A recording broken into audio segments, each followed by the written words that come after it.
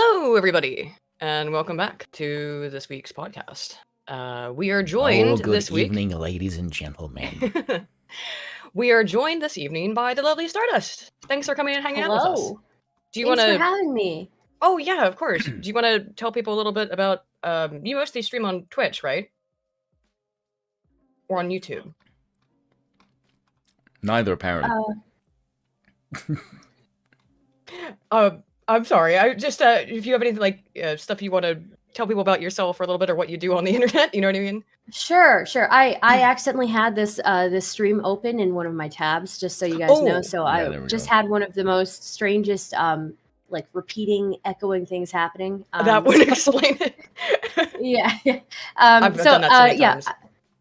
I'm Stardust. Thank you for having me. I cover political content. I'll cover often social issues and drama as well online, and sometimes I partake in the occasional debate. And you can find me at youtube.com/Stardust streams or twitch.tv/Stardust. So, yeah.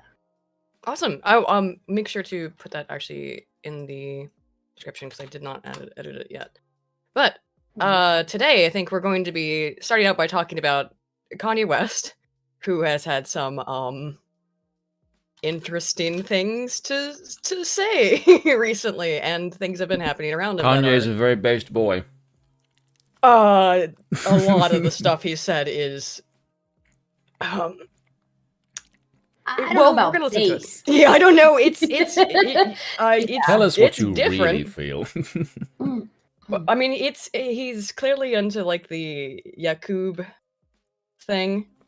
Oh, you think he's going there with it? Oh no, wow. I know he is because he plays it in the interview we're gonna watch. I mean, that stuff's he just does. funny. Yeah, at one point he has to go take a piss, and before he leaves, he pulls up something on his phone that's talking about the Yakub stuff, and then just leaves it playing, and he walks out of the room. So basically, he takes the this piss is twice. going to be delightful. I'm so excited for this. It's some stuff. It is some stuff for That's a good sure. joke and a win over your head. What did you say? So he's taking a piss twice. Oh yes, I see. There you go. See, the only niche people would get that joke. I love the memes about Yakub. I love it when I see people call each other Yakubian. I just think it's the funniest thing in the world. It sounds like a Star Wars film. Yeah, well, it basically is. I mean, it's some weird stuff. I mean, do you know anything about it, like the Yakubian basic belief? Spoon? Yeah. Yeah, so from Yakub, watching the it's Adam from, 6 years ago. Oh. Oh, sorry. Yakub, Nation of Islam.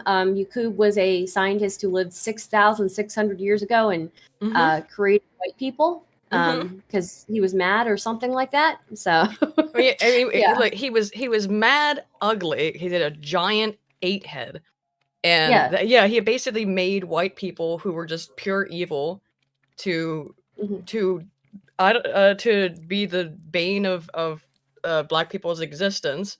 And all great civilizations that have created things all over the world were all originally created by black people, and then until Yakub basically invented white people specifically to fuck over brown black people. didn't exist? Well, I'm not sure. In the I don't know where yes, I'm not sure where so Asian... evil and also competent, and then just enslave them, even though the Arabs. Well, did I've that, never but, understood where where Asian people fall into this. Basically paradigm. white. Yeah. I guess so, but yeah, he seems to have. Like, I made a video 5 years ago called "Is Yeezy Crazy?" back when this stuff first started popping off with him being involved with Trump and calling him his blood brother and tiger energy and all that stuff. And I went back and I said, I'm a big fan actually of Kanye's music. And so when everyone was calling him crazy, it's like, yeah, he's eccentric. He's always been eccentric. But I think he's like doing his autodidact thing. He's like, I'm going to learn for myself and do my own thing. And that's why you can't tell me what to do. He says that kind of stuff all the time. That's some shit that Hitler would say as well. Yeah, but now, like, and I was totally on board with it like 4 or 5 years ago. I was like, yeah, that's cool. The Yakub stuff is like, maybe you've had a little bit too much to think. Do you know what I mean? Like, I like that you're a free thinker, but maybe you've had a little bit too much if we're starting to think about big-headed aliens creating white people. I don't know. I just say this is as somebody who I came from like a Muslim background. Nation of Islam is like so different from Islam, Oh, yeah. like the Islam that I know. Yeah. And the fact that they've mixed this scientist with like an 8 head into the religion is just phenomenal and amazing to me. So yeah, it's very Scientology-esque in I was that way. literally but about to say that sounds like some shit Scientology would do. it really does. Anywho, I thought we'd start, before we get into the video, we'd start with a couple of articles. And I'm sharing my screen so that I'll just scroll through it with the videos. Should I? Oh, right. Did you make the watch together, Spoon? Yep. Or should I make it? No, Just, remember. either way, I'll have to get that up in a minute because I've got all the timestamps for the interview. But for the articles, Kanye West's Twitter and Instagram accounts locked over anti-Semitism. The rapper posted anti-Semitic messages over the weekend, leading to his accounts being suspended. And then he decided, fuck you, I still want to say this shit, and I'm gonna Yeah, buy and Parler. which, yeah, I mean, I have an article on it, but the truth is, It's so big. it was just kind of hard to, like, why even bring up another article about it? There's no way to not just immediately go into it. It's like, yeah, he gets banned from Twitter and Insta, and the immediate reaction is, all right, well, I'll just buy Parler then. And I'm not on Parler. It seemed like a honeypot to me, to be honest, when they made it, which is why I didn't join it. I just didn't trust it. I forgot Parler existed, to be honest. Me too. Well, it also didn't have it didn't have a, what do you call it? Web or a phone version, I think. Or was it that it only had a phone version? There was something weird about it too, where it's like, oh yeah, I think it didn't have a desktop version at first, and I was confused by that, and that also weirded me out. It's like, why do you need me to access from my phone? Not sus at all. I just don't trust. I don't trust social Yeah. media websites at all to protect my data, because we're going to see some examples of today of why they sincerely do not and are spying on you. But anyway, Which Parler? before I get to that, no, not Parler. Facebook. Facebook. There's an article I've gotten here for. And who runs Facebook? Yeah, there you What? go. Who? The Zuck? And what is he? Oh, don't do There this. you go. Shit. Oh my god, you're gonna. Sorry, I had to do it. He's trolling. I'm just saying. Look, Mark Zuckerberg, I don't think he identifies as Jewish as much as he identifies as a robot. I mean, a human. He was human once, didn't you know? He's also yeah, massively no, I think pro-China.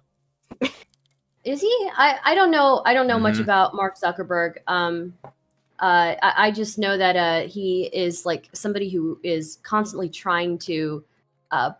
He seems like somebody who is trying to make sure everybody else thinks he's a human, but isn't really quite sure how to do that. Well, So he he's sure like- said it. You know what I mean? He straight His up program said, isn't very good. I was like, I was human once. I mean, I'm human. Okay. You think Alrighty. you know what? I'm gonna call it right now. Mark Zuckerberg died, replaced himself with a robot, and like he made sure that like robot him's like steering the ship now or something. I don't know. Right. That's what I'm thinking. Probably. I yeah. wouldn't actually think that's so far-fetched. It kind of reminds me of, do you remember that film we watched about the chip dude? Oh Aiden? yeah, that movie was really good. What movie was that? What's it called? Upgraded? Upgraded. I liked that. That Yeah. was like the first movie you and I ever watched. Yeah. Like just hanging out. Yeah. Yeah. It was Hell yeah. actually a B movie, and you look at it like, this movie can kick the shit This out is of Hollywood awesome, blockbusters yeah. like quite easily. It was really fucking well done. Yeah. That was very good. Anywho, we'll get through these articles, then I'll read super chats real quick, and then we'll get into the video. He's a mad Uncle Ruckus. Kanye has been locked out of his Twitter and Insta accounts after posting anti-Semitic messages. And again, that's run by The star had his Instagram account suspended at the weekend after accusing rapper Diddy of being controlled by Jewish people. The message played into a long-standing anti-Semitic conspiracy. West responded to his suspension by rejoining Twitter and saying, because I forgot he wasn't using Twitter, and he would go to DEF CON. Of course, it is DEF CON, but close enough. Yay. DEF CON 3 on Jewish people, earning him a second disbarment. Like, I mean, again, I'm laughing because it's like, this is so bizarre, right? yeah. But By the way, it does not help when you what say does this that shit. mean? I don't know what it means. But right? What does DEFCON? that mean? What That's is- he would go It's a military DEF CON term. 3 on Jewish people. I'm very concerned. Yeah, that is a yeah. concerning statement. I mean, even if he was correct and it was DEF CON, that means you're going to war, right? You're going. Yeah, it's a military Yeah. statement. Yeah, what does DEF CON mean? Yeah, what is it? I'm not sure. What Wait a minute. Okay, one thing that somebody said to me the other day is that Kanye West is smart enough to have written Mein Kampf, but Hitler is not smart enough to have written Graduation. I totally agree. Graduation's a fantastic album. I am very concerned now, because if that is the case, and I do believe that's the case, I think that Kanye is very clearly just much more genius. You know, Hitler was like a failed artist, right? His art was so boring he got failed out of art school. I mean, that really is the worst part. It wasn't even that it was bad, it's that it was boring. It was boring. Yeah. Kanye is the opposite of boring. Yeah, and he's smart. That's for sure. And he's crazy. We should probably watch out for Kanye. I'm a little bit worried about this now. So I suppose so. Yeah, I don't know. He's not a failed artist. He's a successful artist. Maybe that's why, you know, if he hadn't recorded Through the Wire, how different things might have been. But have you seen Hitler's paintings? I mean, they're not bad. Like I said, he was kicked out of art school because they were boring. I'm looking at some of them now. If this is boring, I'd like to know what you consider interesting.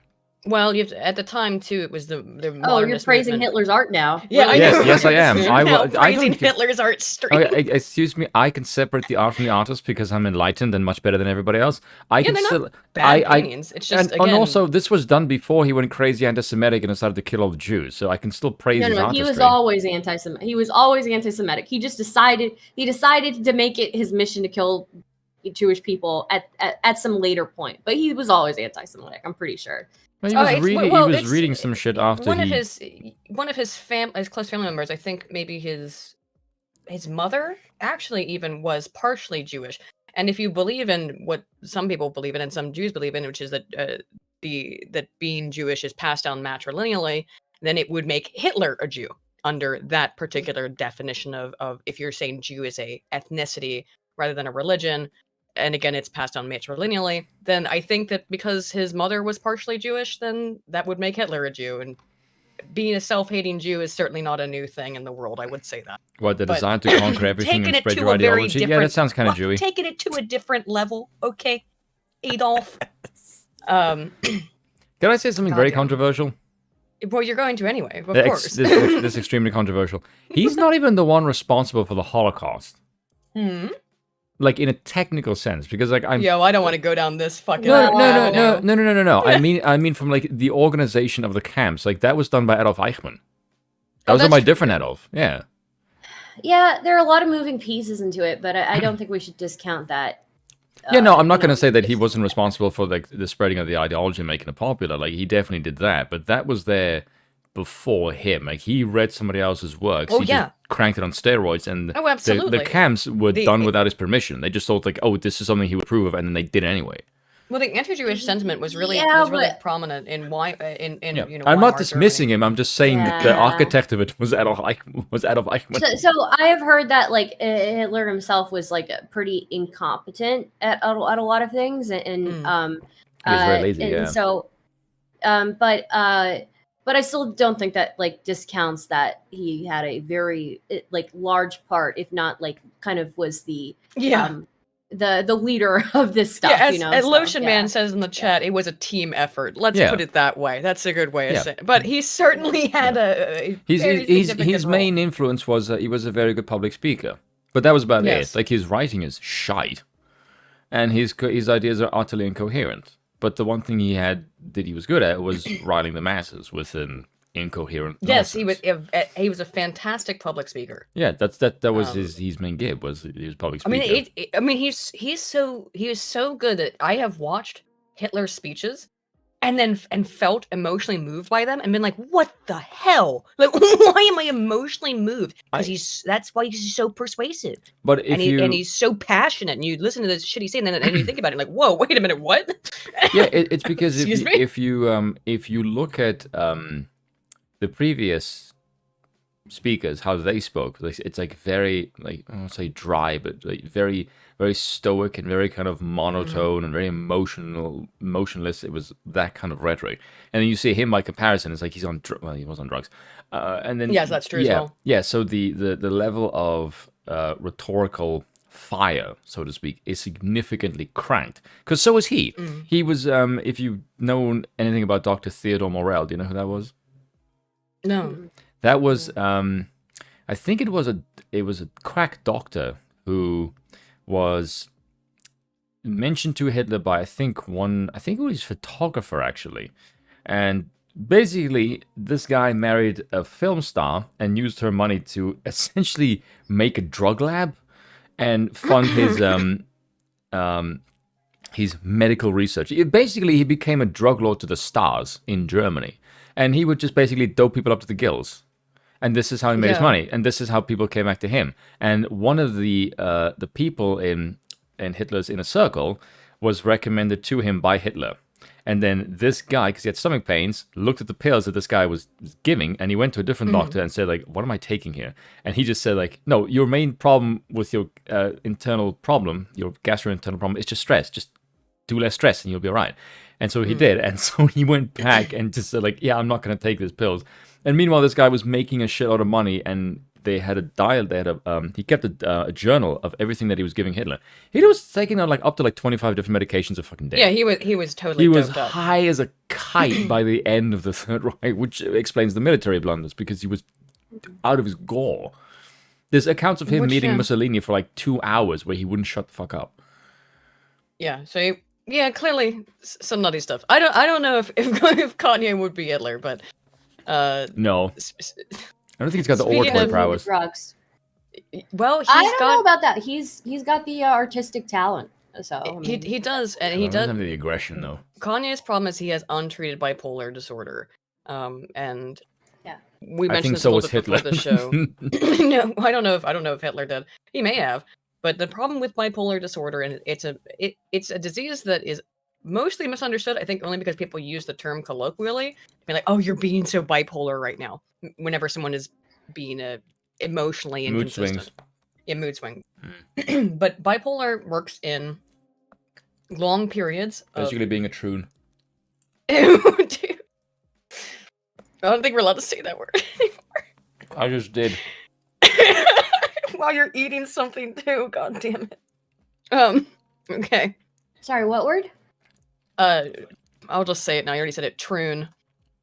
Oh, okay. Yeah, I have to disavow on my Yeah. end. So, I so. figured you, would probably want to disavow on that. I mean, well, although I did see the horrible thing that happened with your interaction with a certain person who some would use that description to describe a couple weeks ago. I would use the term mental escapee for that one. I don't want to like badmouth them anymore because I feel like they do get a lot of heat on the internet. But yeah, I think it was just unfortunate. I really was trying to reach across, and I know you were. I could tell from, I mean, the clip went kind of viral, of course, which is unfortunate because it's out of context.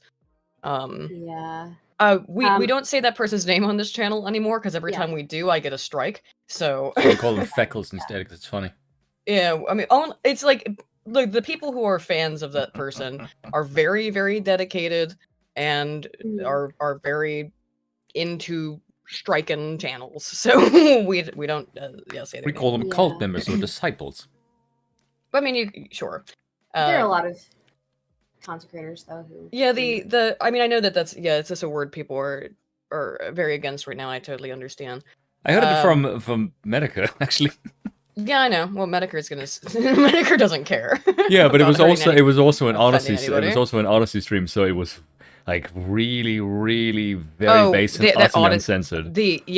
On Odyssey, Medicare. Like he drops the F word within about 3 minutes, and I'm like, oh my god. And the N word, he just says all of it. He just straight up, just like, hey, says I'm the on N word YouTube, over and over so... again, like, oh, fuck yeah, like, oh, all so right. based.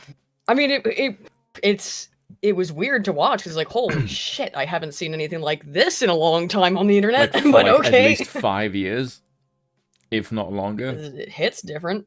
Yeah. Like when you see someone just like drop the N-word and the F-word repeatedly and there's no racial animus, it is just language. It's like, oh my god, this is so refreshing to hear. It's really weird. It's very weird to just hear like expletives just gives you a sense of joy. It's quite fucked up. I mean, it is. I mean, it did. I was the same thing to me. It's like, wow, like, yeah, he's not calling anyone that necessarily. He's just saying it. It's like, well, I mean, I I'm a free speech. Yeah. And then are you? So.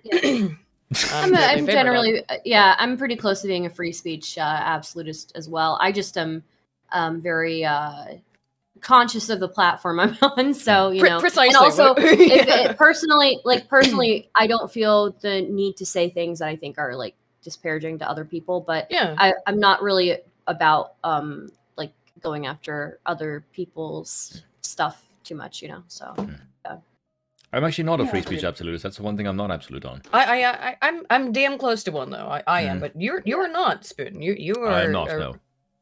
You think that you want to kind of silence some left-wing speech, and I totally disagree with you on that. No, I don't mean silencing through the power of the state. I just think there's certain elements that you need to then how do you silence them? Then how do you silence people? With a cannon. Spoon? Oh my god. Okay, right. So, okay. Like Pinochet. Thanks, Pinochet. I know. Like there's just ridiculous elements. No. You need to firmly clamp down on some things. You can't just have a society where anyone says anything they want ever. I fundamentally disagree with this. Yeah. Again, that is an ideological position, and that is utopian, and you're wrong. It's not utopian. It's not utopian. Utopic whatsoever. No, it's not. Yes, it absolutely is. The idea of like anyone can say anything all the time without any repercussion. No, that's absurd. As long as it okay, not everything, not anything all the time, because there are things that are slander and libel. But anything that's not slander and libel, I don't believe in the idea of hate speech, for example. Communism canon. Nah. Whatever, dude. All right, so whatever. We should have a discussion about that sometime. Because we should. It's just because it's like the idea of like we can have anyone just say whatever the hell they want and there'd be no repercussions. Like no, your repercussion in your society is that you have something needs to be your moral anchor in society. It's like the libertarian idea of I agree. There should be a moral anchor in society. That's what the monarch is there for. Yeah, but exactly. But that's my thing is that you need to have. That's what Christianity is there for. Yeah, but it's also it's like another religion. It's the libertarian idea versus the conservative one, which is the libertarian idea is that you can have a society of drugs and abortion and prostitution. Like yes, it's there, but the conservative argument is that while we agree with you that the state should not have any say in this particular matter because they're free individuals they're adults, they can sovereign individuals, they can do what they want. Yeah, they can. Yes, but the problem is this is bad for society and it causes social decay. So their thing is, you need to have some voluntary apparatus that stops people, not stops, but prohibits them from doing this. No, you need to have that in your society. I absolutely look. I know where you're coming from, and I do agree with where you're coming from. That otherwise, if it's true freedom, then freedom will go rampant and people will be smoking the devil's lettuce and doing all the horrible degenerate things, and society will go tits up. But at the same time, I really believe in free speech and the ability to be free in what you want to do. But the difference is that the problem with the structuring of society, not that you need to make those freedoms restricted or illegal. It's more that if you have a society where in the system, the structure of it is different, let's say a monarchic system, a one that is based around, you're probably not gonna like this, Stardust, but I don't know. I don't know where you stand on these things. So around patriarchy, around traditionalism, around faith, then I think you don't necessarily have, that's not gonna, even if it is free and available, it might not necessarily have the same harmful mass level deleterious effects on society. Yeah, but that's what I'm saying. There's less people to engage in it. Like this is why it's a problem. Because if you let people engage in that stuff all the damn time and it causes a problem, the first thing that people will do is use the state to clamp down on it. That's the problem. Because there's no other instant way to solve the problem. Like if it's a voluntary thing people do, the first thing people will do is if they can't get control of the voluntary thing, in this case the church, to stop people from doing this. So what's the next thing they're going to do? Oh, they've got to criminalize. So they'll go to the state and say, do that. And we know how that ends up. The state takes that little thing and then just grows their fucking power. Right, of course. Yeah, so that's my problem with it, is that you need the moral anchor, otherwise people will look to the state to solve problems. Yeah, that's my fundamental problem. I understand where you're coming from. Again, I think we're going off on a real tangent. Let's focus on Kanye. Yeah, I have to think about this one a little bit. So, yeah, I'm very into. I'm very into, I'm a proponent of like individual liberty as well as, a balance of, checks and balances to make sure people don't take advantage of each other, things like that. Yeah. But yeah, this is definitely pretty. I'd have to think about this one for a little bit, to be honest. Yeah, it is. Yeah. Well, Spoon and I have kind of gone back and forth on this a bit in the past, if it's not obvious. This is where one of the things that we disagree on. I did get you to take the position of the absolute monarch. I did agree with you that the absolute monarch was preferable to the constitutional system. Yeah, even though I will make monarchists of you all. Although I do like the Kunut-Lenin system, I think you probably are correct. No, he's is better for the American Republic. I agree. Yes, for America specifically, Kunut-Lenin system makes the most sense.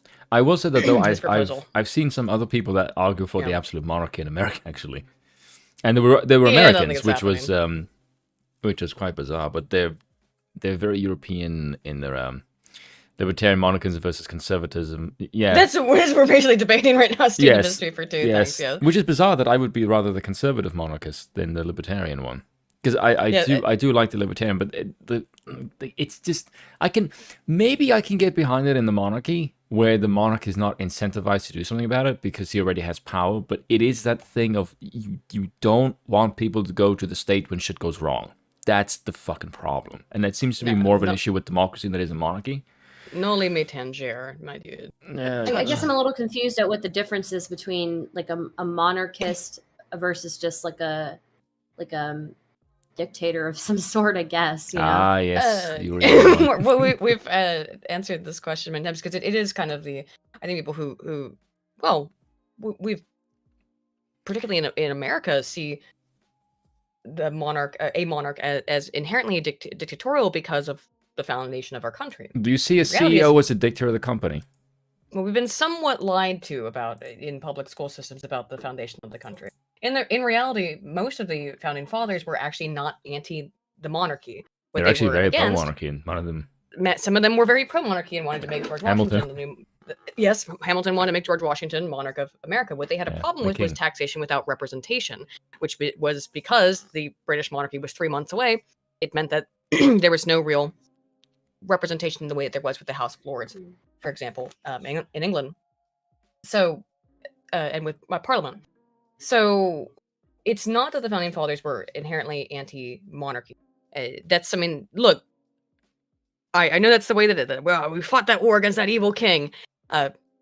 Monarchy is a different system from totalitarianism or fascism in a lot of ways. It's Christian for one. One that's definitely separates us from fascism. But the monarchic system is one in which there is a paternalistic relationship between the people and the monarch.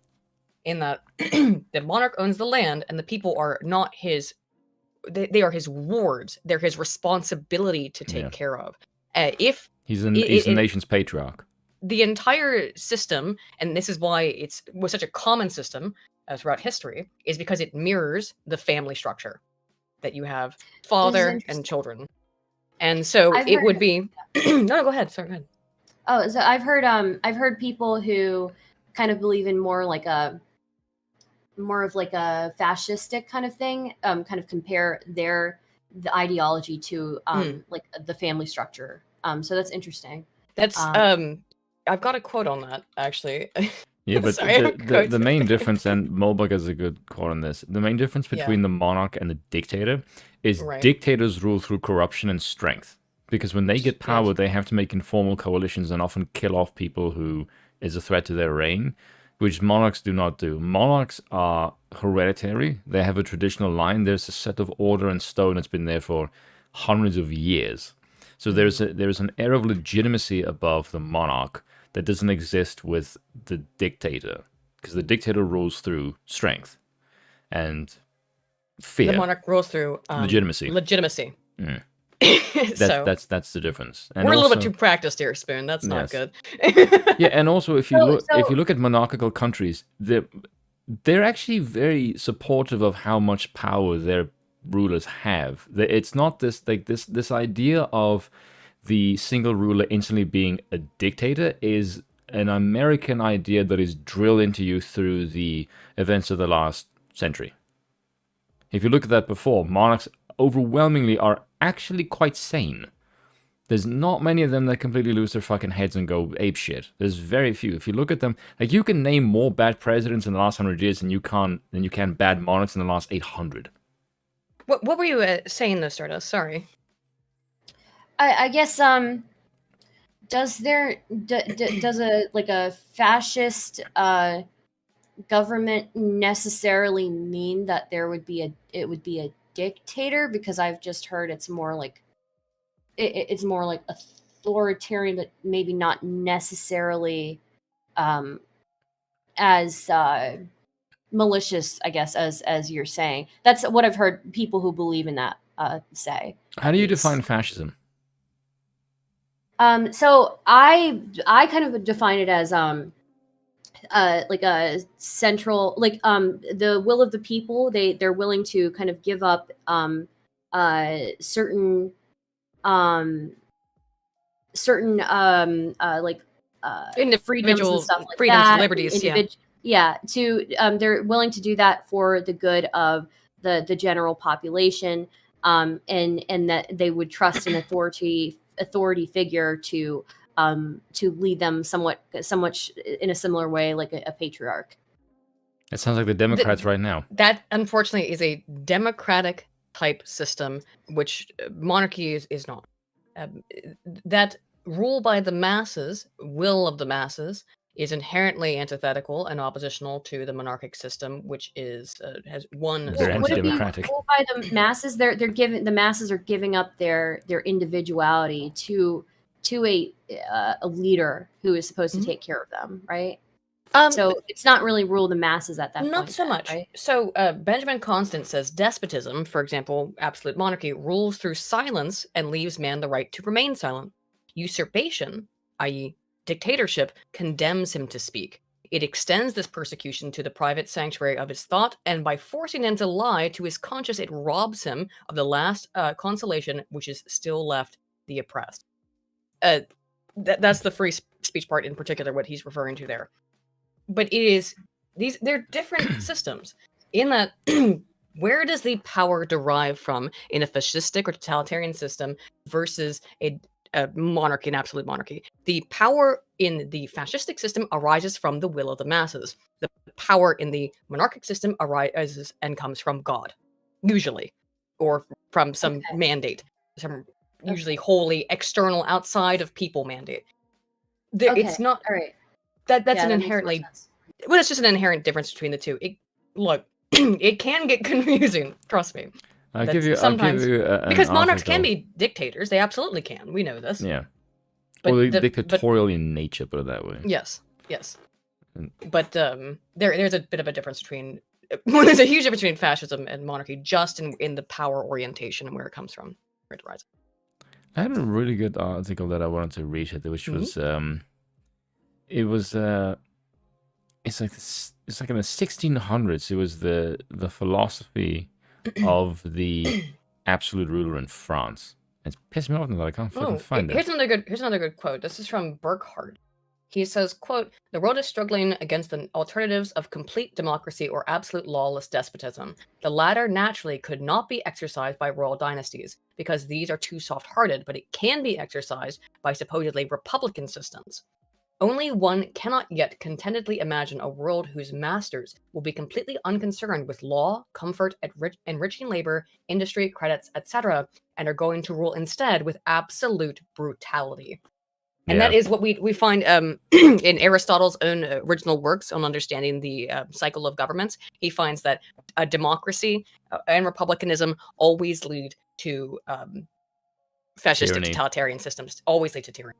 Because it's the will of the people, and that's how fascism also comes out, is that eventually, one day, for no reason at all, people will vote Hitler into power, which is what happened.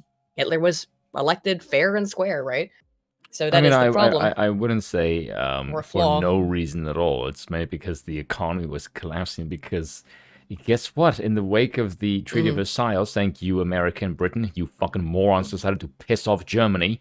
And it really humiliated them. And then what happened is you propped up a lot of the German economy with American money. And then the Great Depression hit, and all of the bankers decided to pull their money out of fucking Germany. And then the economy went into a tailspin. You had hyperinflation. The Deutschmark was worth so little, people were literally rolled up with wheelbarrows full of it to buy a loaf of bread. Yeah, but that's what I'm saying. That kind of chaotic hellspawn is what makes it fertile ground for despots to take power. And that's what Hitler did, is that he took power because the Weimar Germany was absolute fucking clutch of it. It also doesn't help that these people were trying to massively fund a welfare state because, well, they just lost a war and they also have to pay reparations. Like, it's not exactly a sound political strategy at the time. And then, of course, shit goes fucking south. Quetzal Pacheco, he got 51% of the vote. It was a very close election, but yes, he was elected.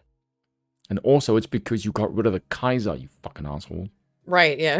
Maybe get back to the Kaiser. Like, don't, if you, especially Prussia. Prussia, very strong military. Well, I heard he was appointed, right? As chancellor, yes. Yes. Yeah. But his party was elected. He was offered a position, and he rejected it because he wanted a higher position, which he was owed because of what he won in the democratic process. And then they decided to give him the position under the dubious claim that they could somehow control him. And that did not work out well, because then the Reichstag went down, and then he said, hey, look, give me ultimate power. And then... Yes, once the Reichstag burns down, then he takes ultimate control. And you have to remember, this man, again, is extremely persuasive. He has captured the hearts of the German people, who are feeling really, really pissed off about that Treaty of Versailles. Which you can't really blame the Germans for. No, you can't. Considering the suffering that they were going through. Yeah. No, whatever. Anywho, I feel like we've gone way off. Off the track. Oh no, we do it. Trust, we do it every week. I wanted to get into some of the video though, so I thought of Kanye. So I thought let's get through these articles real quick, and then we'll watch them, if that's all right with you guys. Yeah. Because as much as I love to talk about Hitler all the time on, I tend to like Austrians, not that one. Yeah, some of the Austrian. Mainly because his style was terrible. Hitler. I don't know. The little square mustache was horrible. His personal style. You're criticizing his style now, but you didn't have much to say about his artwork, huh? Yeah, right. See. Yeah, well, his personal attire is shite, but his paintings are okay. Okay, but let's also be real. The Nazi uniform. Oh yeah, the Nazi uniforms are badass. Was dripped out. I can say the fashion sense of the Third Reich was. But whose decision? I refuse to give. Look, I'm not giving. Okay, you know what? I'm going to refrain from commenting on this. I'm going to refrain from. You see, but here's the thing. I have no problem complimenting. Understandable.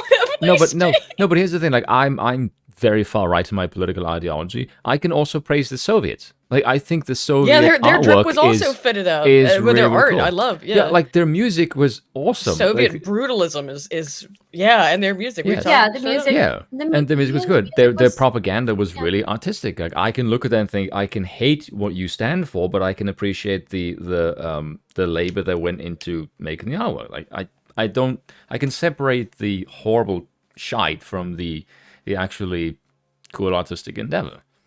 I mean, the Hammer and Sickle is a bit shit, but but I don't have. I'm not one of these people that lose their mind. Like, oh my god, you praise Hitler. Like, yes, I can think, well done, you have good brushwork. But I can still think hating the Jews is fucking dumb as hell.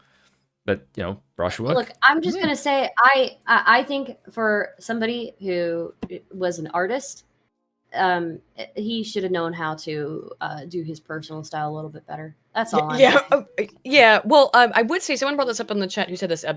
Beer Lamb is that mustache became popularized not somewhat because of Charlie Chaplin, but because it was the only kind of mustache you could have that would fit into a gas mask in World War I. So that's how it became. Yeah, I've looked into that and That's read about pretty. that before. That's pretty. Also, dark. the best facial hair is Hitler Stalin. Let's be real. really tried to skirt out of a lot of his duties in World War I, from what I've heard as well. Really, he was actually quite decorated. Was he? Yeah, he was Was he actually. now? I don't- He was actually a well-performing soldier. I thought he was. I thought he had not been.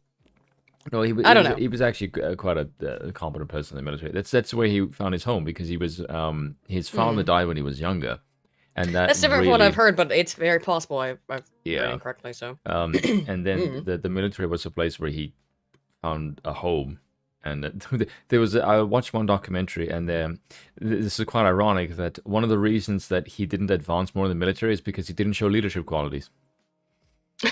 well, He's what? just like, you don't advance me, I'll take over the entire fucking country. And then like, yeah, he did. Like, Yeah, I guess so. all right, yeah. If you maybe gave him a leadership position, that maybe wouldn't have happened. You maybe would have won the First World War. The fuck knows? Let's get away from Hitler, please. Yes, move to Stalin, who had the better mustache. All right, I'm gonna read a little bit more. Can we just admit that? Can we just admit that Stalin had the better mustache? Stalin had a way better mustache, obviously. And he was a bank robber as well. So. Fashion show controversy. The incident comes after West drew criticism for wearing a White Lives Matter t-shirt during the Paris Fashion Week. The slogan also appeared on his YZY fashion. I know it's Yeezy, but whatever. Fashion show modeled by Selah Marley, the daughter of Lauryn Hill and granddaughter of Bob Marley. The ADL has called the phrase hate speech. That shit, come on. White Lives Matter is not hate speech. Why is that hate speech again? Because they say it's white supremacy. But one of the things that is saying that Kanye says in this video is that, like, yeah, Asian lives matter, Black lives matter, white lives matter too. Like, that he's saying too. And then, like, the one guy, the host, I'm not familiar with the podcast, he says, oh, I wish you had said it that way from the beginning. It should say, like, white lives matter too or something. And I guess so, but it's less powerful that way in terms of getting people to I like the way that people said it undermines the message of BLM. BLM is a grift. How? It is literally just a money-making racket. It's a scam. Well, certainly people have made a lot of money off of it. I think I can agree that the BLM organization is problematic. I think like the movement itself wasn't problematic, but there's an organization called BLM, and I definitely have problems with the organization. So. Well, they have certainly made a lot of money off of it. BLM as an idea, I think, also was totally hijacked by other. I mean, a lot of it comes out of false reports. Like, the thing with George Floyd, who's going to be brought up here, of course, because Kanye criticized him, is that look, every single day there are Black men in particular who get mistreated by the police because of stereotypes. Now, stereotypes don't exist without a reason, okay? In terms of Black men commit a majority of crime in the United States despite making up a minority of the population. That is true. But what happens as a result of that is that police become hyper-vigilant against Black men. They see a Black guy, they tend to suspect him more because of this cognitive heuristic. It's basic psychological process. So, and it's really hard to train out of. You can, but it's difficult to when you have an issue, and then that's the result. Oh, so that was just normal. Like, if you're a police officer and most of your interaction is with Black criminals, like your brain is gonna build a prejudicial kind of pattern. Yes, but you don't want to be prejudicial in policing. Yeah, you don't want to over persecute, because then that if you're overly prejudicial of one group, then that statistic is not going to change, even like in your eyes, even if it does change, right? In your eyes, you're still going to be hyper vigilant with one group of people, and the statistic may have actually changed in the type of crimes being committed, the rate of crimes being committed, but you're still hyper vigilant with one community, so it still looks like it could still look like that nothing has changed. And I mean, there are a lot of reasons behind there being a disparity in different communities and the crimes that are committed. I mean, obviously, like, poorer communities tend to have like higher crime, right? So it's like it's a pretty complicated issue, yeah. So poverty obviously has an influence on crime. That's I think pretty much uncontested. But there's also one thing that I've liked about Ye's music that he's talked about a whole lot throughout the course of his musical career is he's talked about how actually even rap music encourages criminality within the Black community. Like there's one I had a dream I could buy my way to heaven. When I awoke, I spent that on a necklace. And he's talking about the materialism and stuff in the Black community. That's literally what one dude did a while ago. Yeah, I've actually made a video on it because I thought it was funny.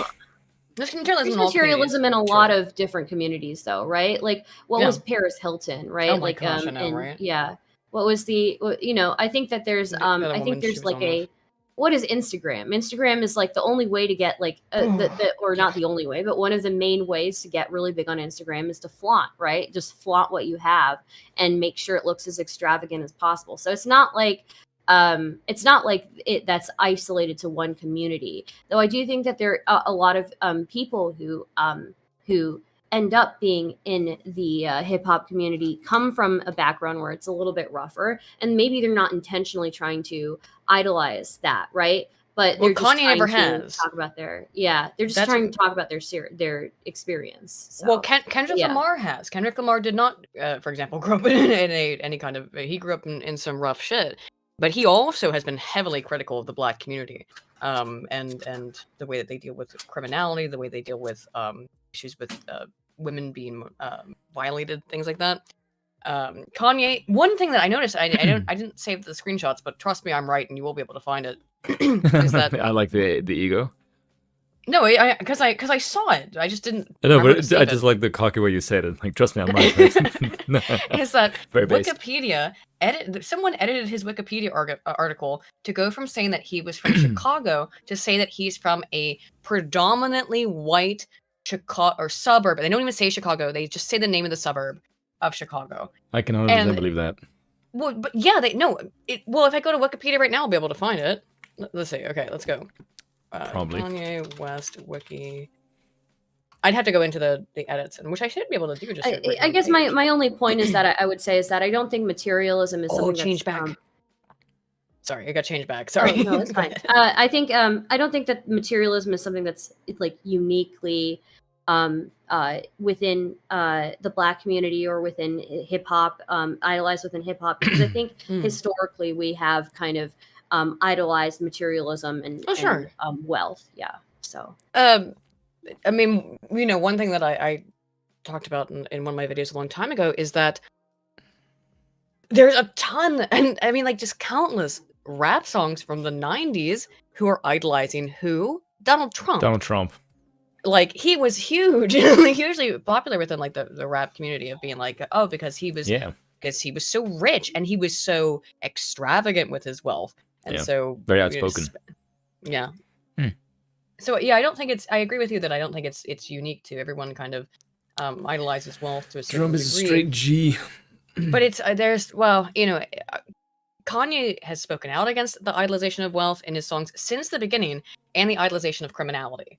I mean, one of the things that he said during his interview, I think it was some late night interview that he did back when he had the Trump hat on. I can't remember who it was with, but he said that he was a god, and he was asked, why did you, it's in a radio interview. He said that he thought that he calls himself a god in his music, and that people were like, why do you call yourself a god? And he says, what would you rather me do? Should I call myself a N-word? Should I call myself a gangster? Should I call myself, like these self-disparaging terms? And he's saying, no, I'm going to tell you what I think I am, which is that I'm not a disparaging word for myself.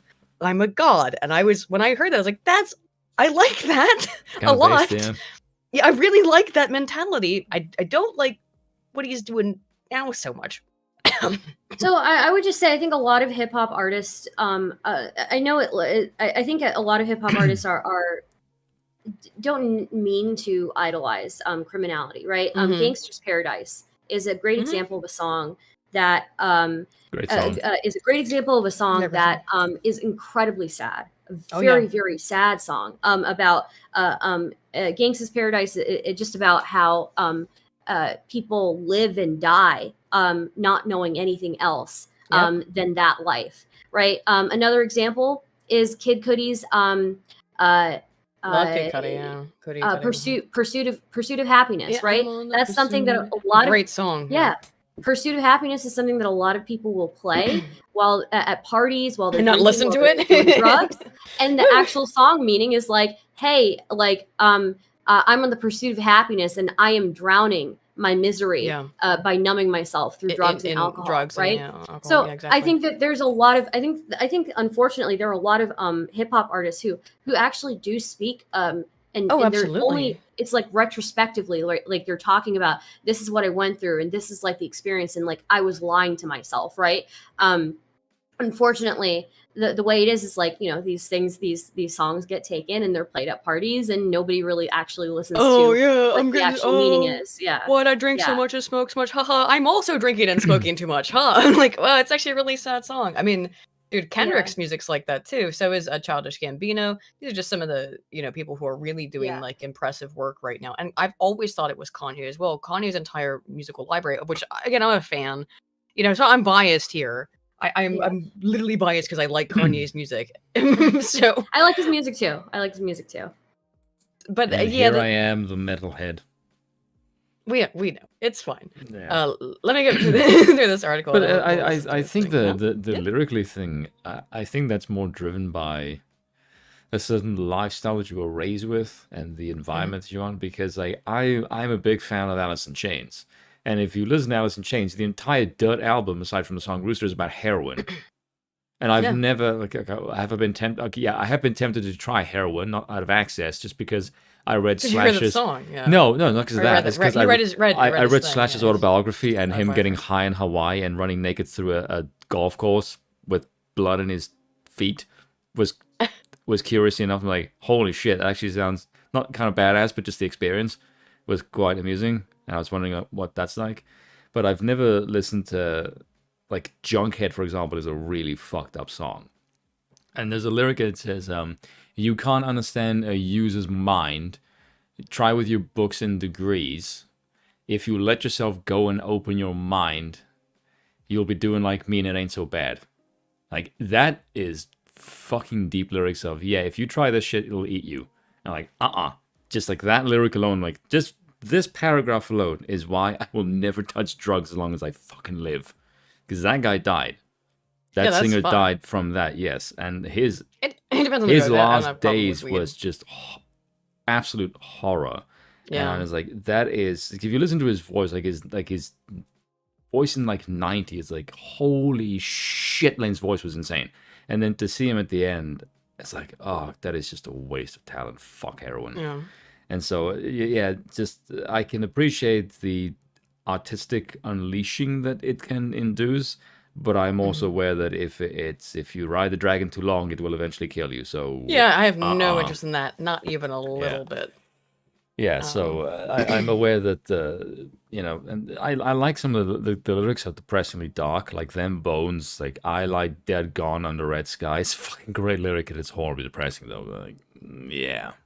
So lyrics, I think, as its place, but I do also think that your susceptibility to its messaging is based on your strength of character as a person. And maybe I just have lots of it, but I also just look at people that have done that shit and it kills them. So I'm like, nah, it's not for me. Yeah, lyrics can be powerful though, either way. Let me get through this real quick. Sorry, because I know people have been sending super chats, and I will get to them. I want to get us up to where we can watch these clips, because the clips are woo. That's where it's at. Is it that bad? Oh, it's pretty weird. Yeah.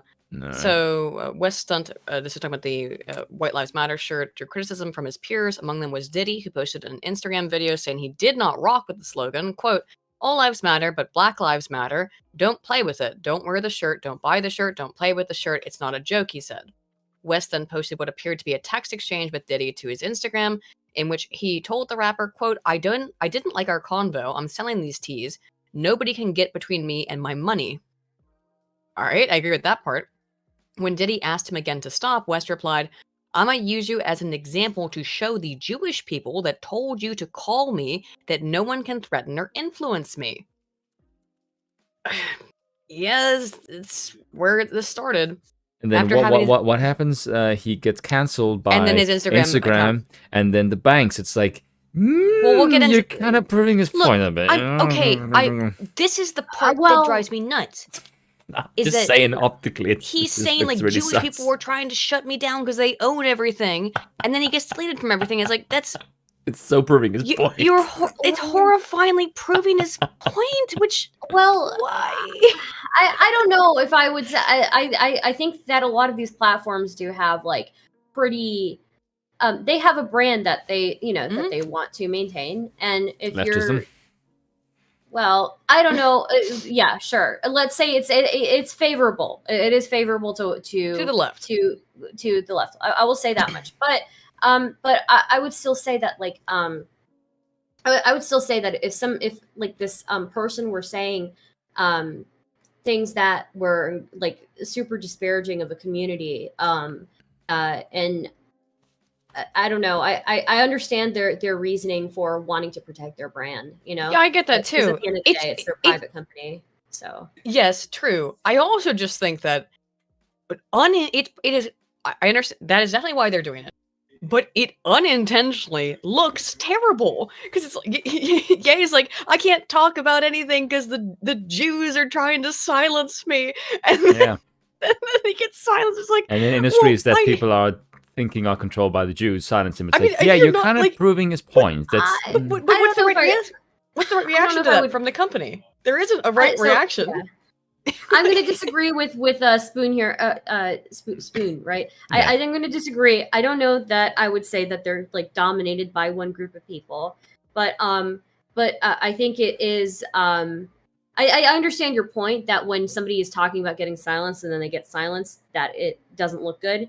And then that kind of just fuels the conspiracy a little bit more. Oh, exactly. I don't know what you do. I agree with you as well, though. Is that like, they have to see this as a violation of their policies, of targeted harassment towards a group of people. But at the same time, it like again, there was no correct response to this, I guess, because either way, if you remove him for saying he's being targeted, well, then you're gonna make it look like he's telling the truth and that he's got a real point.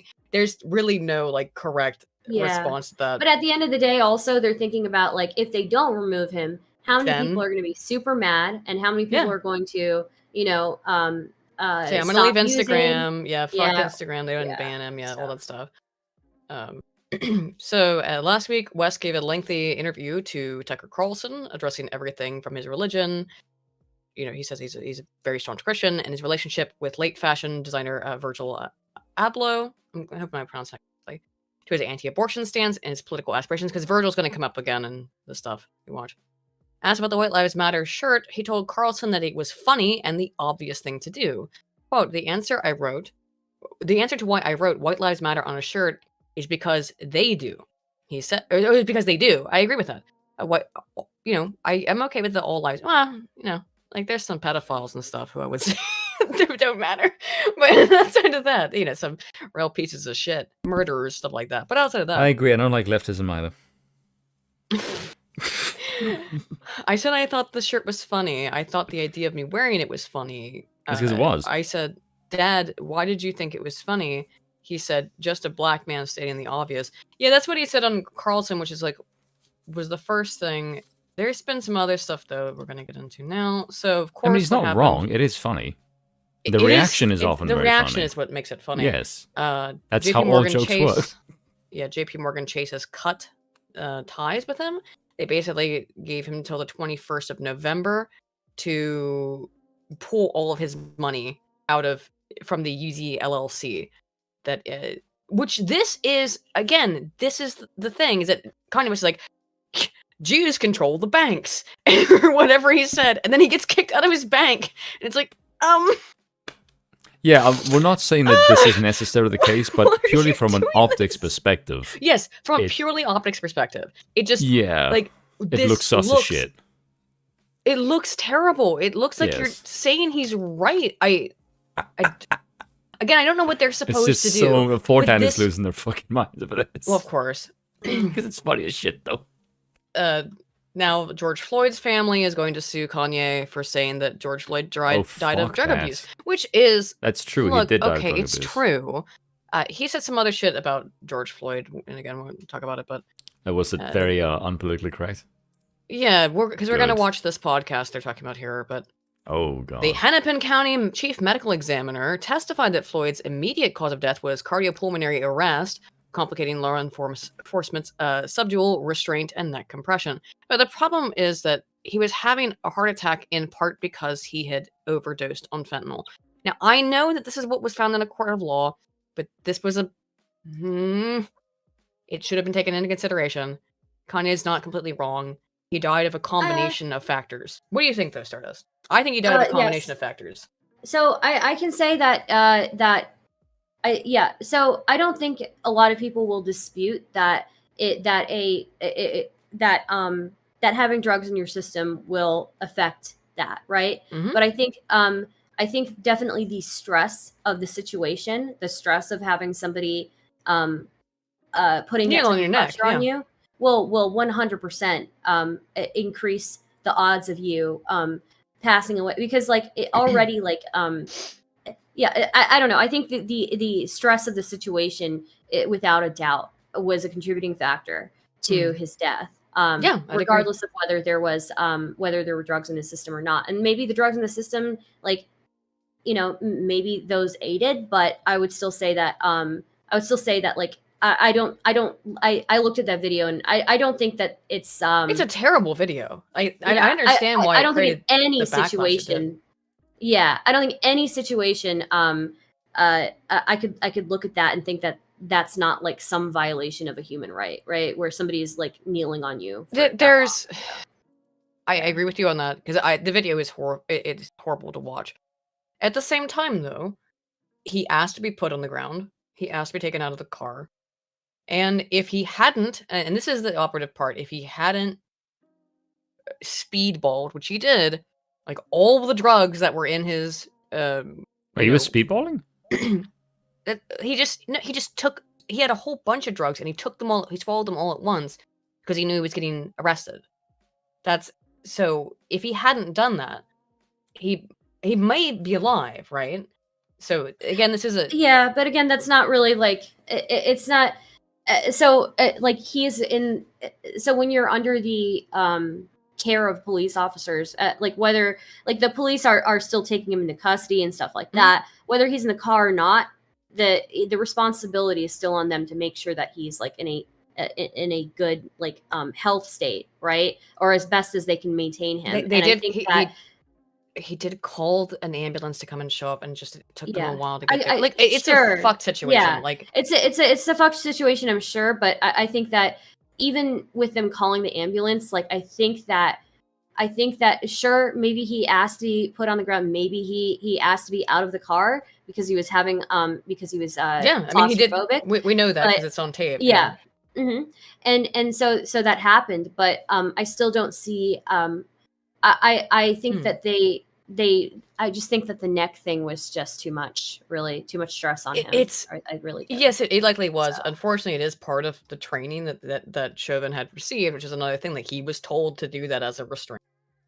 Wasn't it in the court though that said that they had received updated training?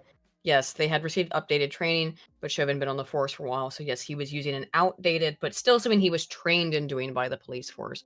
So sure, but again, that you can take the same argument to doctors and nurses, right? Like there are things, there are old protocols that doctors and nurses may have been trained with, but now we know are no longer the standard. And if they use an old out of date procedure, then they would still be responsible, right? They would still be being sued for malpractice. So, and they should. Yeah, so. Correct. I do agree with you on that. It's again, I think it's kind of a. It's screwed. Chauvin shouldn't have leaned on his neck, or he also shouldn't have been high. And at the same time, George Floyd shouldn't have swallowed a just whole shit ton of drugs to try and hide the evidence from the police. But at the end of the day, he is like under the ward of their care, right? So Yes, and look, I have no love for the police. I'm a libertarian, as I've said, so I'm not like a big police fan. But that was a complicated situation. Sure. That I don't think was I'm a not, simple yes yeah. or no on either. There was a lot of Yeah. variables in it. So I'll say that I'm not somebody who's explicitly anti-police either. I kind of view it the same as like I would view like a healthcare worker or something like that. I just think that even if you have been trained previously in something that's out of date, you have been updated, right? You've been updated in your training. If we had a nurse or a doctor doing the same exact thing using a procedure that is out of date, 100% they would be getting sued for malpractice, and they would not be able to continue their profession. Yeah, that is true. I would agree with that. But so this is now, of course, just real quick though. Yeah, he's being sued for $250 million by the daughter of George Floyd. I think this might be a little bit frivolous. Yeah, but it's a cash grab. Let's be this real. is a total cash grab. I mean, and again, this is another one of those things where it's like, well, okay, maybe you really are upset, but can you think about the optics for a minute? Because this looks terrible. $250 million. $250 million because he said something that is not something that I can say on YouTube and not get in trouble for. Because I mean, yes, I know it was decided in a court of law, but you can still argue this stuff, and you're allowed to have free speech. This is a complete failed lawsuit. This is absolutely. If you know anything about haggling, oh no, not his daughter, the mother of his daughter. If you know anything about haggling, then you know that's what they're gonna do. They're gonna go for like the most outrageous one to wear it down.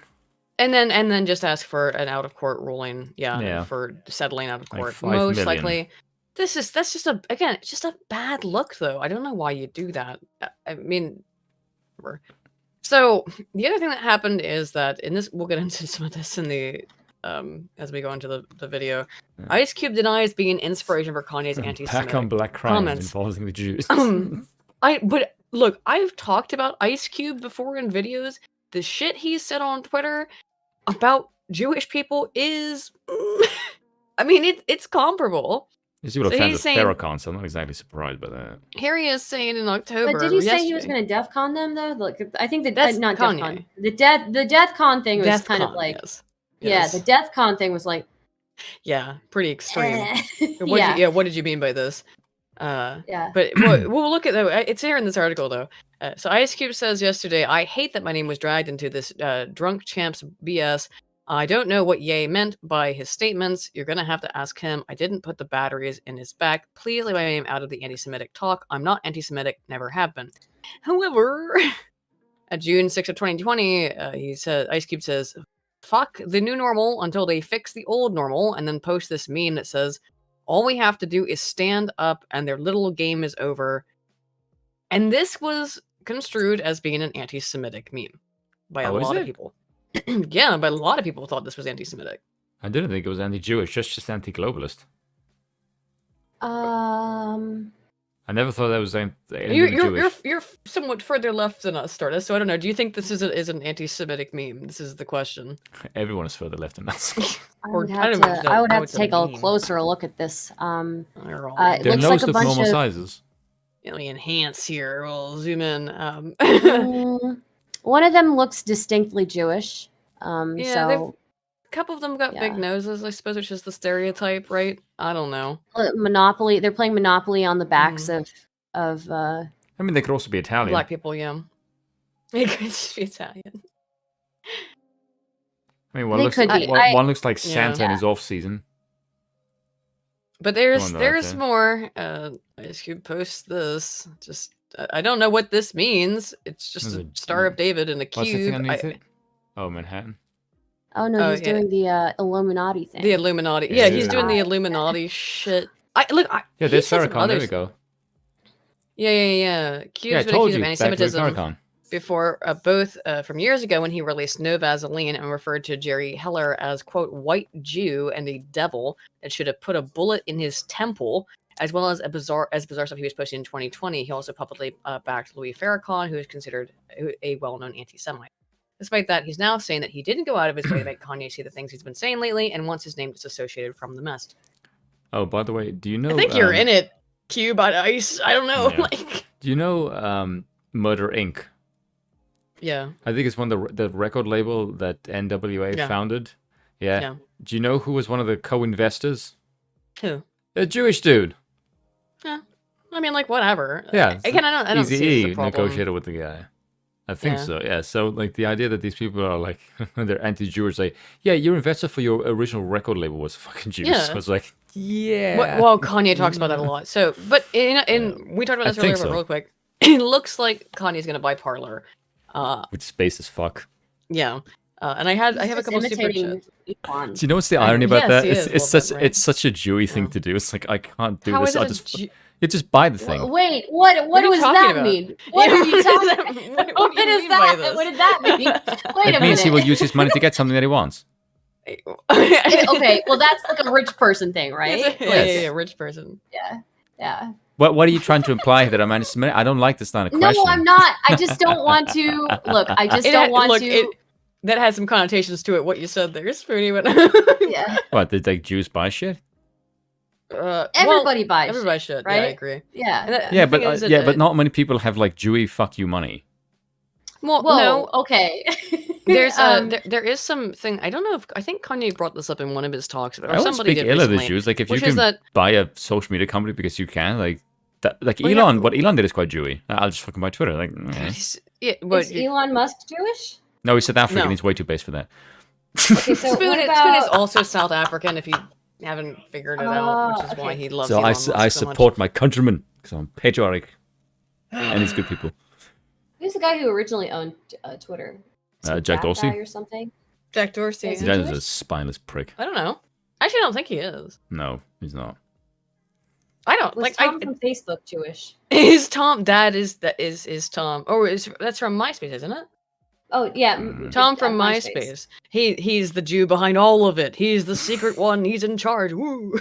Anyway, for Southern Rhodesia. Nah. I'm gonna read through the super chats real quickly. We've gotten up till now, and then we're gonna watch the video. Kiza for 5 says Yakub's weakness is mad Uncle Ruckus. Also, why does a black scientist have a Polish name? Asking for a friend. I have no idea. Good point, actually.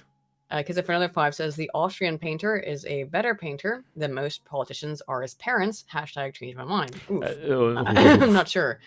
Not sure about that one. Lamented Guide for 2 says, hey, Crown Crew, what's on the menu? We're sampling it now. Flannel McManel for 5 says Parler seems like controlled opposition. Yeah. And with as quick as it came and went, I remember how soon it came out in MSN articles. Had articles at the ready. Yeah, I found that bizarre with Parler. It's why and also I think the thing with like it could only be on phones. I found that bizarre. Weird too. Yeah, that's kind of gay. York for 5 says Kanye was just listening to Tom McDonald, and two no line to literally quote, this is a race war. You need to hate more. You get what you came for. Yeah, that part is true. Jarnegi for used his membership to say, Ye did nothing wrong. Jarnegi for another 5 says, heresy is punishable by canon. Spoon, probably. Yeah, Spoon, definitely. Yeah. Hades XY for 2 says, I believe in physical removal for some speech. Student of history says libertarian monarchism versus conservative monarchism, which we kind of addressed earlier. Yeah. Hasohapa for 10 says, do all monarchies start as dictatorships? You don't start with 100% with hundreds of years of monarchical tradition.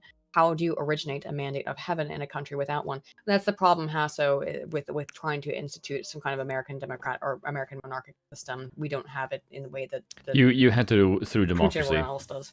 Yeah, you have to do it through the vote, otherwise you will get. Which is why Kunat Lenin's system and his proposal for a constitutional monarchy and not an absolute monarchy does make the most sense for the U.S. if you want to institute monarchy as a system in the U.S. Oh, sorry, didn't mean to interrupt. Whenever you're finished. Go ahead. Yeah, for sure. I just want to push back really quick on the I just wanted to ask. I don't think Steve Jobs is Jewish, right? Mm-hmm. I don't think he's Jewish. Yeah, be. I don't think so. Bill Gates, I'm pretty sure is not Jewish. No, I don't. Yeah, I don't think. No, he's just an evil piece of shit. Jeff Bezos is Jeff Bezos Jewish? Yeah, I think he actually is Jewish. I don't know. I think so. I don't like. I actually don't look into this shit because I don't really buy into this. I have to provide some pushback. That's all. So I don't. Yeah, I don't think Jeff from the Bezos. super chats. Yeah, sorry. I don't. Yeah, just from some of the chats, I don't think Jeff Bezos is Jewish. I don't think Richard Branson is Jewish. Elon Musk isn't Jewish. He's a Danish American. Mm-hmm. Yeah, and he went to Montessori school. Yeah, Steve Jobs, Bill Gates, Kevin Systrom, founder of Instagram, and Jack Dorsey are not Jewish either. So, so the only person I can see in this list of like social media people is like Mark Zuckerberg, and I don't think he's even religious. Well, so. Steve Jobs came from an Arab Muslim household. Oh wow! Oh, really? Yeah, I didn't know that. I didn't know that. Ah, well done to him. No, I think that. So okay. I'll quickly explain the Jews and everything thing, right? So a whole bunch of countries. No. This is the real fucking history. This is real shit. Okay. A lot of European countries forbade during the Middle Ages forbade Jews from having any job that unless they converted to Christianity. They wouldn't allow them to work. So instead, one job that they could do that Christians could not do because it was considered a sin is usury. And I'm using that term in the historical context. Usury is lending, right? And yeah, so they're very good with banking. But this is that it was literally forced upon them by the governments at the time. They weren't allowed to have any job other than usury, other than banking, other than lending. The Jewish middlemen. And so guess what? They became rich off of this, but they couldn't have any other job. So it's a bizarre self-fulfilling prophecy. It's like, oh, Jews are all involved in banking. It's like, well, you know that you force them to be involved in banking. Yeah. So like, yeah.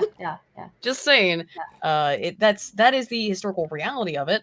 And so, like, yeah. I just wanted to, and with the whole thing with Kanye getting deplatformed and stuff, like, and saying it's the Jews, like, well, technically, like, if we look at all the heads of these companies or the founders of these companies, like majority of them aren't really Jewish. No, but there are a lot of Jewish families who have a lot of wealth and a lot of it's more of a meme than anything else. Yeah, but it's then Trump said something weird about it, which I think I have in here, where he was like, "Yeah, the Jews in America they don't love Trump. They should have loved Trump. They didn't love Trump. The Jews in Israel, however, they love Trump." He said something like that, essentially. Well, I mean, he did move the capital to Jerusalem, so. Yeah, what they had asking for, but yeah. So where was I at? All right, yeah. Oh, so he buys Parler. There's nothing really we know about this. All right, okay. I do love that he is buying Parler and Trump is True Social and Elon Musk is gonna own Twitter. It's like, yes. Oh my god. Let me get through these chats and then we'll watch the video. Whichever one allows me to say the F word most without banning me, that is the platform that I will most use. I know, Spoon. Student of history for 10 says, okay, I'm going to have to correct you ever so slightly. There, Spoon. The ones who wanted to rub Germany's nose in Scheisse were the frogs, the French, because they held a grudge over the Franco-Prussian Franco-Prussian War. Yes. Oh yeah, the Rhineland. No, not the Rhineland. The Saarland. Sorry. Yeah. Yeah. And also, no, it was still Britain and America. It was them who wanted to dissolve because of Wilson, that fucking cockhead asshole. Like, oh, making the world safe for democracy. Yeah, how's it working out for you, you fucking prick? Yeah, true for that. Jarniki for 5 says the guy who made Boondocks made the best criticism of his community. That's very true. 100% true. I cannot agree with that more. We should watch one of his streams where did you ever see the clip of him with Snoop Dogg? It was a creator with Uncle Ruckus and Snoop. Have you seen that? Please tell me we can watch that on stream. Because, hell no! There's absolutely no way we can watch that. No, not in this one. But just do a stream where we can watch it because it's so. No, I'm saying we can't because it's going to get copyright claims. Who gives a fuck? It's funny. Oh my god, I'm dealing with just my random aside.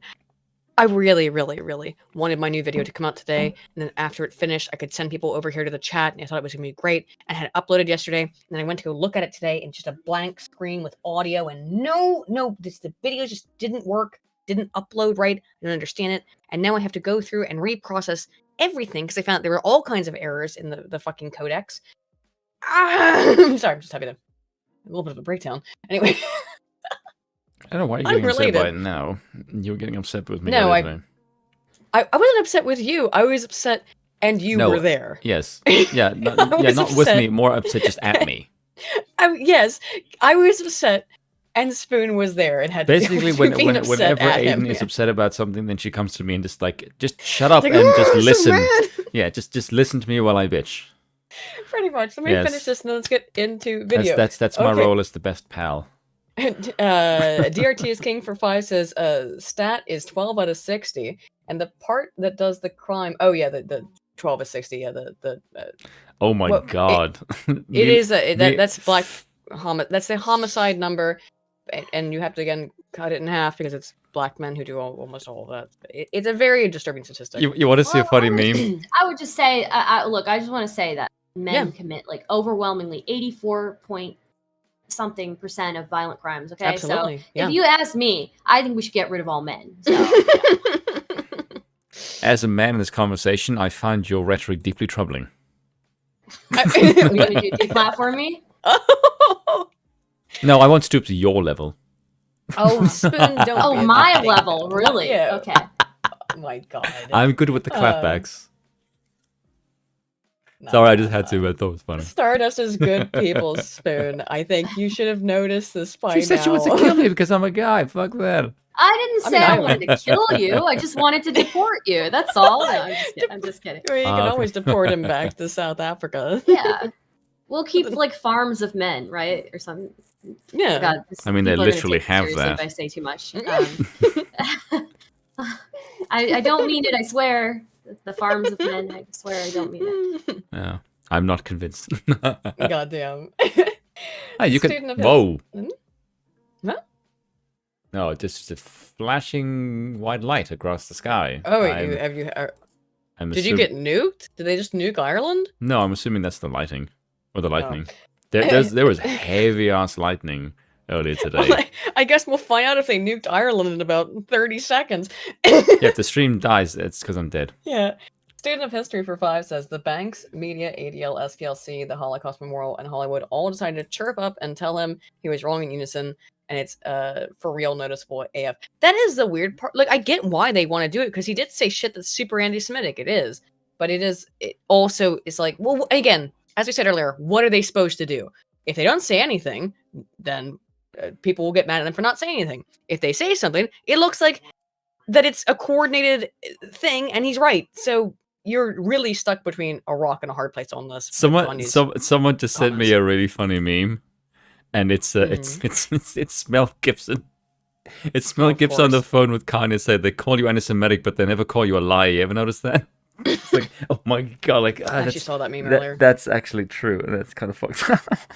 Real quick, we'll get through these. Thank you guys so much for supporting the chat as always. DRT is king for 2 says American banks are controlled by one group, the Irish. Here you go. The Irish can't even control their drinking habits, let alone a bank. Oof.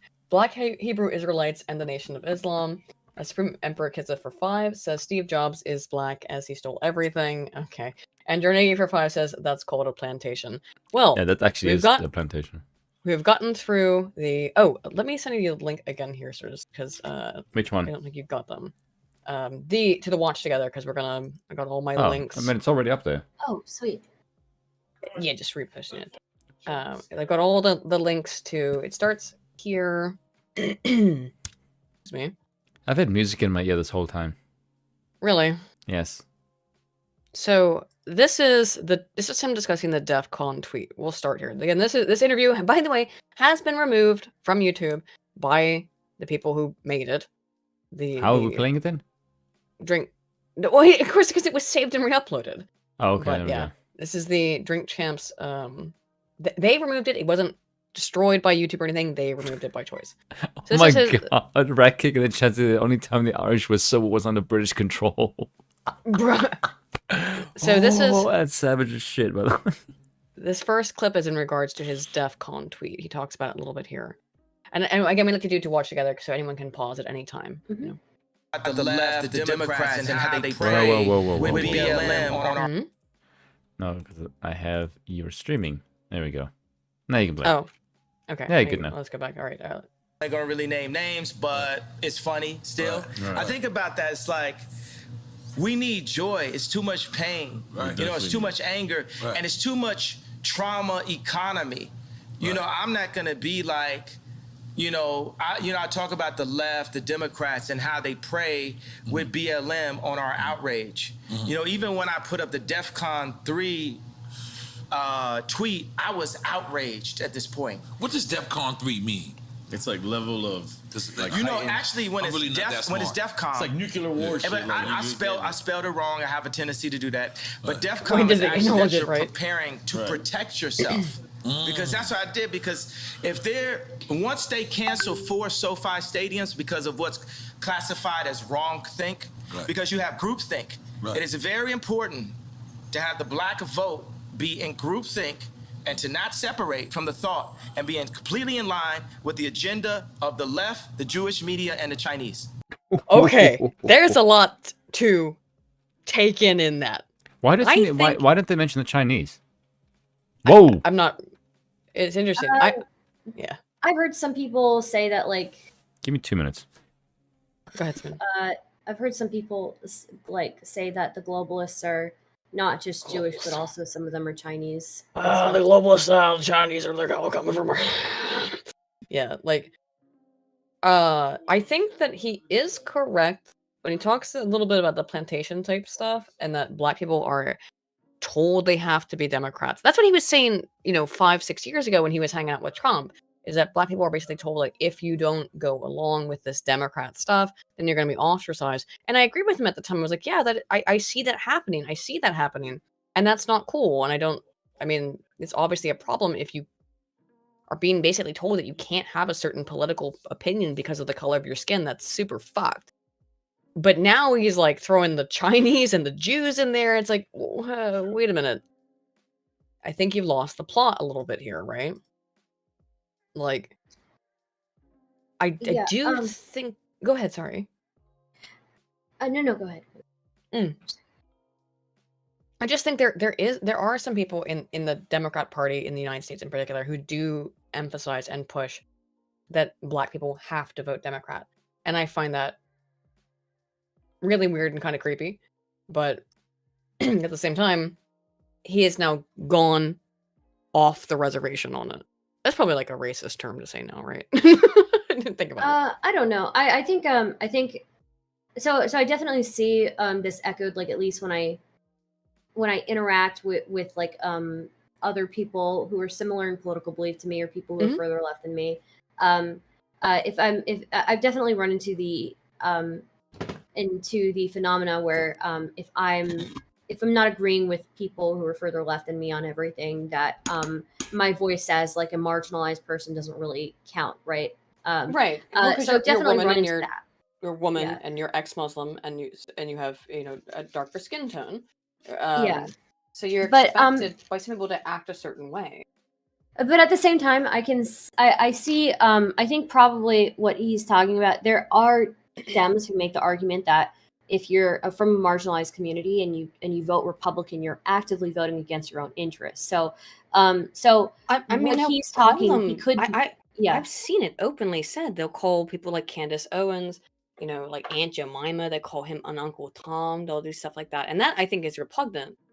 I don't agree with that. I think that there's a lot of in the black community, a lot of conservative people in the black community. There are a lot of very religious conservative people in the black community. So yes. there is a good faction of the black community that does vote conservative. And so I don't think it's fair to discount people's experiences and discount people's lived life just because of the way that they vote. But I can see kind of the argument that maybe some Dems try to make, where it's like, oh, you're voting against you're actively voting against yourself or something when they say this, and stuff like that. But yeah, I get that. But I also feel like it that denies agency to the person saying it. It's saying that I know better than you. You must be confused. And or implying that a little bit. Like, I mean, that's the implication, I guess, more than the explicit statement that, oh no, you're just confused. You got lost in some, and I think, by the way, I think Kanye is confused. I think Kanye has listened to some weird YouTube shit, and I know this because I watched this interview. That he's listened to some weird YouTube shit, and I think maybe he is a little bit lost and confused. He's always prided himself on being an autodidact. You know, all of his albums, starting from, if I think I get them in order, it's Late Registration, College Dropout, and then Graduation. And those 3 albums, just in the title alone, illustrate to you that Kanye, who of course his mother, the late Dr. Donna Williams West, was an English professor. And she always told him that he needed to go to college and needed to go to graduate school. He needed to get his doctorate even, just like she had. And that was his way to success, because she thought she was an intelligent woman, and was like, that's your way out of, you know, Chicago, I guess, essentially. Yeah. Even though he was born, I think, in Louisiana, she divorced father, and then she moved to Chicago to teach. I have nothing but respect for the late Dr. West, but he, in his rap, when you hear his album after album after album, that he's very, very skeptical and judging himself for dropping out of college. He's very, very, like, he knows it's not what his mother wanted him to do. And then he realizes later that what he wants to do is to be this free thinker, this autodidact, and to teach himself stuff. He doesn't need college. And again, that's what the title of the album, Graduation, what it means. And the intro track, the first track, Good Morning, is specifically about how, like, he's done listening to what other people are going to tell him to do. He's going to learn for himself. I have done a little bit of research on this. It's not overwhelmingly evident. Yeah. I like Kanye's music a lot. But then you go and you can fall down these weird rabbit holes where you start listening to weird Yakubian crap, you know? I don't think that part's very, it's not very healthy. Let's, we'll keep going. Do I want to go to the next? Play a couple more seconds of this.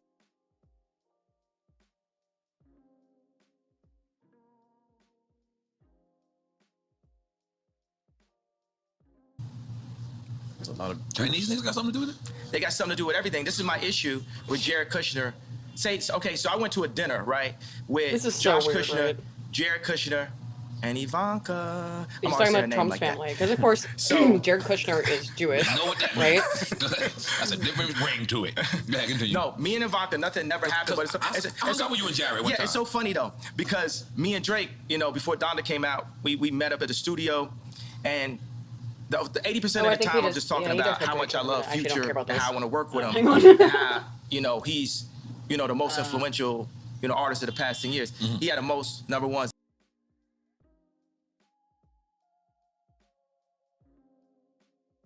42.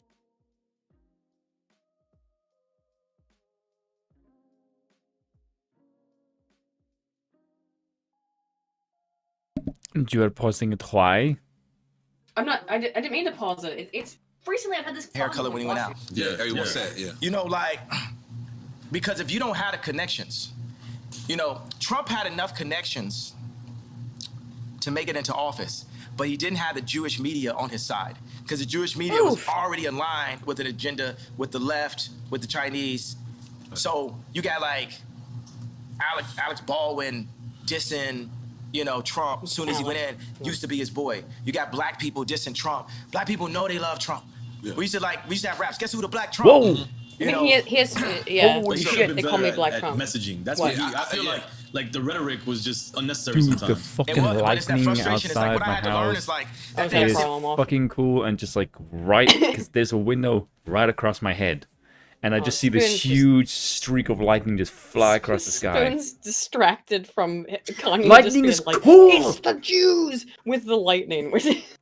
I haven't seen lightning in this country since I've lived here. Really? Ever. Yes, that is literally the first lightning strike. Like 20 years. 20 years. Yes, I've never seen lightning in this country. That's literally the first lightning strike I've ever seen since I've lived here. So yeah, kind of big moment for me. Sorry about that. All right. No, go ahead. That was like me going Trump, you know, level. Right. You know, that was, you can't.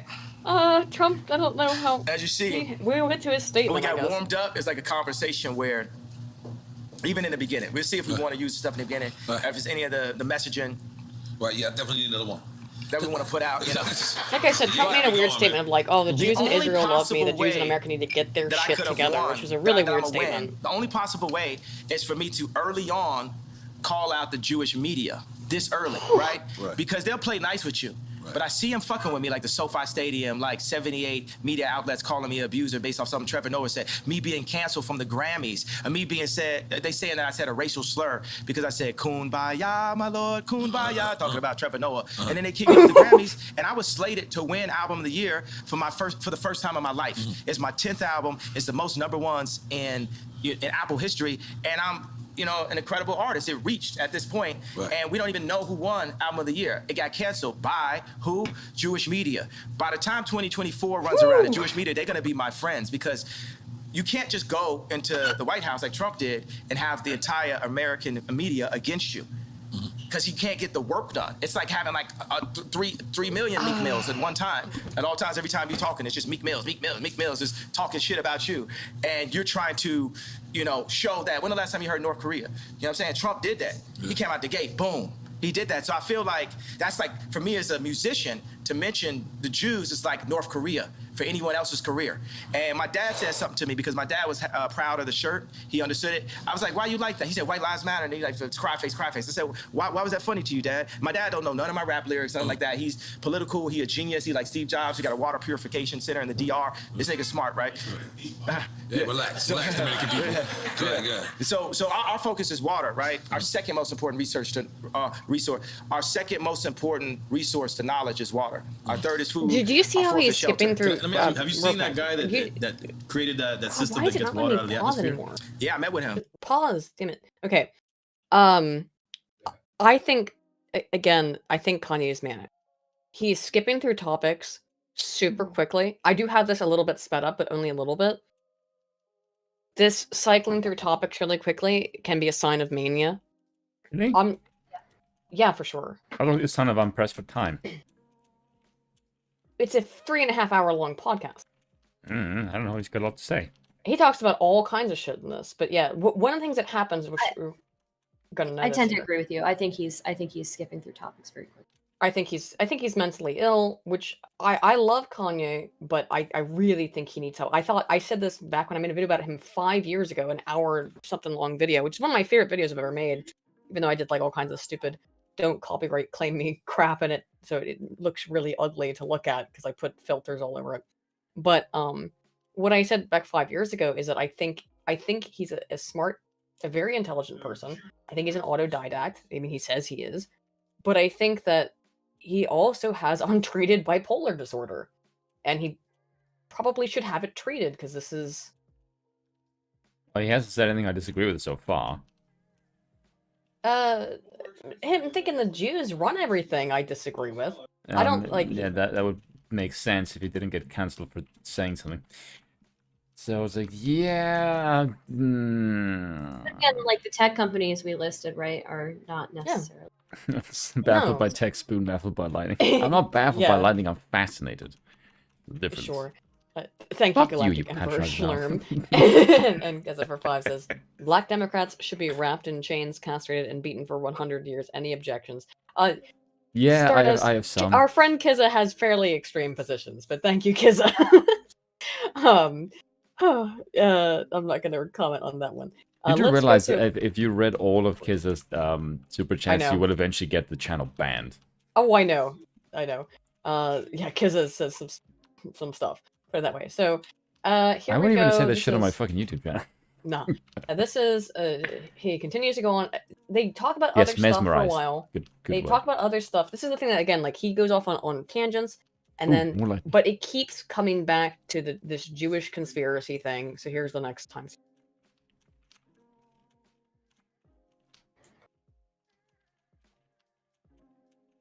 Why is it not letting you play? Studio's at my crib. And then he got a couple 100,000 back. It's funny, he would have overlooked that easily. Yeah, because my thing is like, you know what? There you go. Why would the Jewish media push BLM and force people into outrage, right? But then say, I don't have the right to my anger. As a human being, I know I can read all the books, I can meditate, I can study and say, hey, I don't have a problem with Jewish culture. I don't have a problem with what Jewish people have done to my people. I don't have a problem with the fact that the Jewish people have bought. I can say that, but I do. And I own my right, and I own my anger. I will say that there is some evidence that a lot of the slave trade, there were a lot of Jewish people involved in the slave trade. It wasn't just all whitey doing it.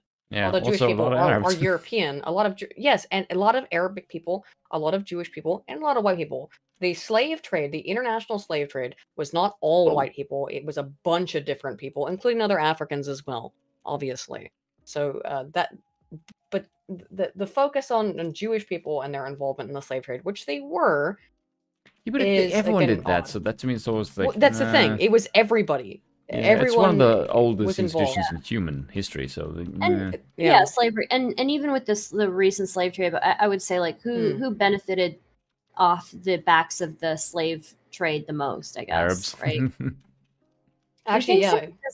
Because Arabs, you know, a lot of these plantations, you know, got all this labor, right? So nah, Well, they certainly did, but that's some I shit mean, to make look, whitey look bad. the international slave trade benefited a whole lot of people, and it also obviously, like, slavery is like, as I've said, I'm a lolbert, I'm a libertarian. Slavery is like the most horrible fucking thing you can do outside of murdering or raping somebody, and I don't even know how to place it in that ranking of vile shit you can do to someone. because usually it includes all of those things. Yeah. Yes, usually it does as well, right? That's part of it. But it includes murder and rape. I think the Monday left is worse. To destroy people's right to freedom of anything is absolutely despicable beyond belief. I don't know if he says anything more here for a minute. I've got another timestamp. Freedom of anything? No, there's a couple of things I would restrict. I know we disagree on this. I think hormones to children is one of them. Yeah, I agree with that one. Anger as an energy to wake me up until it changes. You're not going to back me down until it changes. I'm not clarifying nothing, TMZ. No, I'm not talking specifically about businessmen. I'm talking about you, TMZ. I'm talking about the media also. I'm talking about the entire culture. I need your entire culture to take a look at itself and picture this moment. Picture every single black athlete, black actor, and black rapper being able to put their contracts up the way I put my contracts up. And we compare and contrast what things should be in the deals and what things should be out of the deals. There's gonna be a lot of people embarrassed by that. I was $53 million in debt, and I said it in 2015, you know, the night after MSG. Because the funny thing is I had Adidas, I had this, I had all that. That's when you asked Mark Zuckerberg, right? Yeah, and nobody would help. Everyone's seeing, but nobody's gonna really help. They just wanna capitalize. Nobody really wants to help. They just wanna see what's in it for them. I do agree with that, by the way. But that's like basic business, so I'm not really surprised by that. Yeah. You want to invest, you want to get something back for your money. Like that's again, I would highly suggest to watch the entire interview. I'm gonna skip to the points where he says things that are particularly contentious, because he goes and off on things that are more reasonable. Please watch the whole thing. I've just clipped out the parts that are the parts that I find to be most juicy. Juicy is maybe one way to say it, but I'm gonna call them, what are you doing? You know? Retarded. There you go. Let's see, 35. That's not very PC language, young lady. No, but yeah, but the shit that he says, it's unhinged or Kanye, because he's clearly stuck on this idea, and I'll show you again the Yakub stuff at the end, because it's very. Well, the fact that they're canceling him for saying this does again looks to prove his point, which is. But like I said before, there's no correct answer for that. It's like, wow, what you said is fucked up.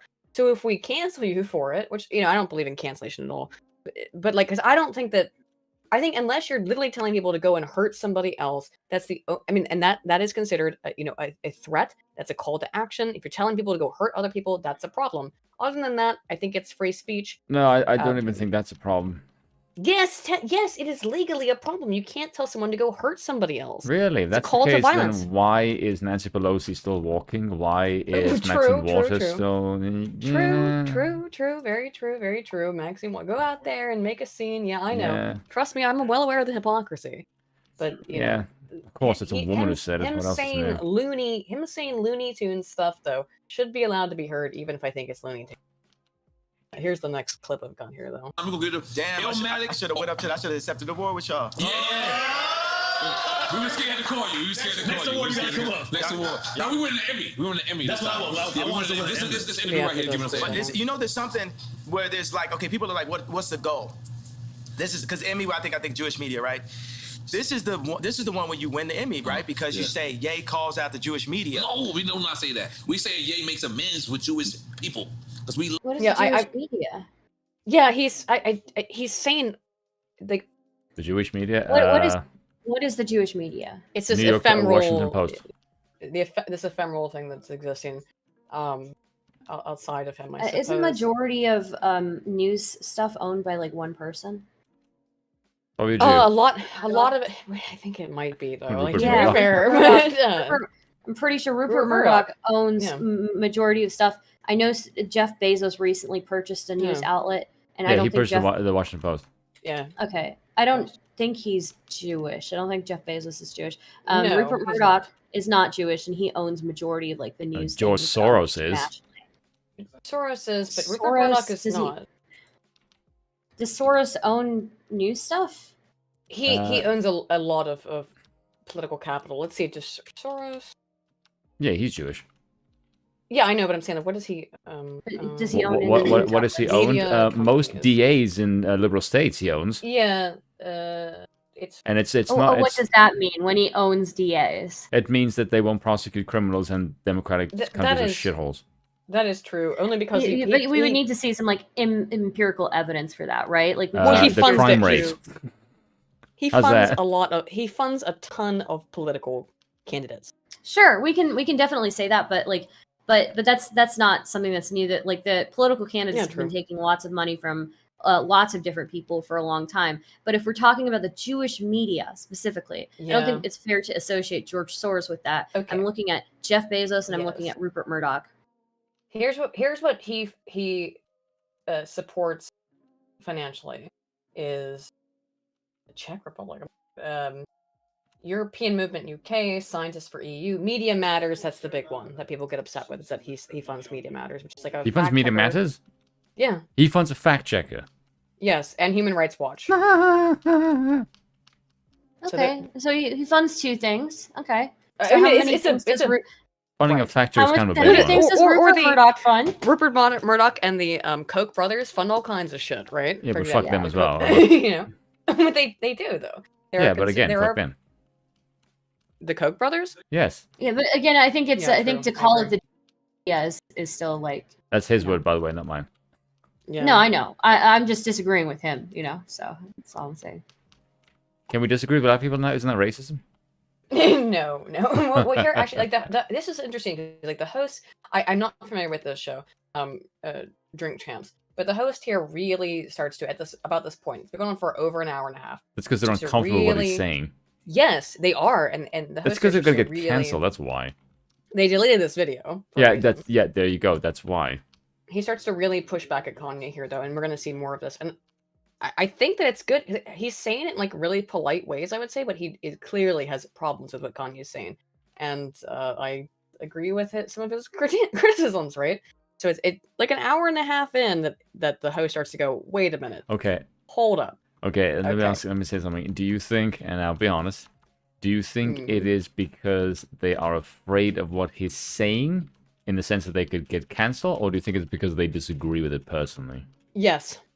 Which one? Can it be both? I think it's both. Okay. I think it's the former. I think it's just because they're afraid of getting cancelled. That might be more prescient, but I think they also do legitimately disagree with what he's saying. Yeah, people don't like things that are inaccurate, right? He's talking about the Jewish media. He's talking about getting canceled. Well, he's talking about getting canceled off of social media, right? But social media is not it's not. From what I can see, all the owners majority of them are not Jewish. So yeah, but they still cancel them. Like that's the bit that sucks. But that's kind of his doing. He knows what the policies are on these websites, right? It's his choice to act how he wants to. So if you know what the consequences are, then I mean, can I really like fault the websites for enforcing their policies? I'd say he's looking for a great Satan, right? He's looking for an answer to all of the problems with this cancellation. Him being, talked trash about in the media. It's like, oh well, it must be the international Jewish conspiracy, right? Yeah, and I would go on to say that even if he's getting canceled, right? Like even if he's like getting kicked off social media, right? He made the choice to say the things that he said. He knew what those those websites have. They have a brand that they want to protect. He knew what the risk was, right? And then on top of that, I would say he's getting a lot of media coverage on this. So is he really? He may be getting canceled in one area, but he's getting a lot of publicity in another. It's hard to when you start to get unbanked. That starts to be where it's like, oof, it's not really.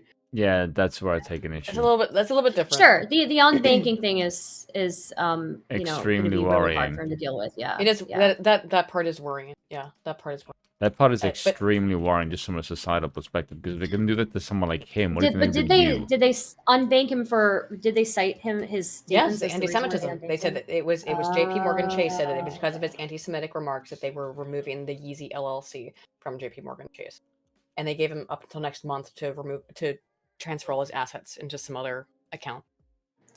So someone's going to get a lot of money. Well, but it's just. I mean, you can say, is that integrity? Maybe it is that they're just like, nope, we absolutely will not. But it's also a very dangerous, slippery slope to go, I won't do. Well, here we're back at the question. Is it okay for JP Morgan Chase to say, we will not do business with Kanye West because he's an anti-Semite? No. And that's okay. If that is okay, then it's okay to not bake the gay cake, right? If it's not okay for them to say that, then you have to bake the gay. Then you don't have to bake the gay cake, right? We go back to this old argument, right? Of you have to bake the gay cake, or else we're going to cancel your small business. And J.P. Morgan Chase is not a small business, obviously. But it depends on that's not really a comparable case, though. No, it is a comparable case at a more macro level. No, it is. No, it's not. You don't think so? No. Because Why? the one is going to the thing saying, if you don't do as I'm saying, like they don't have the business already. That's the thing. That's the difference. The one guy went to the baker and said, do this thing for me or fuck you. He has a thing already, and they're canceling him for that. So that's why I don't think it's not. Like, one already has a service, the other one's trying to get a service. That's why I don't think it's a comparable one. Yeah, I see where you're coming from, but I can also see where it is comparable. Anyway, the host again. I'm sorry, I have never seen this show before. What's his name? It's called Drink Champs. Where they get drunk and say some crazy shit. Right? That's his name, NORE. And DJ FN. Those are the two. Oh my god! I just thought of a really funny racist joke. Here's his response to comment. So again, like he says this over and over in this entire interview, and again, I listened to most of it. The Jewish media thing. He says to him, he's like, "You're my friend, you're my brother. You're like, I love you, man. You gotta not say shit like this." So here's his response to what Ye said. Love Jewish people, love black people, we love everybody, and we love Ye, and we gonna make everything amended. Let's make some eventually. So at this point, that's fair. I feel when you name my thing, because we only got a little bit left, just as black people currently. Right. You know what I'm saying? What we got, the word nigga and braids. What happened? It's literally like what we own. Right. Saying right? browser So for Ray J to have like the information about the sex tapes 10 minutes. and the What is laptop, happening with gave it to me as a black. Hang on. Pause. What is happening? I mean, we back. See, that's the juicy here. Got it. Speaking on the Jewish. Please pause. Hang on. All right. Okay. All right. Now I think we'll be back on where we were. To step away from me. They called Candace Owens. They called Tucker Carlson. They called anybody, even the people that was with me when I had the red hat, they called them. Tucker Carlson works for Fox. Fox is not allowed to show anything because just like when Jared Kushner was in office and I say that he held my boy Trump back. He wasn't in office. Think about that if I had said that 4 or 5 years ago. I want to talk about the people that threatened my life. But that's when you was in full support of Trump. I'm still in full support of Trump. I just think that I would be better than Trump. If you would have said that Jared Kushner line then. He didn't feel like people saying that he leaked the Oh, sorry. It's not, it keeps skipping. Is that right to me? Leaders. And I feel I wonder Lauren if it's is a me. leader. It's Well, it might be. I don't know. Weird. Yeah. Look, I've been having problems with this fucking website for we use it for forever with no problem. But recently it's been like really weird about pausing and stuff. Just head backwards. It's all Gucci. What's the skipping? I didn't see anything. Line in, it would have been lined in with who though? You said he held him lined in back. with Trump. Jared Kushner is an example of how the Jewish people have their hand on every single business that controls the world. God damn, my and dude. Everybody knows that faux fact. Like, you ever seen the movie Lego Movie where the guy realizes everything is the same company? That's what's happening. I don't want to say good and evil.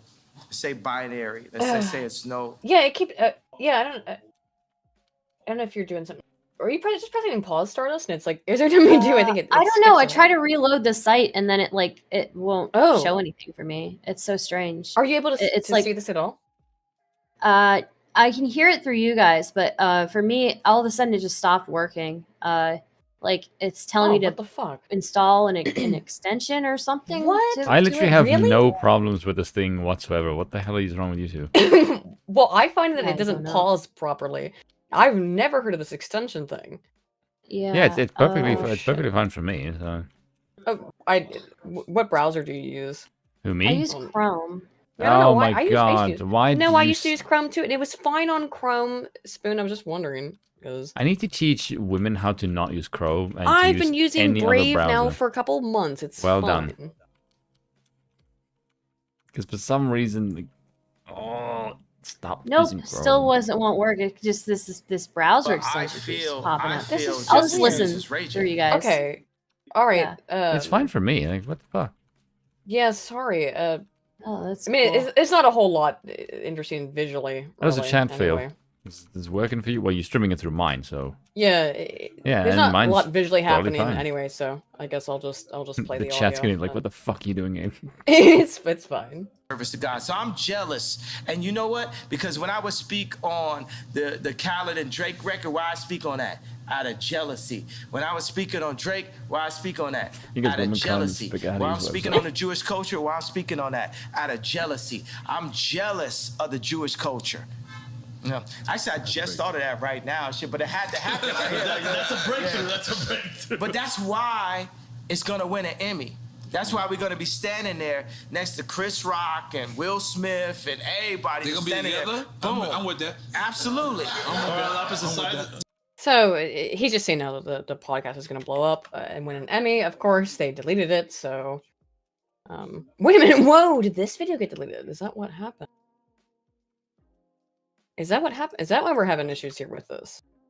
No, because I'm not having any issues. It is actually. Oh, it is deleted? All my timestamps have disappeared because the video is unavailable. Hang on. Oh my god. But again, this video has been deleted in real fucking time. But again, however, I have the timestamps. I'm not having any problems. Yeah, I know, but when I try to reload the video, that might be why Stardust is having a problem. Oh. I think I'm just having a problem with the Watch Together site. It might be that too. Yeah, because mine's alright. It's because I'm a guy, and therefore they like me more. I think it's like okay, seconds to. My store, and I'm sticking to it. I don't know. This guy got 1117. Is that where we're at? It should be way later than that. Unfortunately, my numbers are all fucked up now because I don't have my timestamps correct. Damn, I'm gonna stop clicking into this because I think I'm messing it up worse for you guys. No. But I don't know how to do it now that it's all. You do realize while you are pausing the stream so much, like there's literally no problem with the audience. Right? I know, but the video has been removed from YouTube. I'm not joking. Yeah, but I don't care. Like I can see it fine, and it's playing fine. Okay, so 70 minutes and 63 seconds, which should be an hour and 10 and 6, right? But we're past. So that can't be correct. What is happening? I still have no idea what I'm doing. I'm trying to figure out where the time codes are at. I'm glad women across the political aisle can unite on one thing. and that's technical difficulties. Yeah, I don't really understand. I don't have my time codes anymore because the videos. I don't understand this because I'm a guy, and that's just. That's, like, Yeah, you guys are Chicago, just you well, said men just do Well, violence. yeah, that's Look, just the male this is- privilege. This is not my fault on the technical issue. The video was literally deleted midstream. Scorsese level. This is Coen No, I know. Brothers. This is Spike Lee. I know, you're completely correct, by the way. Oh my god. No, but wait, but you would know to make the deal to own it. Hold on. See, again, they're having a Silent fun time cross throughout the most of sun it. line. I wish I could That's- find the. That's heavy. I mean to say bored. That was drinking the smoke. God, this is so annoying. I had like So, 5 more, Because board is heavy. It's heavy. Yeah, okay, so I am including the Yacoub stuff, which I really wanted to show. 68% of Adidas online sales. Okay. It's about. Hang on. I'm gonna mute it here for a minute while I look for this shit. I'm gonna Okay, have so to I'm now just. Estrogen difficulties. All right, wait, here we go. By the time we This got is the Yacoub stronger, shit. Work it It- harder, right here at the make end. it better, doing faster, make. That's my only diamond record.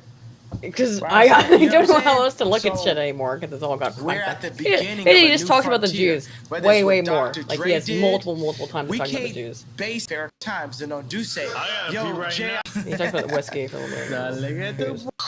Okay. Pee All right, this here it much, is. Here it is. man. We gotta up our shit, bro. We gotta like. I'm not even gonna lie to you. Dale que tú puedes. I just want to listen. White lives have always mattered because that's what caused Yaakov to be the god of this present world. Because He just saw fucks up. nothing. He goes to have a pee. He says, "This is white lies always matter because that's what caused Yacoub to be the god of this present world." That's what he just put on there, man. Just. And he just fucks off. It's funny. And he went to go have a pee. Yeah. He saw in the brown chair another man, another human, and he, Yaakov, through a system of birth control. I'm not gonna lie. I feel like I mixed the noise for that. I can't find the other stuff, but there's basically there's a couple points in the video just because this video got deleted while I was streaming it. Yay! There is one problem with essentially- this. The hosts start asking him to please stop talking about the Jews, and he keeps fucking doing it. But then yeah, like that's his thing at the end, and they keep being like, "Yay, can you please stop?" And he's like, "Nah, I gotta talk more about the Jews." And it's like, please, cease. Yeah, as in it's because they're afraid of getting cancelled. I think it's What are the both. looks on their faces when the Yakuza stuff comes up? I would like to know that. Well, here's they the thing. they look confused when he walks away. They're just like, "What the fuck?" Because he just starts playing it. And by the way, they look confused throughout a whole bunch of this. Like when he starts to say really weird stuff. And fortunately, again, I can't play it because Yeah. wonderful YouTube or whoever video deleted while streaming. I think it's still showing up because we have the video up. And that's the thing. But I can't. My timestamps don't work anymore. So that's the problem. Oh well. Such as these people are violating one of the fundamental sort of tenets of basic human life, which is do not discuss religion or politics while high or drunk. They're certainly drunk. We'll put it that way. And they're doing just that. It's like, yeah, it's kind of the not, point, like the this point is of the not show, something though, you isn't do. it? What to get fucked up and then discuss the shit. Okay. That's not It happened though. It happened though. I said this would happen while we started, and it happened like within 5 minutes after we started. Apparently, here's Kanye's apology. You don't hold accountability to my pain. You're being a Karen. I'm talking about. I'm hold talking accountability Karen, to the pain. I'm not a Karen, and I'm not going to cancel you, and I'm not going to uncensor you. I'm simply going to challenge you on what you're saying. I think you don't understand the pain that you've been causing with some of these comments, and I think that one in particular, I can understand. Oh my God! If you're offended by Kanye's comments, you're a bitch. I'm just gonna say that. I mean, they are offensive. So I don't know if I would say. I would find those comments not offensive, but more irritating, just because we can go through and like actually look at things. The average person doesn't have the time to look through these things, but like no, as soon as you Google them, like as soon as you Google anything, like You can just check these things pretty quickly, right? This black man said us Jews Also, own and both of control a them- lot of things. What an asshole. Like, fuck off. Let's just be clear. Also, both Piers and Kanye come face right now on this pause really? screen. Oh, Is it not I'm working so for you? sad I don't see it. They're But just you know what? the- I don't Piers even Morgan's like cum Piers face. Morgan. That's fucking depressing. I don't Not even understanding like it. Piers Morgan. I don't like Piers Morgan either. Yeah. There's like a list of people whose faces you want to smack. Piers is always in the top I don't three. want to smack Piers' face. I just think Really? he's a ding dong. I just think he's an idiot. I He don't looks like a him. British version of Mitch McConnell. Oh, that is true. Mm. That's actually a pretty astute observation. Thank you very much. It also helps that I have a picture of Mitch McConnell right next to me. In a frame? Yeah, it's on the Robert Reich article, and now I'm looking at them side by side, and I'm like, oh my god. It's like, Piers, this is going to be you in 20 years, motherfucker. You beautiful turtle, man. That is so offensive to turtles. Don't ever say that again. I thought, nee, this is like a turtle, and when you said you have a picture of Mitch right next to you, I assumed it was. By the way, I asked you. You must have missed this. I asked you in a frame, and you said yes, and then kept going off. In a frame, like it's a picture on the Robert Reich article, the Guardian. Yeah, one. you had a lovely framed image of Mitch. It's a McConnell. fucking fuck you. There is a framed picture of him in my video that I just did, by the way. I also say that he needs lip fillers because, well, I'll send you in the mail a framed picture of Mitch McConnell as a turtle. I would as a turtle. Yeah. You're just gonna Photoshop his face on a turtle. Yeah, it take like 5 seconds. It's really easy. He already looks like one. Yeah, it's Yeah, he simple. does. All right. God forbid one comment could cause people to feel any of the pain that my people have went through for years. Even like the blacks being ushered to the left during the civil rights movement. No one has cared about black people. He's not wrong, by the way. That is absolutely true. Okay, why does all right? No one is. Can let me say I agree that the racism against black people has been utterly deplorable, shameful, unacceptable. I like how he's not mentioning it comes from the left.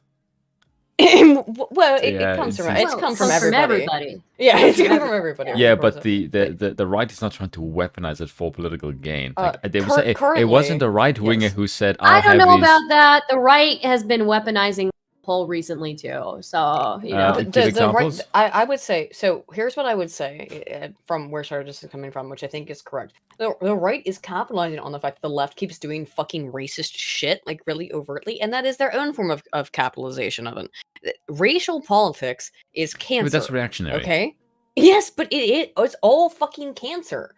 Racial politics in terms of just truncating people down and distilling them down into their race first and foremost is always cancerous. Are there racial issues? Are there racial disparities? Obviously there are, but the problem is that the left is doing their own version of racism, and then the right goes, oh, look at the racismus, and then they capitalize off of it without actually having any intention to do anything about it. Yeah, but see, like that's the thing, that the reaction of it on the right getting a benefit from it, that's to me is just coincidental. Like if you see someone being racist and you point it out, you can say the same thing on the left, right? The left will see does be like, hey, that seems kind of racist, and then they'll capitalize on it. Are we really going to like say anything happens? No, because the No, left I agree with that. The right actually does capitalize on it. No, the left do it specifically to get political gain. That's the difference. Okay, I will agree with you in terms of. Actually, no, I don't know. Who are the biggest race grifters right now, the left or the right? Why Yes, wouldn't you hang on. use it for political gain? Because it's evil.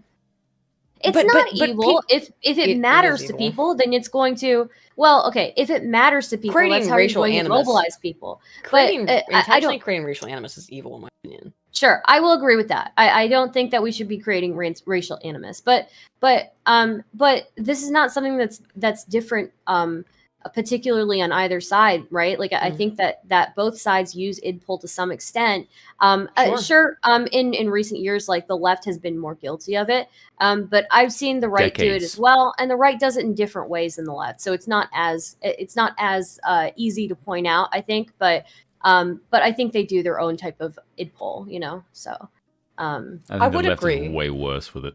I think I agree with Spoon that the left is way worse, particularly in the last couple of years with the idpol stuff. Decades. They've been doing this since the 50s. Yes, but again, you also have to understand that there are grifters on either side who are going to want to be like, hey, look, the left is being crazy with this id pull shit, and well, then vote for me. Because let's be very real, Spoon, you and I both know that the right is full of quote-unquote conservatives and Republicans who couldn't give less of a shit about anything that actually matters and are just using this as a way to, mobilize their own careers, to facilitate their own careers. Yeah, that's why we don't like democracy. I mean, also, isn't like the boiling down of like statistics around race and like the characterizing certain communities as glorifying drugs and violence more than others, is that not some sort of like id pull in its own? No, that's just facts.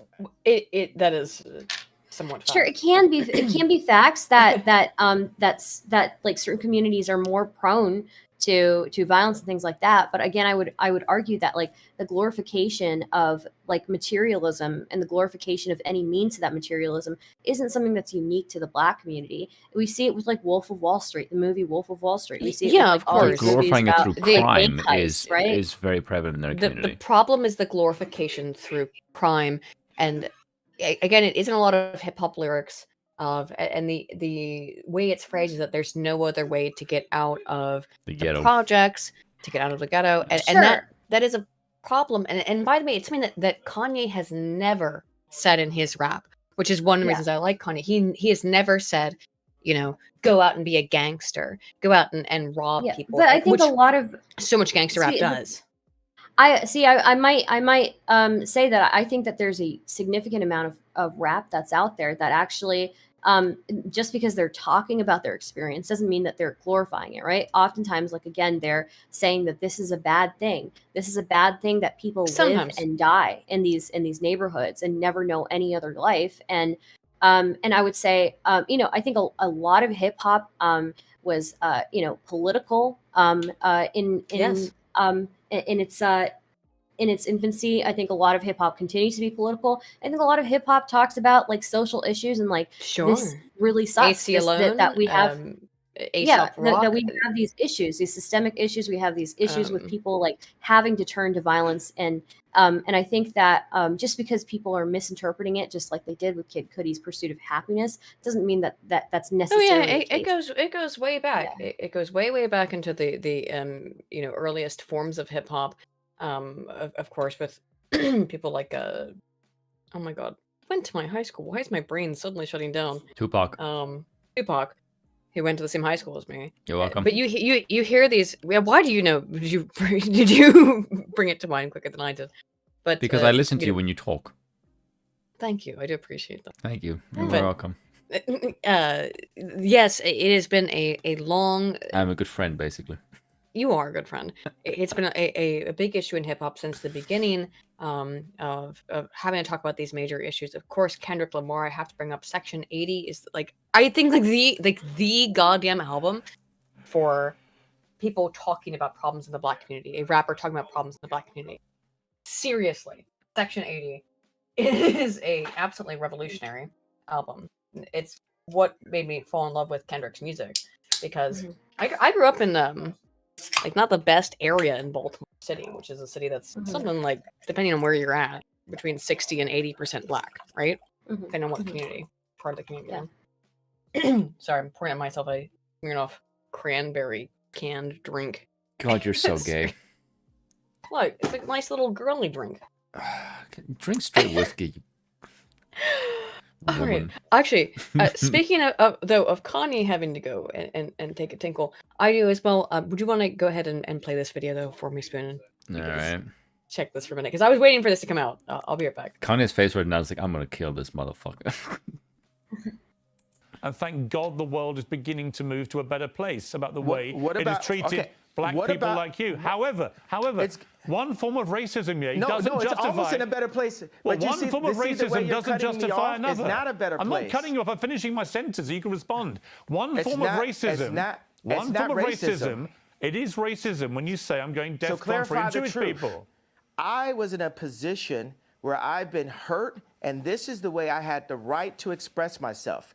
The point of this interview is for you to question me and then for me to answer and say, okay, even though the same rules are not applied to my people, if a person with a gun or drugs is pulled over and has 3 other people in the car, they're all going to jail. I'm not going to apply that to Jewish people for the sake of this conversation. Isn't that what you wanted? But you know what you did? You tried to civil rights me. You tried to pull me back to a week ago, but we're here today. There's been plenty of conversations and commentary since that, but you want me to go back to 1960. No. You want me to go back to 7 days ago. All right, let me jump in. Here's what I want you to do. I want you to reflect. Okay, so have we grown? Have we grown? Here's how we grow. Yeah, here's how.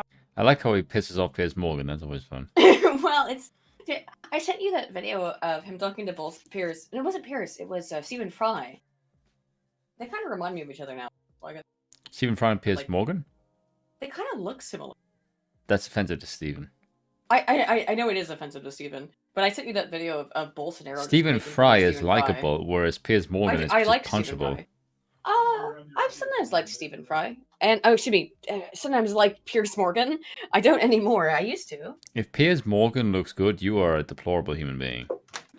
And no, Anna Kasparian, Andrew Tate does not look bad compared to Piers. It's because you're a stupid bimbo bitch. Did she say that Piers was more attractive than Andrew Tate?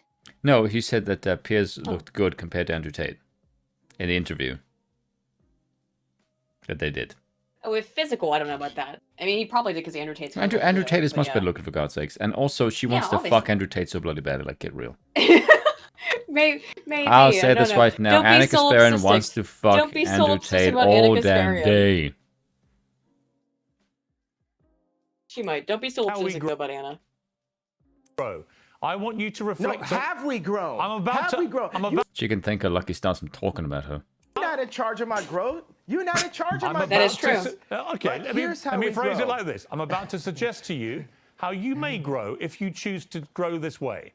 Oh, listen to the white man explain to this black man how we can grow. I mean, you could frame it that way if you wanted to. That's literally what I just went through my head. Like, oh, this is gonna. Really doing the id poll here, huh?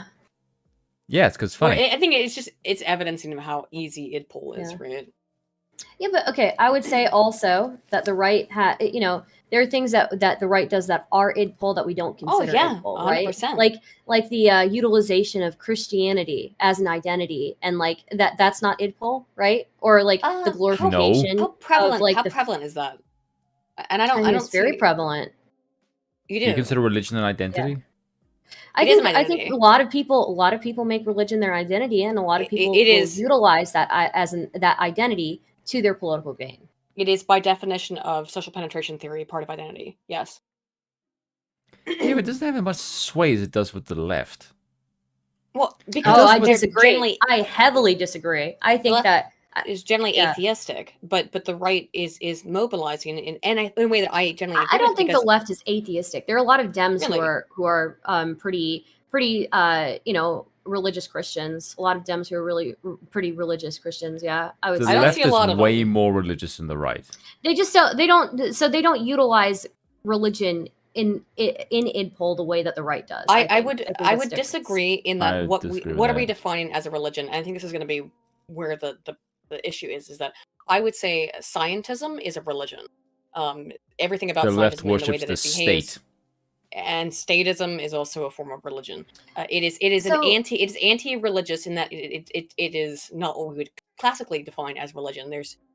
But it has all of the elements of it. There's a higher power, be it science or be it state, and it must be followed and listened to, and it has all of the same hallmarks of religiosity. I don't think that so I'm gonna say that I've run into plenty of people who are libs and leftists who don't necessarily follow science, right? Who I think that that when it comes to like religious ideology, I think people on the left don't use that and utilize that as id poll nearly as much as the right does. I think the right is very good at doing that. I think they do, and again, it's because it's not what we consider to be classical religion in the way that the left does it.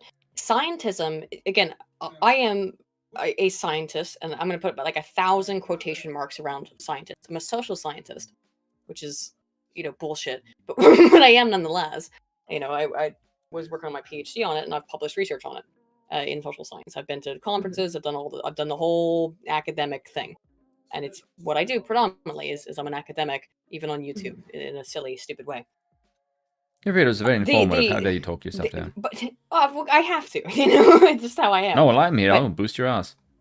Well, thank you. You're welcome. But the reality is that the left has adopted other forms of religiosity and scientism, which is a worship of science that you can't question it unless you have certain credentials, unless you are a Trust holy the science. caste. Well, because again, it's like, well, what are your credentials? Are you a priest? Oh, you're not a priest. Well, then you can't speak about the science. You are baptized in the fire of academia. I find that to be an extremely potentially harmful ideology and way of looking at things, in the same way that complete devotion to a religion can be without critically thinking about it.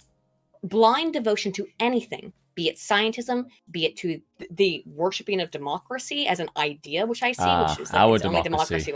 Our democracy. You'll see this in many articles. I don't know if you've seen the Stardust, but if you look at so many articles, they'll say this is a threat to our democracy, our democracy, our democracy. It's a slogan. They use that word, that slogan over and over again. And that is also a religious-esque worship of an idea that is, even though it is atheistic in that it doesn't involve the idea of a god, it replaces the role of God with some other form, and that can be science, it can be state, and that I find to be problematic in the same way that religious beliefs can be.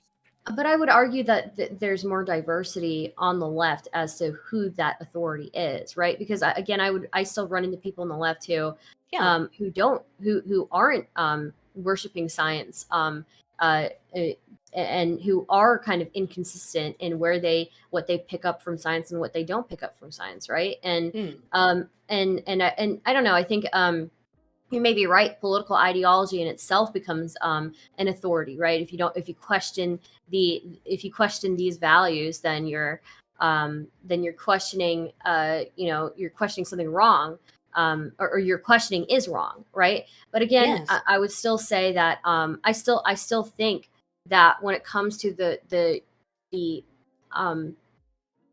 taking a religion or taking spirituality or taking God and the worship of God and making that into not even making that into an identity, because it is an identity, but utilizing that identity for political gain. I think the right is very good at that. I think we don't traditionally consider that id pol, but I would consider it id pol. I'm not sure if was that the case in the 90s? Yeah. Yeah. I'd say you could definitely make that case in the 90s. Satanic Panic in the 80s. Absolutely, you could make that case. I don't think that that's necessarily the case right now. Where I see ideologically driven social identity, Tajfel Turner, Hogg and Oakes, 1984, these seminal studies on social identity theory, it's what I see is that we have people who have sorry, I wasn't laughing, I was actually trying to cough and not cough. What we see is that there is a religious devotion that occurs in people towards ideology. And it can happen on the right and the left. On the right, you are correct. It does tend to be more religious and particularly Christian religious in nature, but it is not exclusively. The left also has views that it thinks are sacred, things that can't be questioned. And I don't mean to bring this up flippantly or anything, but your interaction with Keffels, I think, is illustrative of the certain unquestionable religious-esque ideas that are occurring on the left of you can't question transgender ideology, for example. And I find that to be very harmful to a lot of people, which just as religious Christianity can be very harmful to people, or any religion that is adhered to stringently. Mm-hmm. What I would say about the Keffels interaction is that it's not even that I was questioning, the ideas of transgender stuff, right? I wasn't, but because I disagree specifically with her on other things that are unrelated to and the way she goes about things, right? Yeah, the way she goes about things, and I think that was more of the reason why her fan base. I think her fan base is very cult-like. They're younger, and younger audiences tend to be way more extreme, and they're willing, they're willing to go out of their way to be to kind of make your life hell. Yeah, pretty much. Yeah. And I think I would see that more of as like I would see that more as an issue of like guilt by association, right? Which is also something I really find trouble with. I hate this whole guilt by association. You got that shit for your friendship with for being not even for being associated with flamenco.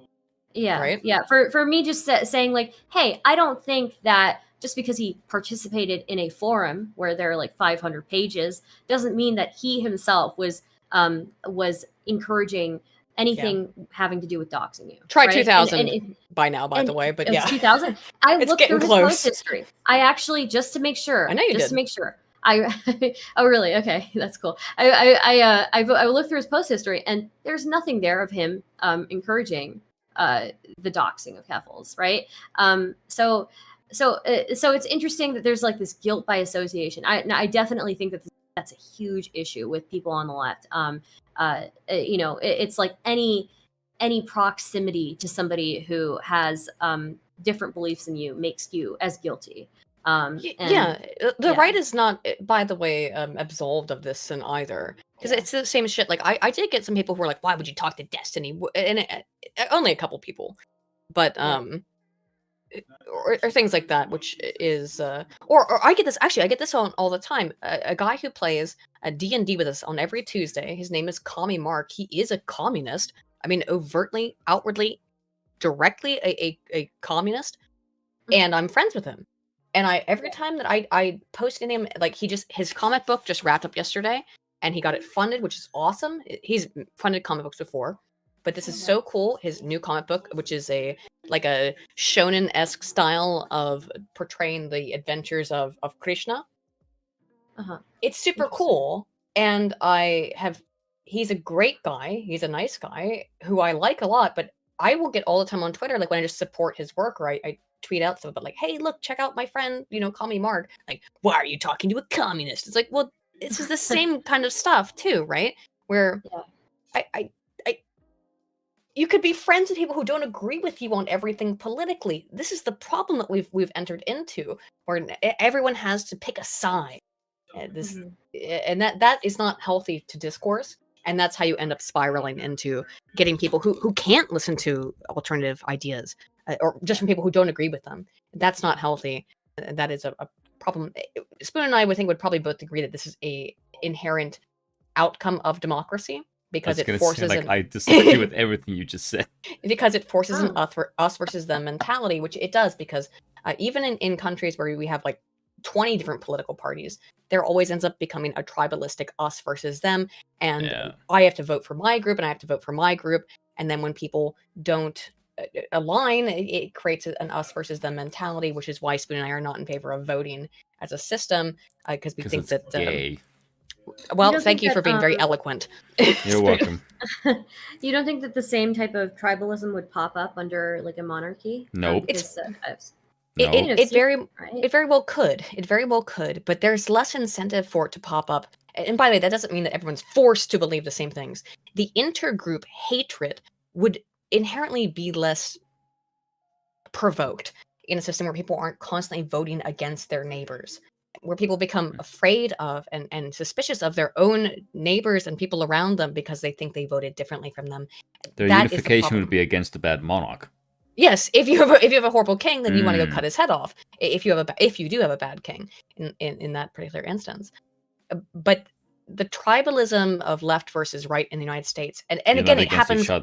It happens all over the world. Even when you have 20 different parties, like you do in many countries in Europe, it still basically breaks down to left versus right in broad terminology, and basically like it breaks down into two party systems. The king must be purple. Well, right, which is the king should be purple. The color of monarchy is purple. It was the color of royalty. But if we think about it in the American sense of the king should be neither left nor right, he should be just what is best for the people. All. Yes. So that's Smallbug's argument, by the way. It's yes, just it that, is argument. Interesting. Yeah, because his argument was something to think about. Yeah, because his argument was if you look at the way that the apparatus runs right now, the crazy shit that comes out of academia, it's because of the regime. And if you were to just remove this regime, all of the insane shit that is currently peddled would just fade, because it's not relevant to the regime, because the power is sealed off. because the monarch is like, I have no interest in this shit. This is not helping my kingdom. Fuck off. Get out of here. And I have no idea if that can actually take, but there is truth in what he is saying.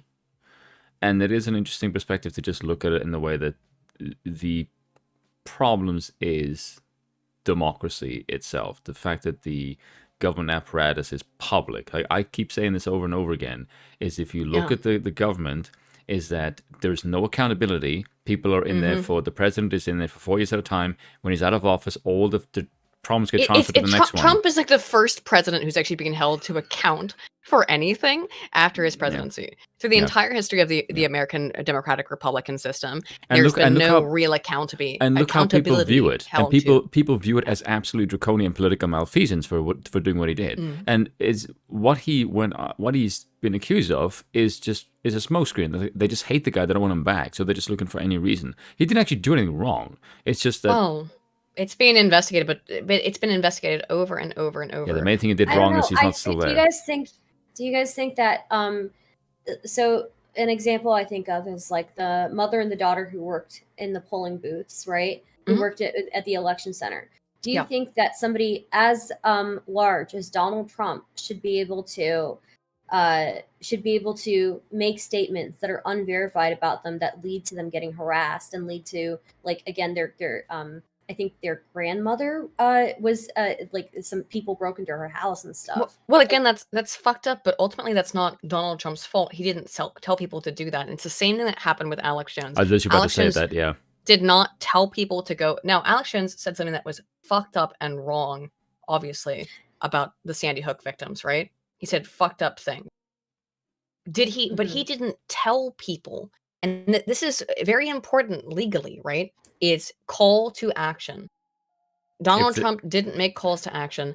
Alex Jones did make calls to action. People did things anyway, but you can't, in my opinion, you can't blame someone for saying something and then people going and doing something. I think you could make a better argument for Trump having a call to action, but his call to action, again, with January 6th.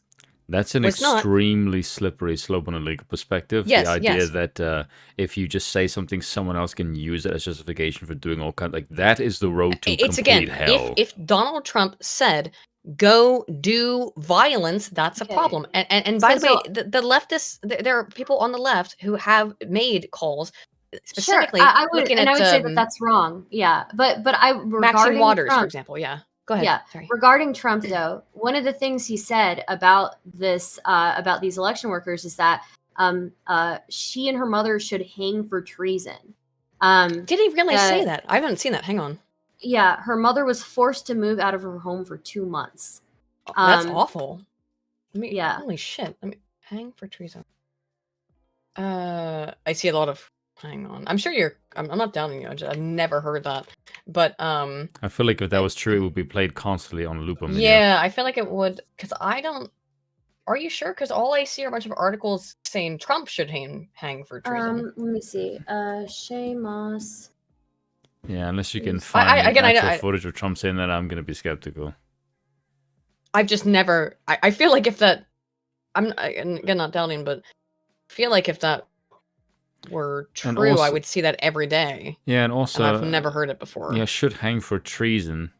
Like, I don't even find that like if you go against the state, some call to action. No, all not really. When I type in Trump quote hang for treason, it's a punishment. Everything's from 2021 and congressional record. You're talking about hanging the Pence thing. That was hang for treason. The Pence one, I see that. Yeah, I don't really find that to be that contentious, because it's what you're saying that the state should do. Well, that's a pretty extreme sentiment. I would say that. But yeah, but it's like saying like someone's opinion. Like, here, let me see. Juliana. Okay, in a virtual hearing with GOP lawmakers in Georgia, Giuliani mentioned both Moss and Freeman. They should be questioned already. Their places of work, their homes should have been searched. Would you mind sharing the link so I can put up on the screen? Yeah. There we go. That way everyone. I'm not done. Just that way we can show everybody, because I've never heard this. Yeah. I mean, look, I could be wrong about this. I'm just taking a search here at what Shay Moss herself said, right? I'm gonna switch back over to the my sharing the screen, Spoon, if you wouldn't mind bringing that up.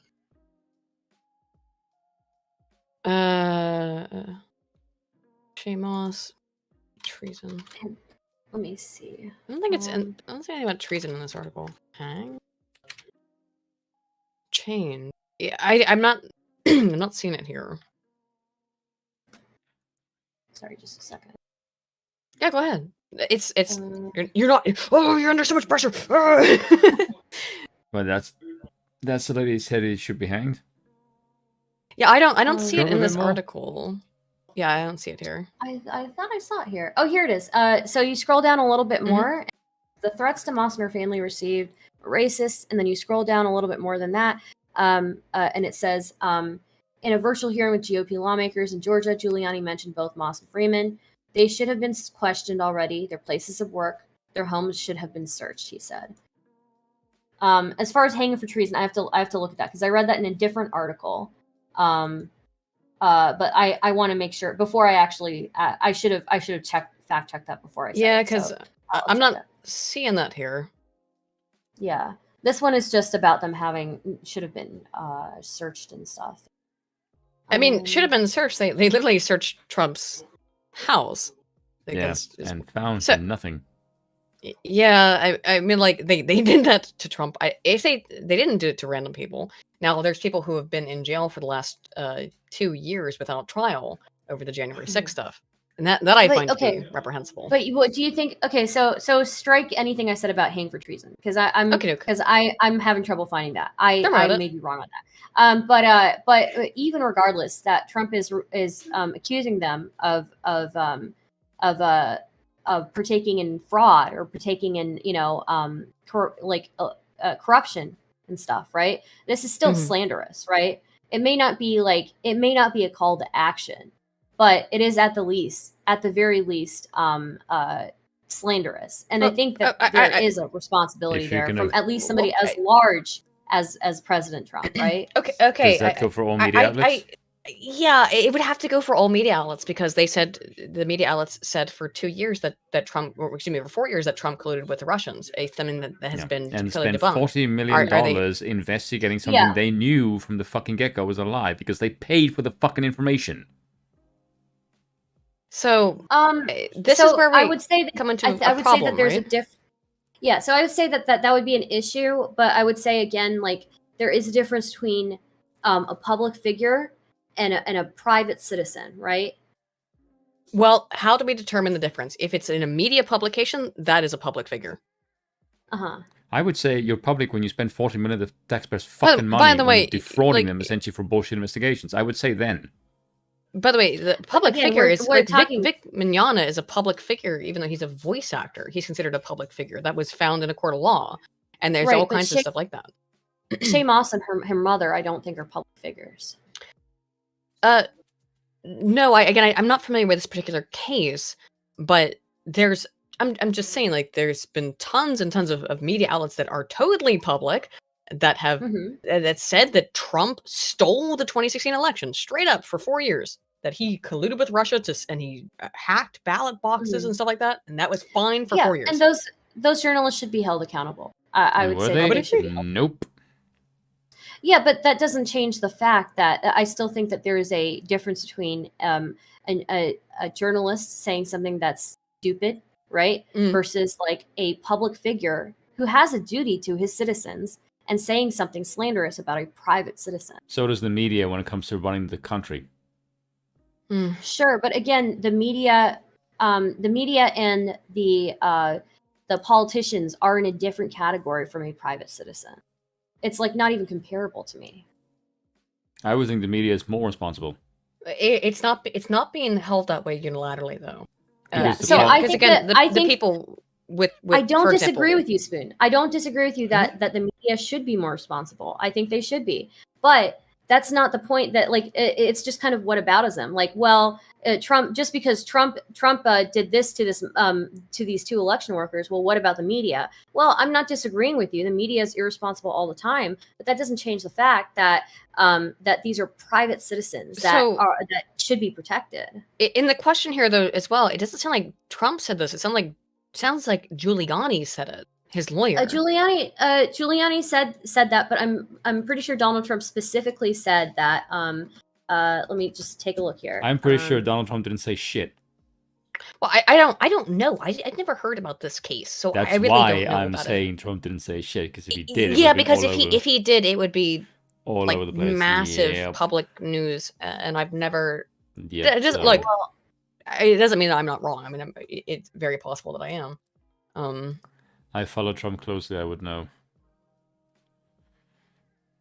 So Trump's campaign accused Moss and Freeman of pulling fake mail-in ballots from suitcases while working on election day. Oh yeah, I saw that.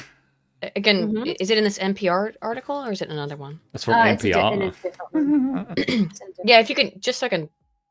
I am not trying to grow you, by the way, Stardust. I'm not trying. No, it's fine. It's fine. I'm used to this. So, Trump Just mentioned saying. Freeman during a call with Georgia's Secretary of State Brad Raffensperger, during which he asked the secretary to find enough votes to overturn the election, repeating her name 18 times and calling her a professional vote scammer, a hustler, and a known political operative.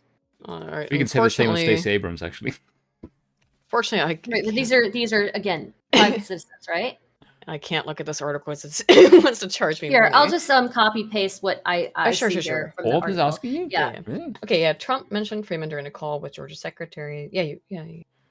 A professional vote scammer, a hustler, and known political operative. I'm not sure. That's most of the Democratic Party? Let's be honest. Is that these are slander? These are election volunteers. These are election volunteers. These are private citizens who deserve the protection of being private citizens. And are they private citizens when they choose to involve themselves in politics? Public effects. Yeah, I would say no.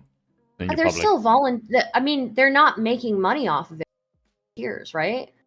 That doesn't matter. You're still part of the that apparatus. doesn't have any. That has nothing to do with whether or not you're a private or public. Well, I feel like citizen. we're just doing everything. I feel like we're just going out of our way to justify that. Oh, they're public in some sort of sense, so it's okay for Donald Trump to accuse them of being if you're working with the public apparatus, you are. I'll tell you this: if you're working within voting, yeah, you and maintaining this stuff, then you're having that's an extremely important job. And there should be accountability. But they're volunteers. There should be accountability, but again, these are volunteers, right? These are people who don't have the level of security that Trump or any of these people in the media have. They're people who they're aside from their volunteer during voting, they are still private citizens outside of that, right? Well, they're volunteering as a civil duty.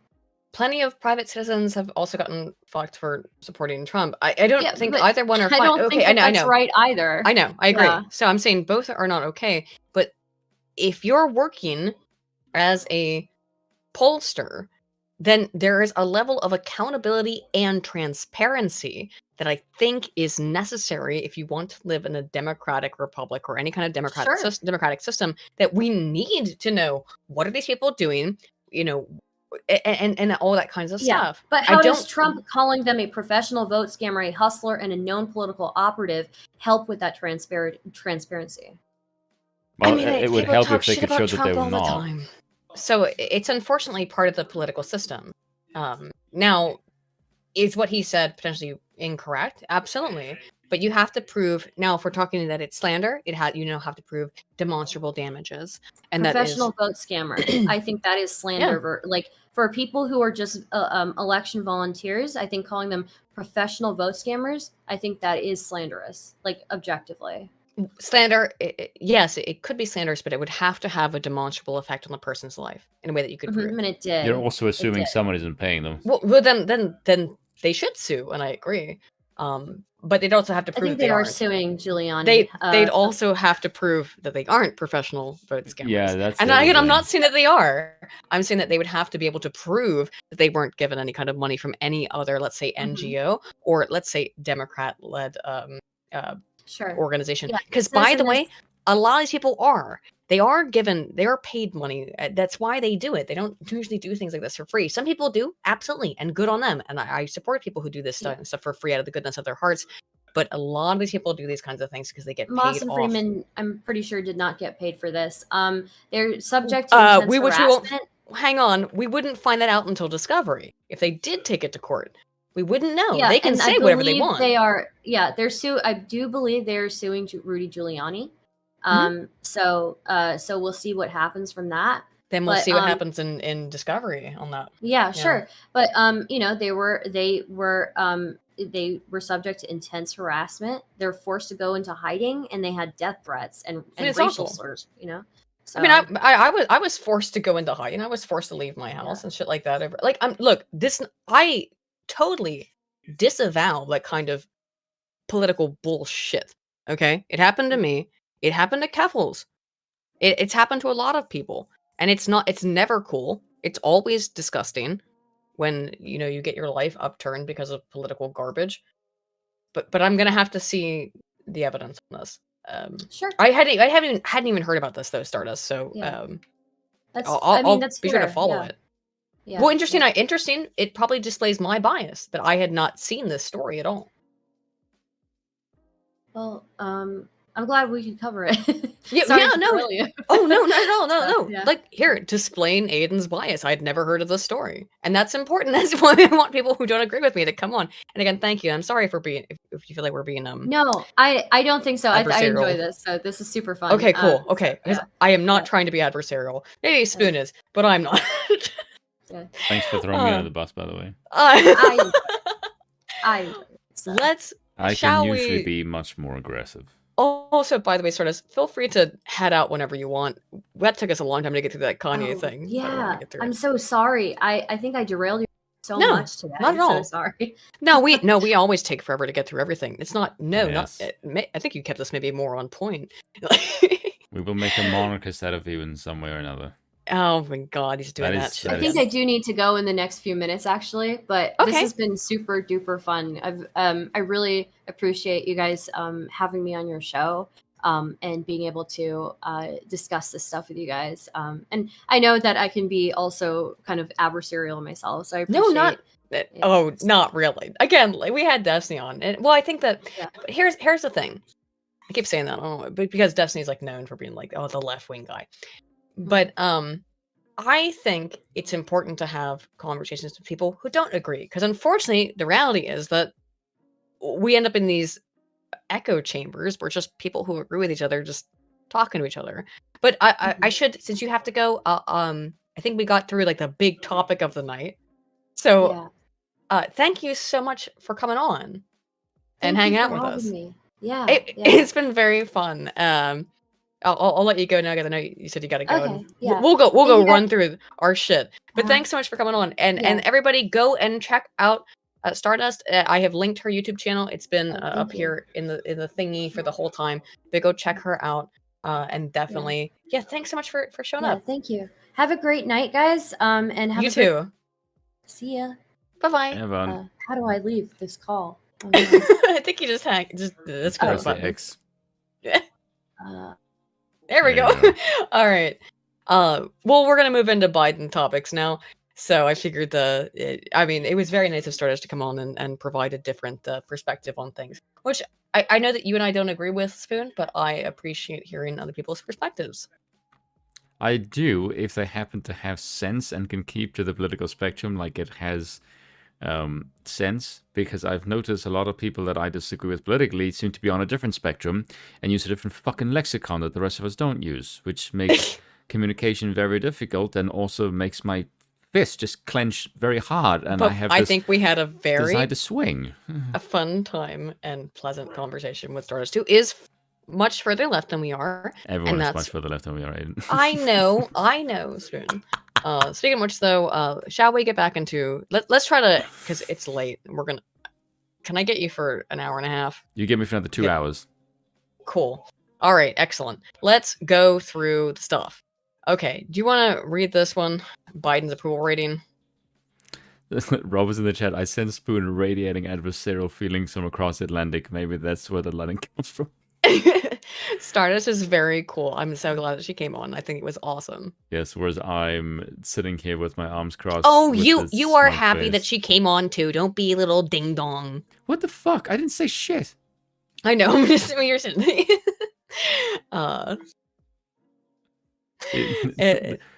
Is the chat just like listening to me just thinking like Spoon is like a wild jackal that is just ready to fucking maul? I get the impression like the chat thinks like my tone is one of I am getting ready to look. This is annihilate. Again, as I said earlier, I think we need to have more cross-politic conversations. And so when someone like Stardust, who is on the left, is willing to come here and talk to us, I think that's fucking awesome and dope, and I totally respect it and support it. So I think that she's super fucking cool for coming and hanging out with us for a little bit. And again, go check her out, because, by the way, that's not that normal anymore. That's kind of uncommon for people on the left to come and talk to people like us, right? So check Stardust out. That's my ad. I just right? want to address something that Thread 12 said in the chat. It's not the Overton window that's my problem. It's that the people speak in a different language that is my fucking problem. That's the bit that I always get annoyed with. Like the people who say fascism, like anyone disagrees with them. Like, if you hold this position, please fuck off and don't ever talk to me about anything politics because you're a moron and a retard and you are infectious and you. Like, yes. Like that's the kind of shit that annoys me. Like, if you can give me a coherent explanation for what you deem fascism, then I will have it. I can talk with you like you're sane. But if you don't, then fuck off. I have nothing to say to you. Okay, it's quite simple. I have a very, very basic premise for dialogue, and it's don't be a shithead and use labels that actually make sense instead of sloganeering the crap out of them. Very simple. Yes. Would you like to read this article here that I have on the screen? It has been on the screen for a few minutes. Biden's approval rating stuck at dire 40% headed into midterms. Can you make it less blurry so I don't strain my eyes? Oh. It's pretty... Is it better? Yes, it is. It's the president's Biden rating stuck at 40%. Oh my, you know it's lower than that. Yeah. Like everyone watches like... Well, we're going to get into it. The dropping of the petrol prices, the fact that that's Saudi Arabia's fault. By the way, based Saudi Arabia. There's a phrase I'd never thought I'd say out loud. We're going to get into it because Nancy Pelosi is going to cry about how the polls are all rigged now. Nancy Pelosi is out of her fucking mind. Like, no, Nancy Pelosi...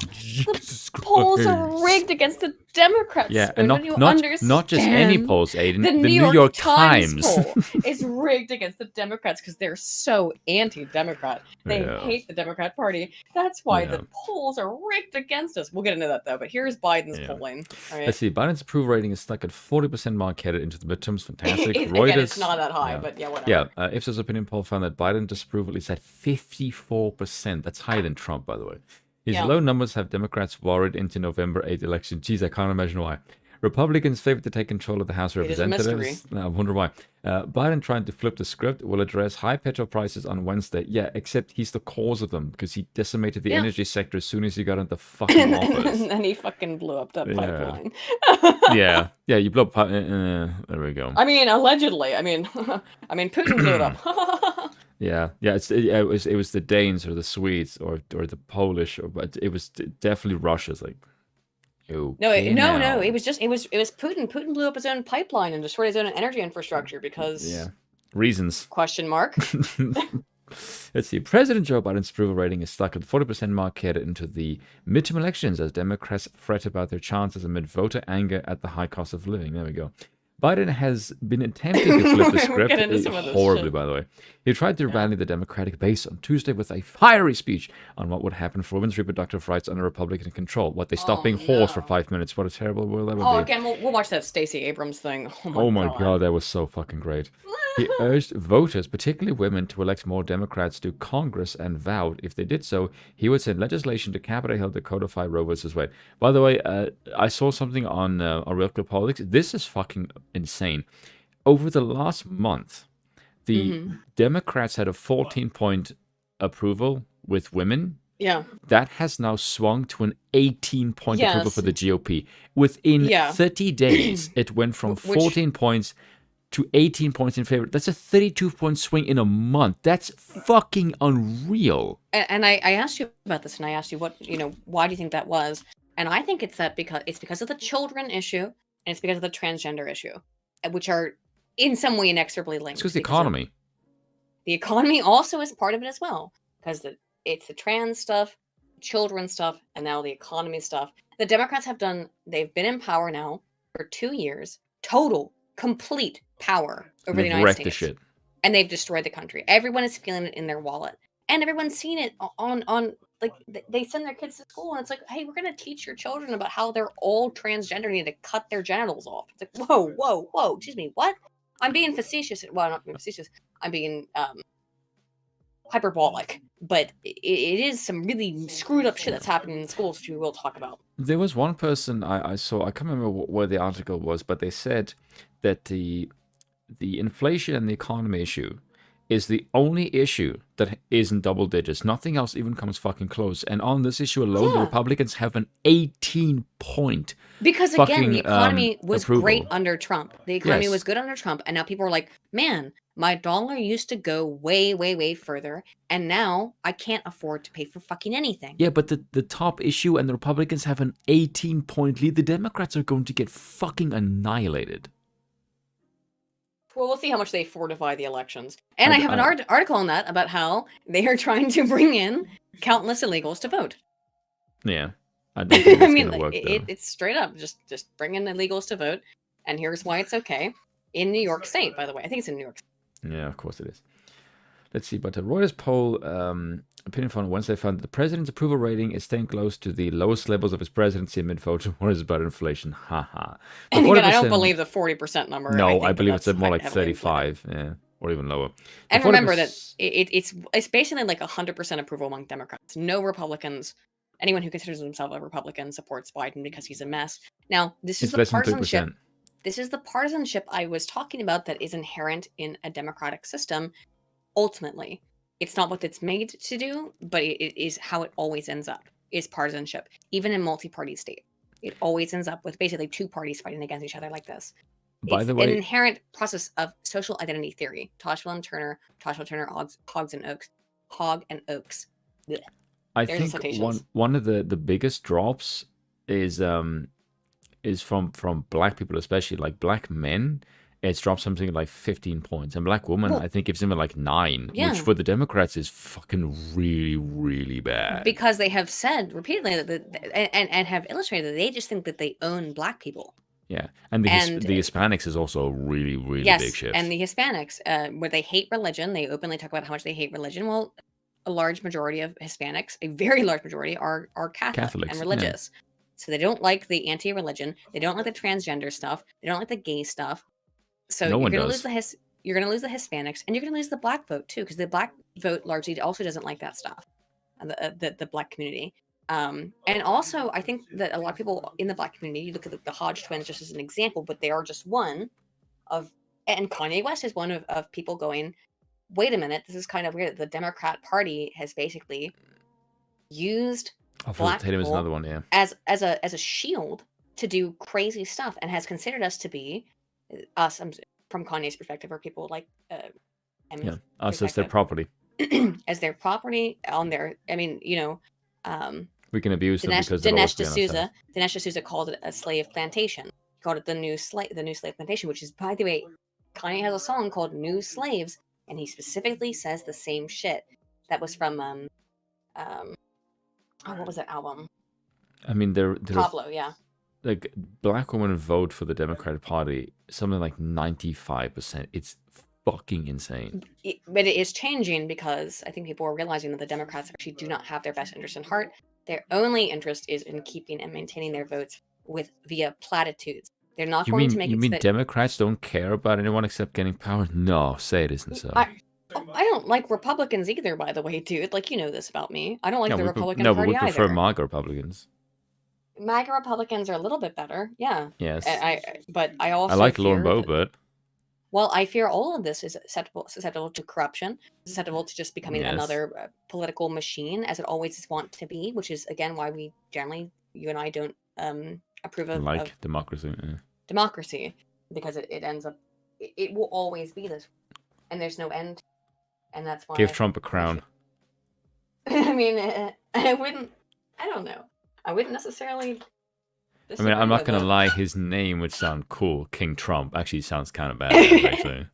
Oh, don't you know his familial name is Drumpf? Isn't that funny? Anyway. Calling Trump your highness. Oh my god, it's freaking funny. I wouldn't mind calling him that. Oh, look, King Trump. Greetings, sir. President Biden's Sire. approval rating is stuck at 40% mark headed into the midterm election, but public opinion polls have shown voters are much more concerned about the economy, which has been hit with high levels of inflation. I wonder why. About 1 in 3 respondents in this week's Reuters Ipsos poll pointed to the economy as the biggest problem facing America. Only 1 in 10 to the end of national abortion rights, which is, of course, their big issue. Yeah. So only 10% of people think that abortion matters, compared to the vast majority. Yes. But even among women, which are 50%, it's then what, Let's go, yeah. 25% of women who give a shit. Voters head into the election facing record high prices of food. And while gas prices have dropped significantly from their summer highs, the national average for a gallon remains more than 50 cents higher than a year ago. And that's 50 cents higher than the year before that.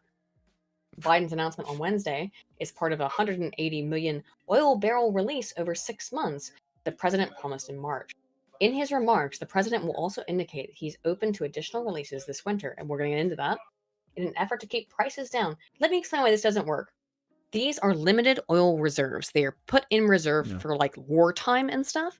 So they will actually, when he releases the oil reserves, they actually will do nothing to stymie the price of gas. They will do nothing to stymie the price of gas because these are reserves. It is not indicative of the oil that is available. Yeah, it's not increasing the supply. Nothing. Yes, the supply is still limited. It will not increase the supply, so that it will do nothing to actually, in any way, ameliorate the cost of gas. Welcome to Democrats Don't Fucking Understand Basic Economics. Yeah. Even though Democrat pollster Doug Schoen says to brace for a Republican wave. I was about to say, man, Karl Rove really let himself go. Bruh. All right. The Republican Party is at the cusp of a substantial midterm election victory that could rival their wins in 94 or 2010. There's been a 3-point swing at Republicans in generic ballot polling in just the last month, according to Real Clear Politics average. And you know they undersample Democrats or undersample Republicans rather. Yes, they undersample on purpose. A 3-point lead in the generic ballot. Yeah. I looked at it today. I think it was 3.2 or 2.8. Sorry. Yeah. So it's a 3-point lead in the probably generic like 6 ballot then. from polling that undersamples Republicans. It's far more than that. Democrats led by as much as 1.3 points in September, but as of Monday, Republicans were up by 1.8. A late September ABC News Washington Post poll, found that the Republican advantage concentrated where it was needed the most. The GOP had a 5-point lead among likely voters nationwide, but a 21-point margin in competitive congressional districts. Other battleground districts. Polls from CBS News, The Economist /YouGov, and CNN showed the GOP with a much narrower lead, but a consistent one. 21 points is insane. That's nuts, right? 21 points is devastating. That is crushing. Yeah, it's devastating to the Democratic Party. That is, I can make you redundant as a party levels of 21. And remember, this is Doug Schoen, a Democrat analyst. He's the only one who's telling Democrats the truth of you need to prepare for what's going to happen. Everyone else is lying to them and saying, no, we are really ahead. If there were no upsets on either side and the toss-ups are evenly split, that brings Republicans as a 240 to 195 majority, a gain of 28 seats. A Republican sweep of the toss-up races would expand the majority to 258 to 176. That's vanishingly unlikely, but so is a Democrat sweep of the toss-ups, which would still leave the GOP with a 7-seat majority. The Senate has become less prone to major shifts as voting patterns have tended to line up with those in presidential races. Since 2014, the Republicans have held fewer than 50 seats or more than 54. But with the chamber divided 50-50, a net gain of a single seat would give the GOP control. He's saying up to 28-point lead. This is a Democrat analyst. The only one apparently being realistic. And also, I think ever since Truman, the presidency, anyone who's had less than 50% approval loses something like 36 seats on average. Yeah. And anyone under less than... Like, what did Obama... Obama was like 64. Yeah. And did you want to finish... And he was over 50. Did you want to finish that Piers Morgan Kanye thing? I forgot about that. Yeah, kind of if you want. I'm not that bothered. You want to do that real quick? It's pretty... It's only like 2 more minutes. Sorry, could you bring that up again? What's the... I forgot because Stardust had to leave. It's in the watch together, yeah. Yeah, hold on. We didn't. Let's just finish. I totally got off track. I don't like to move into a different topic until I finish the previous one. But yeah, let's try to finish this. It's up and running. All right, let's finish this. And you can ignore me. Pierce, how much money are you worth? Not as much as you, sadly. Exactly. So take my advice. Maybe you'll get rich. I would love to take your business advice. Goddamn. Listen to you. Why don't you my advice is and then work out if I'm wrong? Can we do that deal? Well, the thing is, you haven't given me any credit or a moment of reflection for the comparison that I made, the brilliant, if I do say so myself, comparison that I made to the cops pulling over one black person and locking everyone up. I understand what you're saying. My tweet having issues. Wait a second, I wasn't done with the sentence. My tweet referring to all Jewish people, I said, for the sake of this conversation, I will refer to the business people who have destroyed me and my people and my fellow creatives. But you didn't even accept that I gave you that. You tried to... Destroyed you? Kanye, you're like the richest black man in America. I know. I'm not so sure about this stuff. It seems kind of weird. Yeah. Push me back into 1960. No, you tried to push me back into last week. No, I didn't. Okay, do you accept that example that I gave you? I understand completely the example you gave me. I don't think he understands the word fucking Kanye. No, I don't think he does. No. All racism is wrong. So I feel that we've grown. I would like you to reflect. I feel we've grown. Do you feel we've grown? If you've now changed what you wanted to say originally, my question for you is: do you now regret saying death gone free on Jewish people? Are you sorry you said that? No. I don't think it matters. You should be. Absolutely not. You know. I like that he doesn't apologize. Shit! I was told this was an apology. It's what it says in the title. He doesn't say sorry. Well, let's see. We got like 2 minutes left. A minute and a half. I will say I'm sorry for the people that I hurt with the DEF CON, the confusion that I call. I feel like I cause hurt and confusion. And I'm sorry for the families of the people that had nothing to do with the trauma that I had been through. And that I use my platform where you say hurt people. And I was hurt. It's an uncensored interview. So basically, I'm sorry for people who are offended, but I'm fuck you, sorry I'm for not people who were. apologizing Yeah, for shit. he said I'm sorry for people who were That's offended. the Tate argument. Yeah, he's sorry for what he said, but he's sorry for people who were offended. Good. I mean, I don't know if that's an apology. Yeah. In the way that it's being. I'm sorry you're offended. Fucking get over it, bitch. Yeah, I'm sorry you were offended. Yeah. Wow. You said something which you've now wished you hadn't said, and you've apologized. I don't think he really did. Apologized. Look at Kanye's face. He's smiling.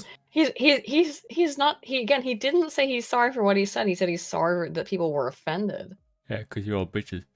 A lot about you, right? That shows you've got that ability to be self-aware, to understand when you cross the line. Absolutely does. You're all shilling for shekels. I think someone like you, with all your energy and creativity and your passion, you're going to say stuff. The way that you talk constantly and in such an extraordinary manner, you're going to trip up. You're going to say things the wrong way. I don't think there's anything wrong in when you do that, doing what you just did, and saying, I'm sorry, I crossed a line, I apologize. I want to say that it's wrong to hold an apology hostage, and I got to let go of that and free myself of the trauma. Why is he dressed like he just painted walls? I mean, maybe he did. I don't know. But he's saying here, too, like, you held his apology hostage. And say, look, I'm just going to give it all up to God right now and say to those families that I hurt, I really want to give you guys a big hug. And I want to, I say, I'm sorry for hurting you with my comments. And I want to word it in not in like a political way, but in a presidential way, which means what I knew a president to be when I was growing up.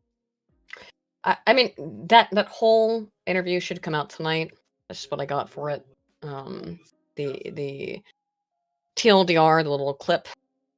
Anywho, I don't know. I think Kanye is still actually sticking by what he said, is that he's like, sorry I hurt your feelings, but I don't... But you're gay and fuck off.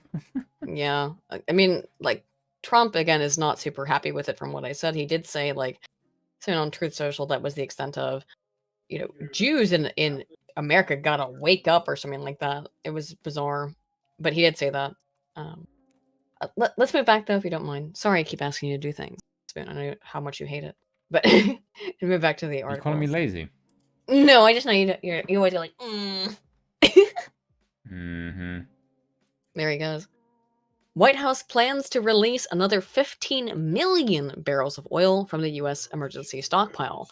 Biden is planning to release up to 15 million barrels of oil from the United States emergency oil reserves, which is like, we're basically like running out on empty now. We're running on fumes of what's left. As he tries to stem soaring gasoline prices. As I said, this will actually not stem the prices. It will keep them very high.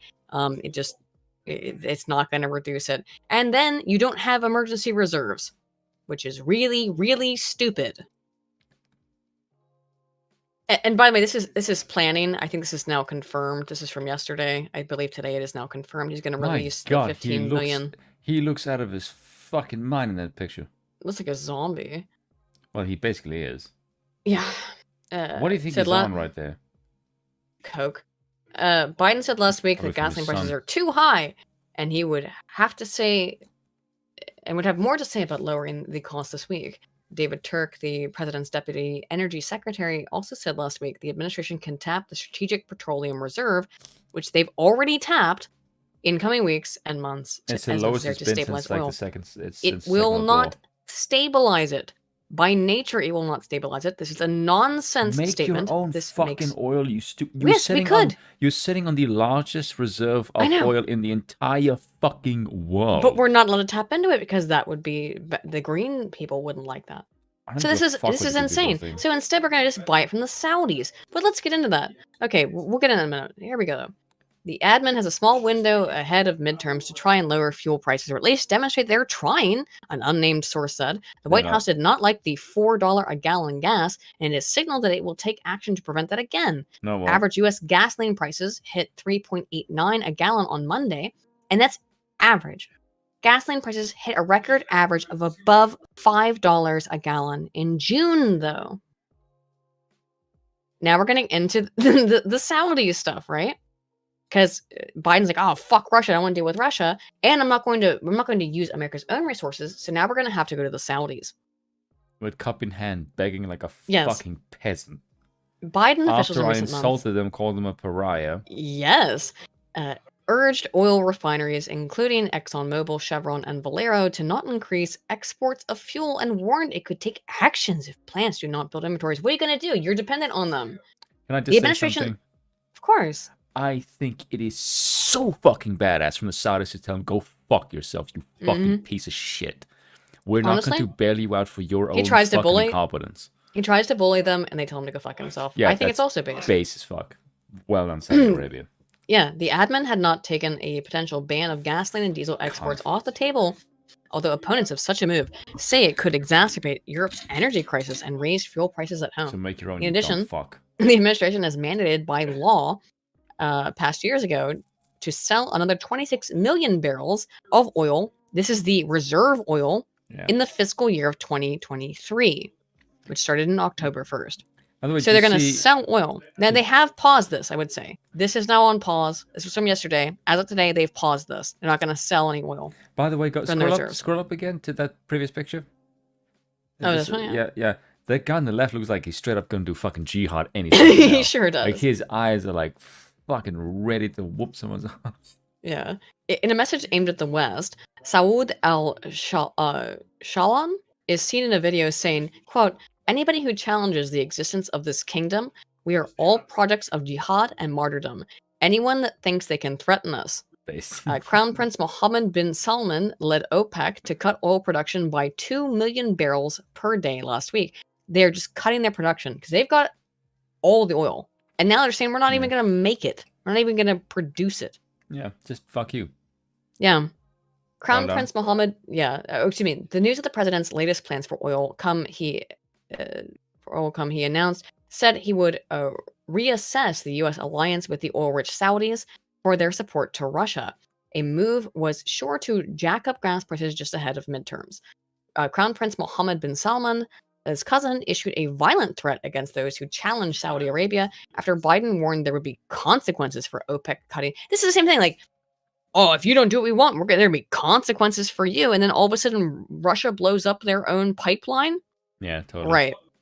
Who believes this? I really have to ask, who believes this shit?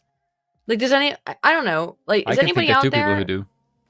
I don't know if they do. I know who you're talking about. You're talking about Adam and Sedge. I have not heard them bring up if they believe the pipeline thing. Yeah, do you know why? Because they know if they did, their audience would kick the shit out of them. Well, I don't know, but it's like, I've seen their audience when they speak about this shit. The audience thinks they're nuts.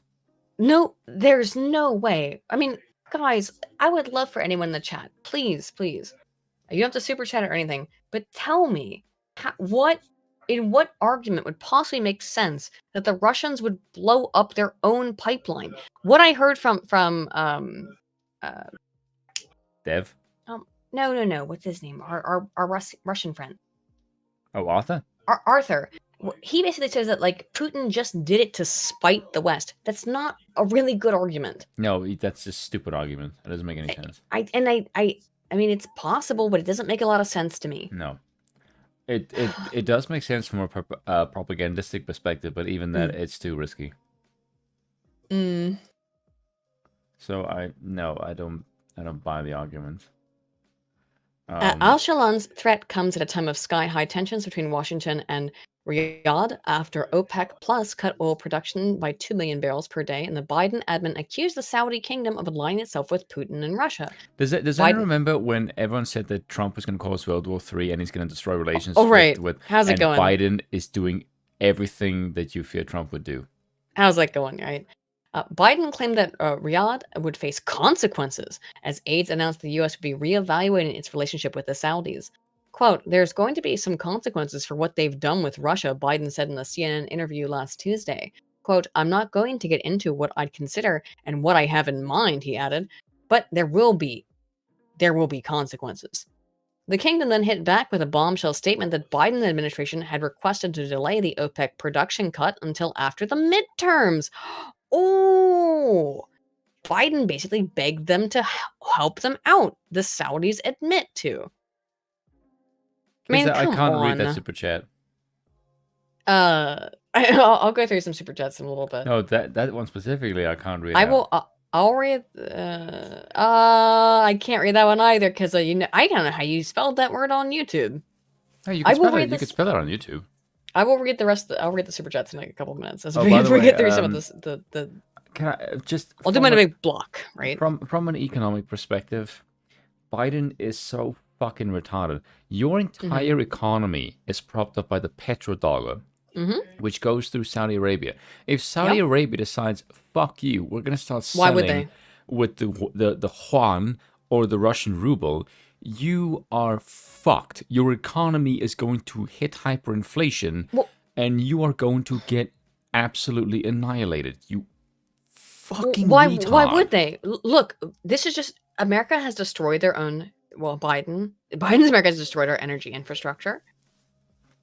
Oh, I will read it, student of history, but I'm going to read super chats in a block after a little bit. I'm not going to read it. I will read it. I'll do it. I'll do it. You read that? No, you can't read that out loud. I will read it, but I will censor it. How are you going to do that? It's an F slur.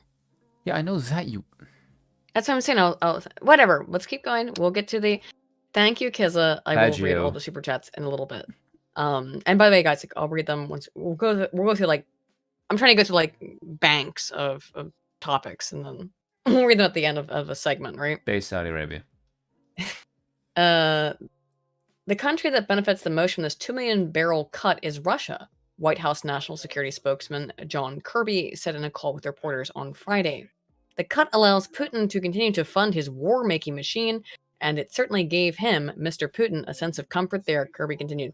How many billions now have you given to Ukraine? Make your own fucking oil, you stupid son of a bitch! I know. But no. We have to just blame Russia for everything. Even though we totally can make our own oil. We have the reserves. We have the oil it's in the dirt. You literally, if you made your own fucking oil, Putin would not I honestly don't understand this. Yeah, this is Do you understand why they're doing this? Because they want to control the outcome. They want war. They want fucking war. I know they want a war. And by the way, that is it. They don't get this shit twisted. That part is correct. That's Spoon saying.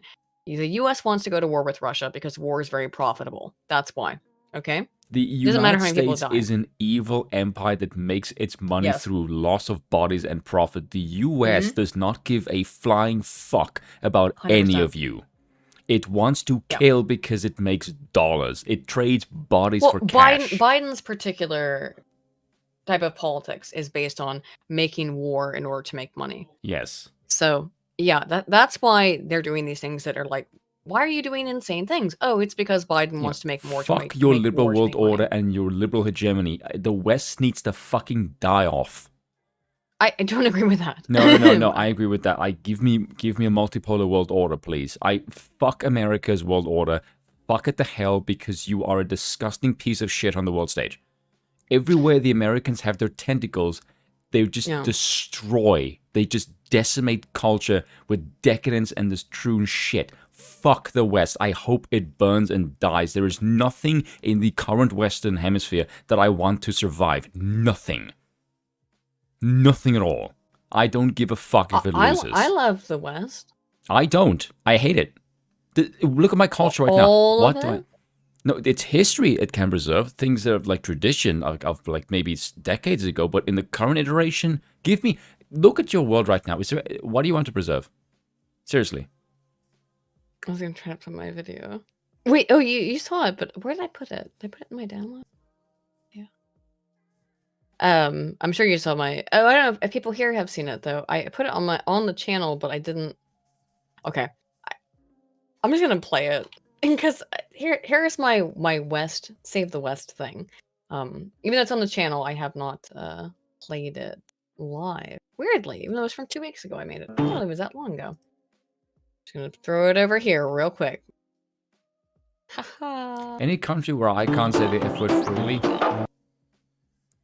go to watch my video. It's great. Oh, this is only gives me a headache. I know it gives you a headache. It's for Zoomers though. You gotta move fast. I like it.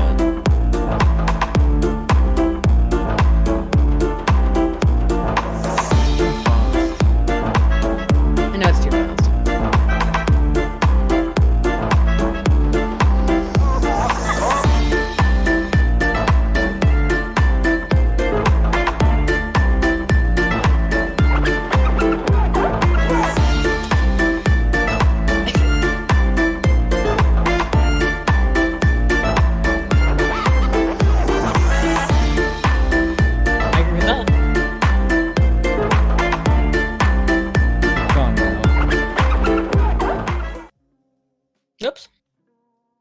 Nope.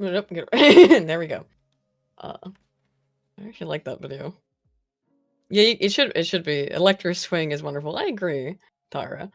Okay, just let me get back into this. The government of the Kingdom of Saudi Arabia would first like to express its total rejection. With the video, but it's just too quick. I know it's too quick. I know. Also, you read it at a fucking quick pace. Yeah, I'm fucking autistic. Rejection of these statements that are not based on facts and which are based on portraying the OPEC Plus decision out of purely economic context. Yes, bin Farhan al-Saad said in a statement. The foreign minister said that Saudi Arabia exports UN resolutions regarding the war and rejects any infringement on the sovereignty of countries over their territories. Oh, you hate that, don't you, US? Oh, yeah, hate that one. Yeah, because America doesn't give a fuck about any other nation's sovereignty. That's got the Monroe Hell Doctrine. No. Biden in turn said he would reassess the U.S. alliance with the Saudis. The government of the kingdom clarified through its continuous consultation with the U.S. admin that all economic analyses indicate that postponing the OPEC Plus decision for a month, according to what has been suggested, would have had negative economic consequences, bin Farhan al-Saud said. But Kirby said Washington presented Riyadh with analysis showing there was no market basis for production cuts and that they would easily... Look, this is all bullshit. The Saudis are telling Biden to fuck off after he told them to fuck off. That's the absolute TLDR of this whole situation. Which is funny as hell. It's not funny for Americans, but that's the reality. Yeah. Yeah, but I like seeing Biden suffer because he's a retard. I don't like seeing Americans suffer. As here we have Biden claims $7 a gallon for gas has always been the case in California. That's fucking cope as hell. Well, in California, that actually might be the case. It's not, though. This is total fucking bullshit. Biden said without elaboration that housing was the most important thing for gas prices, in which California actually surged at 39% over the last 12 months for an average of 6.20 per gallon. The inflation report is out. Have you seen gas prices around here in LA? It's $7 a gallon, a reporter said after Biden paid for tacos and 2 quesadillas. Well, that's always been the case around here, Biden replied. You know it's not. That nationwide they came down around 1.35, and they're still down over $1. But we're going to work on that. Housing is it's the most important thing we have to do in terms of that. What the fuck does that even mean? Who knows? We'll get into that. It's unclear if Biden, who turns 80 next month... Housing is the big thing in terms of the petrol prices? What the fuck are you talking about? Yes, what are you talking about? Yeah, who knows? Because he's senile. Who turns 80 next month, intended to draw a closer link between the two subjects before his reply was cut off by a different reporter's question. But his answer attracted attention after a series of recent gaffes. James Gallagher, a Republican minority leader in California Assembly, tweeted, Bidenism at its finest in LA today. High gas prices is a housing problem? Yeah, apparently. I mean, that's what he just said. I don't even know what the fuck that means. Biden on his Where's Jackie tour, he needs to retire, wrote another Twitter user referring to Biden's gaffe this month in which he searched for the late Republican rep Jackie Walorski. The fact that he thinks it's over $6 already tells you he has no fucking idea what that is. He's like, oh, it's always been $6. It's always been $7 in California. Always been $7. Uh-huh. Yeah, it hasn't, but nice attempt. Let's look at some more. This is the Dem disasters category we're in. Speaking of Dem disasters, let's look a little bit at Stacey Abrams. Oh my god, this is unbelievable. This is one of the funniest and also the most insanely stupid and unhinged thing I think I've ever seen another human say. Oh, I think I should keep it small. Okay. Yes, listen to this shit. Wolfbite in the chat. Yes, I did see that article. I saw Salty Cracker doing a video about it. I just went like, Jesus fucking Christ, Trump. Let's go for peace. Yes. No, it'll be dangerous. It's a fucking move to the military-industrial complex's profit margin. I'll get to all the super chats after we finish the segment. Here's Stacey Abrams. This is just the Democrat. What did I call this again? The Democrat disaster segment. Here we go. Having children is why you're worried about your price for gas. What? It's why you're concerned about how much food costs. What? For women, this is... What? So if you're single and you don't have children, you don't notice inflation? And also, if you have children, blame your children's existence for the reason that you're having economic issues. How evil is that? I'm sorry. I didn't even straight think up of evil. Straight up evil. I didn't read it that way. That's what she's saying. Is that if you're having a hard time with the economy, it's because you were a selfish person and had children. Maybe don't have children next time. That's not how you see this? Because that's how I see it. No, I just thought it was just a stupid bitch who just said the reason you care is because you have children, which is like the dumbest thing I've ever heard. I think that is what she means. By the way, she's childless. Of course you would. Who the fuck would fuck that? Oof. It's not a reductive issue. You can't divorce being forced to carry an unwanted pregnancy from the economic realities of... You stupid whore. Well, you wouldn't know what that's like because you're probably still a virgin. And you're okay. She's in Georgia, but people in California where this shit is the worst, where it's $7 a gallon, you can still get an abortion there. You can get an abortion still up to 9 months in California. She looks like an avatar. Bruh. But for real, you can still have an abortion at 9 months in California, so why are you complaining? It's perfectly fine for you. You do realize on the screen when it's so tiny, it literally looks like she doesn't have a nose. I can... Here we go. Having a child. Having children... That's it. That was the whole thing. Just terrible. What the fuck are you talking about? Her eyes are just as far apart from her face as fucking Lori Lightfoot. Oof. Here's what Biden says that you can do, though, if you're having problems with the economy being shitty. By the way, the Inflation Reduction Act is not going to do shit, by the way. The Inflation Reduction Act is a very funny thing that does nothing to reduce the inflation. But let's hear what Joe Brandon has to say. Sit at that kitchen table I told you about paying your bills. Well, what are necessities for a vast majority of families? Money. Prescription drugs. If you lower prescription drug costs... Oh, you mean like insulin? The thing that you removed Trump's executive order to make cheap for people who need it? And one of the first things you did in office was to rescind that? Oh, like that one? By the way, What the hell does it say? The first thing that most people are concerned about is drug costs. Fucking really? No, they're not. Well, drug costs are expensive, but remember, he is the reason why you cannot get cheap insulin in the way that you could under Trump. He literally rescinded the order that made insulin affordable for Americans. He removed that to give more fucking money to drug companies. How interesting is that? Just the truth. Costs significantly. It lowers their cost of a family, and inflation for the family is reduced. It goes on. The same way with what's in the Inflation Reduction Act has to do with your ability to be able to get tax credits for buying. If you need a new coffee machine, a new washer, a new refrigerator, you buy an efficient refrigerator, efficient coffee machine, you get a tax credit for it. Costs you less money. It's estimated average family will save $500 a year as well on just that. There are also tax credits for weatherizing your home, putting in new windows. Yeah. So you can't afford food, but you can somehow afford to remodel your kitchen. You have to. Yes, that's what he's saying. You can't afford food, but if you remodel your kitchen to be green friendly, you'll get tax cuts. These people are fucking unbelievable, insane.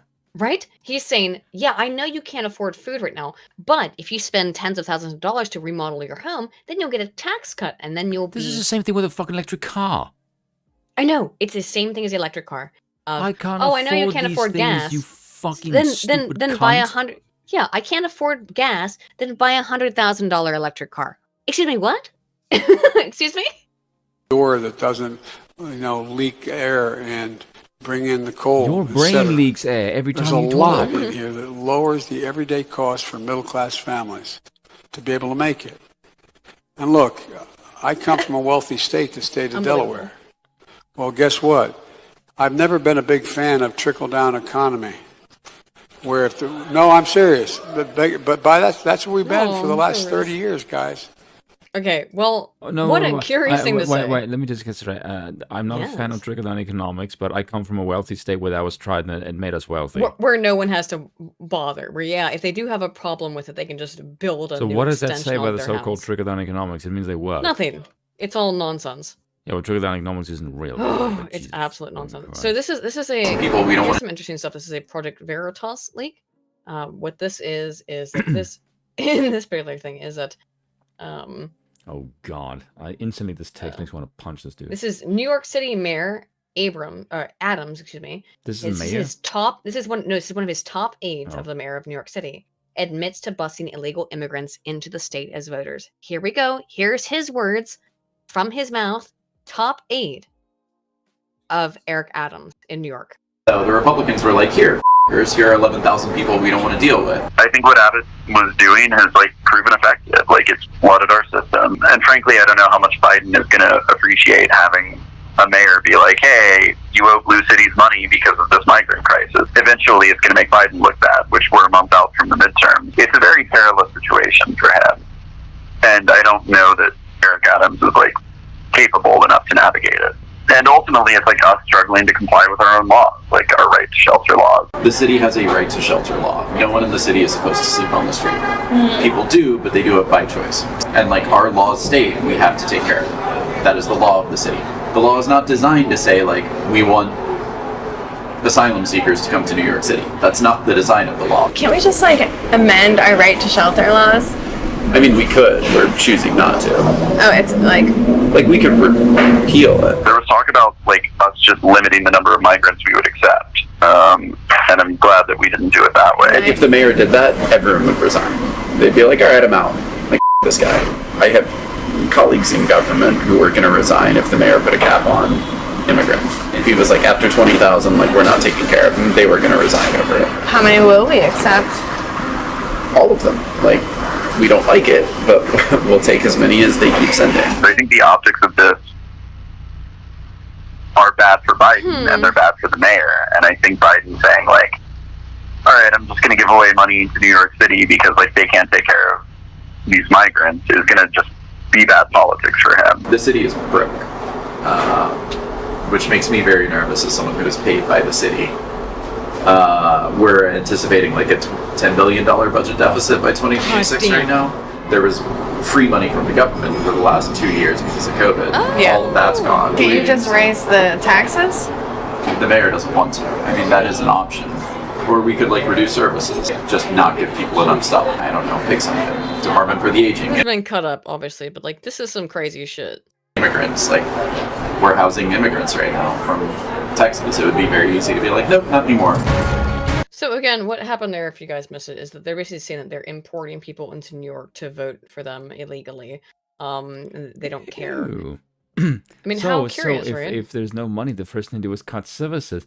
Wow. Yes. It's funny, whenever the Republicans want to do that, you fuckers scream Oh, shit. But the second you have fiscal problems, you want to do the same shit, you absolute fucking hypocrites. We can't afford. I know. Unbelievable, right? Unfucking believable. Fucking hate these cunts. They are just shameless fucking hypocrites. You want to see some hypocrisy, my dude? Oh, God. Paul Pelosi exercises $1 million Google stock call options before the Dems introduce a congressional stock trading ban. The insider trading with the Pelosi family is just like insane. So, just be clear what's happening here is the Democrats, which is going to be, led by Pelosi, are going to say that you can't do insider trading if you're a member of Congress. Except, of now, course, just the week before, Pelosi is going to announce this bill, go to Congress, her husband pulls out all of his shares.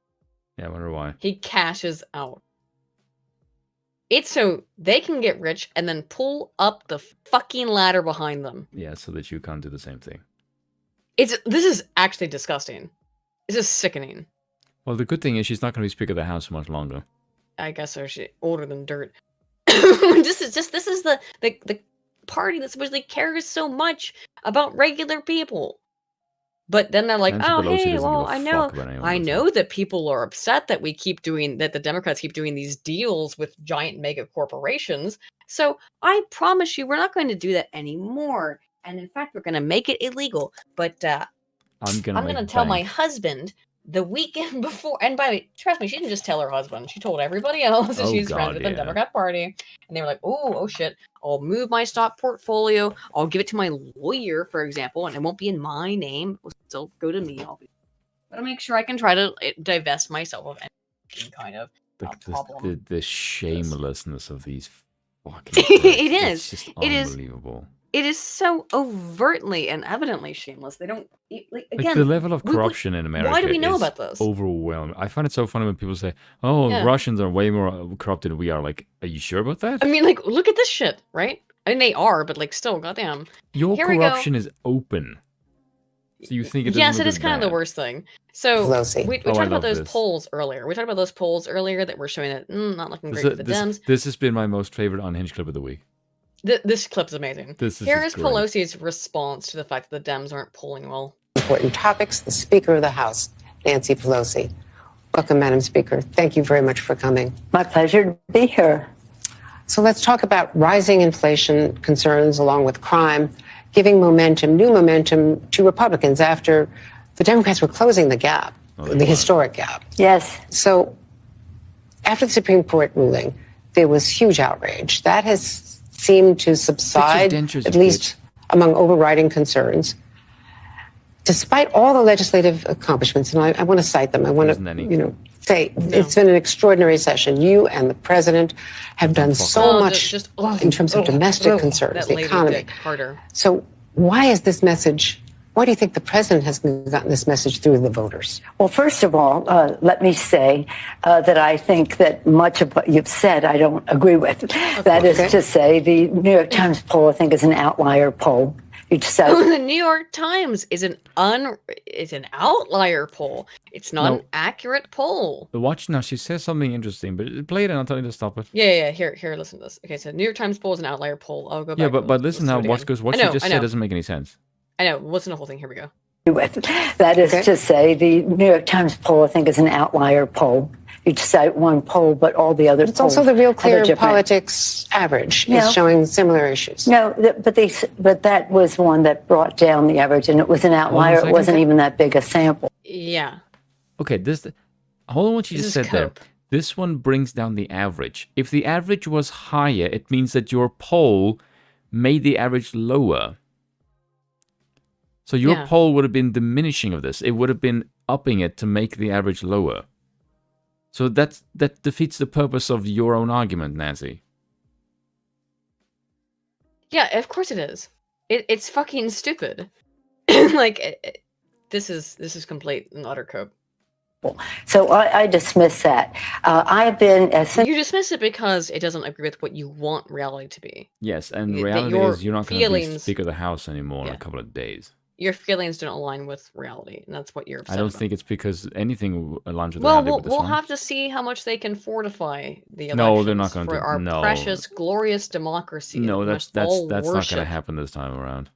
I hope you're correct, but I'm not sure. Since Congress adjourned, I've been in an average of 5 states a week, and I can tell you that women's concerns about their freedom are very, very much still very significant in terms of how they will vote. Oh no, my freedom to kill a baby. It's not. Also, if you look at and the it's polls, a totally the polls show nobody cares about it. Also, there's one the bit that she's mistaking here. It's that the people who vote for a single issue on abortion are pro-lifers, not pro-choice. Yes, that is true. People who vote single issue on abortion are pro-lifers, not pro-choicers. Yeah, so that is completely correct. That. Whoopsie daisy! You put all your eggs in the wrong basket on this. This is the reason why I made a Twitter account again, because I want to see the fucking fallout from this, because this is going to be so fucking funny. I want to troll Nancy like, yeah, where's your fucking gavel now, you stuck a bitch? Because she's gonna get she's not gonna be Speaker of the House anymore. She's gonna get probably not. mauled. Yeah, because the Republicans will take the House. Yeah, most likely. In fact, 80% of people who care about a woman's right to choose say they will vote. They will determine who they vote for. I want to know where the fuck you got that statistic from. Whatever. I think that's a crock of absolute shit. This video I have is just called "What the fuck is he even saying?" Oh, that could be. Do you know what Biden is saying here, Spoon? Because I don't know what the hell he's saying here. I literally have no idea what he meant to say by this. The right that I pushed hard and it finally got changed. The married couples in the privacy of their bedroom. Excuse me. The bedroom? I'm thinking about the Dobbs decision. Imagine. Well, I'll get to that in a second. The right that I. Well, I have no idea what he meant by this. It's the right to choose. Is what I'm trying to say. Just super fucking bizarre though. Biden regime sends out request. Sends out requests for volunteers from all government agencies to help with menial labor at open southern border. Hide this from the American public. This shit's insane. So here's what this is that basically, just here's the TLDR, is that the US government under Biden is currently mobilizing the US military to go to the border to wash dishes for immigrants. I'm not joking. The U.S. military men and women will be assigned to housekeeping duties, including sweeping, cleaning refrigerators, and shredding paper. The military personnel will also make prescription medicine runs and meal prep for the illegal aliens. These are for illegal migrants. The documents were leaked to Jillian Turner at Fox News. The Biden admin is hiding this from the American public like they hide illegal alien flights to your hometown in the middle of the night. But it's worse than we thought. The Biden regime is also seeking out volunteers from all government agencies via memos leaked to Jillian Turner at Fox for the second day in a row. The Biden regime didn't want to declare the open southern border an emergency and seek funding from Congress. So they are looking for volunteers. And by the way, it says that they're going to pay you like 2 times your normal. If you are a military serviceman or woman, they're going to pay you like 2 times what you normally make to go down here and wash dishes and do housekeeping for illegal immigrants. What the fuck is this, right? How the hell is this real? So they're looking for volunteers because, again, if they tell them to do it, then it goes on the record. And so they're asking for volunteers to hide their malfeasance and purposeful destruction of our country's borders. My dude. It's unbelievable. That one is unbelievable to me. Just like, yeah, you're gonna have to like go wash their dishes and clean their shit up.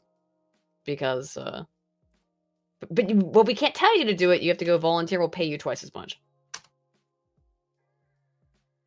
I have this article as soon as it comes up. Yeah, I'm sorry. I'm paying attention to one of my videos because the video that I did today is doing your own shit. No. It's just I'm hitting the refresh button here because I look at the comments.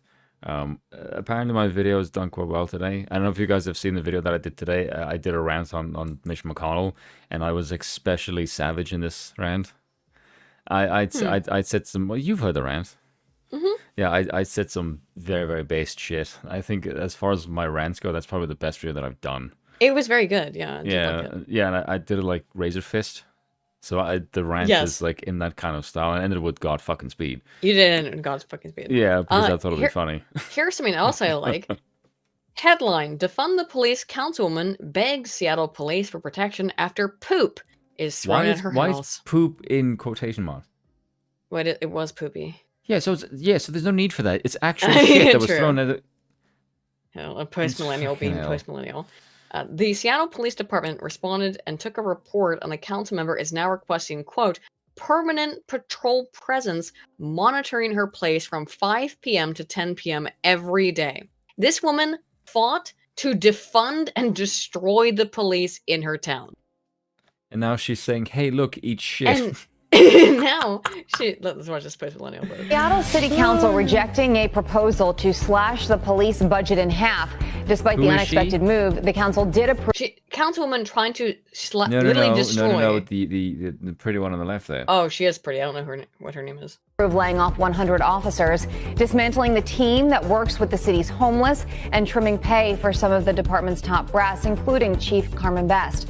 Protesters demanding to defund police were seen marching ahead of the vote. Seattle Socialist City Council member is still celebrating this as a, quote, huge victory for the people's budget and Black Lives Matter over the major cuts. Oh, it is Sawant. This is her.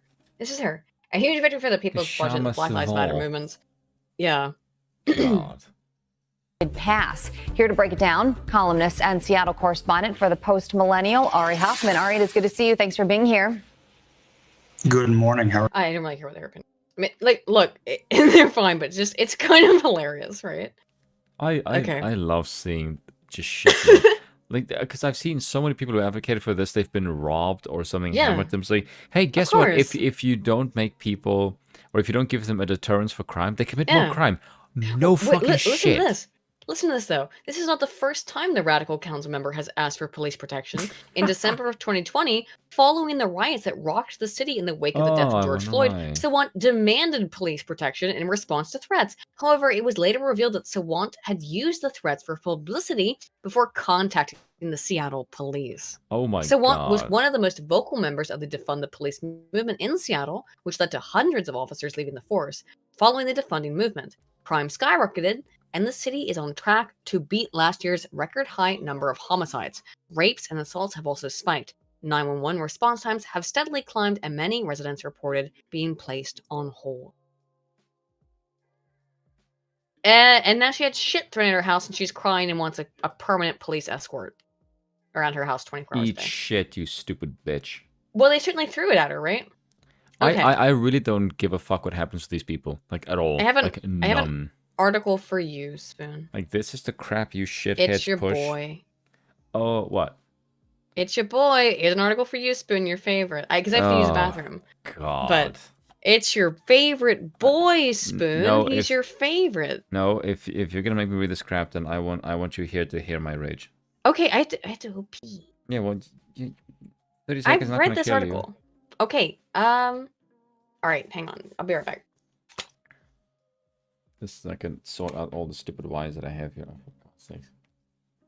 This is a terrible article, by the way, for so many reasons. Mainly because it's by Robert Reich, therefore you know it's going to be insane and unhinged. And narrow-minded, which is really fitting because he's a tiny fucking angry midget. Never listen to... Here's some good advice for all of you guys. Never listen to someone who's under 5 foot giving you any political advice, let alone the economy. Because the man is like Noam Chomsky, in the sense that he's got one fucking opinion and he's going to try to cram everything that is wrong with the world through that particular fucking lens. And he looks like a git. Because he is one. And also, if you think inflation is caused by corporations, Jesus fucking Christ, that is a take so stupid. I don't even have anything to say about it. All right, enjoy the Robert Reich article, which you sent me in the first place, and is one of the dumbest things I have ever read. As is basically all Robert Reich articles. Also, Robert Reich is 4'11". Yeah, I did mention that. Oh, did you? Yeah, because the first thing you notice is the fact that you don't notice much of him. Because he's 4'11". He's like literally belongs in the fucking Shire. Although I think he'd probably complain the Shire is too capitalistic. No, he might fit in with the Harfoot. So I'm sure he'd leave people behind, killed. Would you like to read this article? Not really, but I will just to appease You are better. You hate Robert Reich more than I do, and you're the one who mostly covers this stuff. And I love to hear you angry. So there you go. Oh, God, I hate Have you. fun. No, you don't. Let's see. Republicans are telling 3 lies they hope will swing the midterms. Oh, yeah, also known as the truth. You fucking the twat. biggest cope. This article is hilarious. Yeah, guys. Yeah, just hold on to your horses. Really, This bad. shit's funny. They involve crime, inflation, and taxes. Here's what Republicans are claiming, followed by the facts. Okay. There's not going to be any facts. So there's going to be a lot of cope. That's all right. They claim that crime is rising because Democrats have been soft on crime. I mean, that actually is true, as we can see from the fucking thing right there. Yeah. Let's see. Here are the facts. Violent crime rose 28%. Oh, there we go. This is pure rubbish. Rising crime rate is due to the proliferation of guns, which Republicans refuse to control.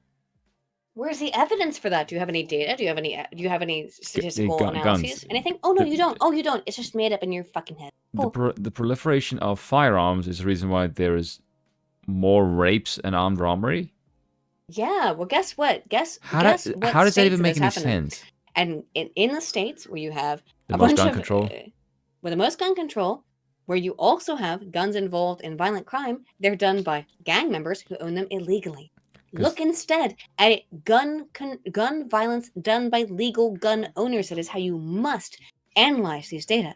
Legal gun owners do not commit these crimes. It's illegal gun owners. Every time. Yeah, because guess what? Criminals don't give a fuck about laws. Shocker, I know. What a surprise! I'm blown away by that. Right, yeah. While violent crime rose 28% from 2019 to 2020, wonder why. Gun homicides rose 35%. States that have weakened gun laws have seen gun crime surge. What's weakened gun laws? By whom? And under what circumstances? This is such a broad level kind. You have to be more precise than that. This is obfuscation, and if it is true, I'd like to see the data. He doesn't provide the data for a very specific reason. He just links a thing, but I hate when people do that. If you have the stats, then link the stats right there. Don't make me click a fucking article.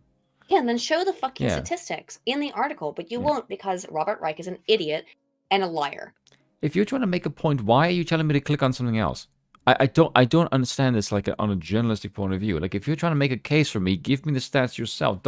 No, just trust him, because we're supposed to all trust the media establishment as never being liars. But the reality is that Robert Reich has an extensive history of being nothing but a fucking goddamn liar. Partisan hack, yeah.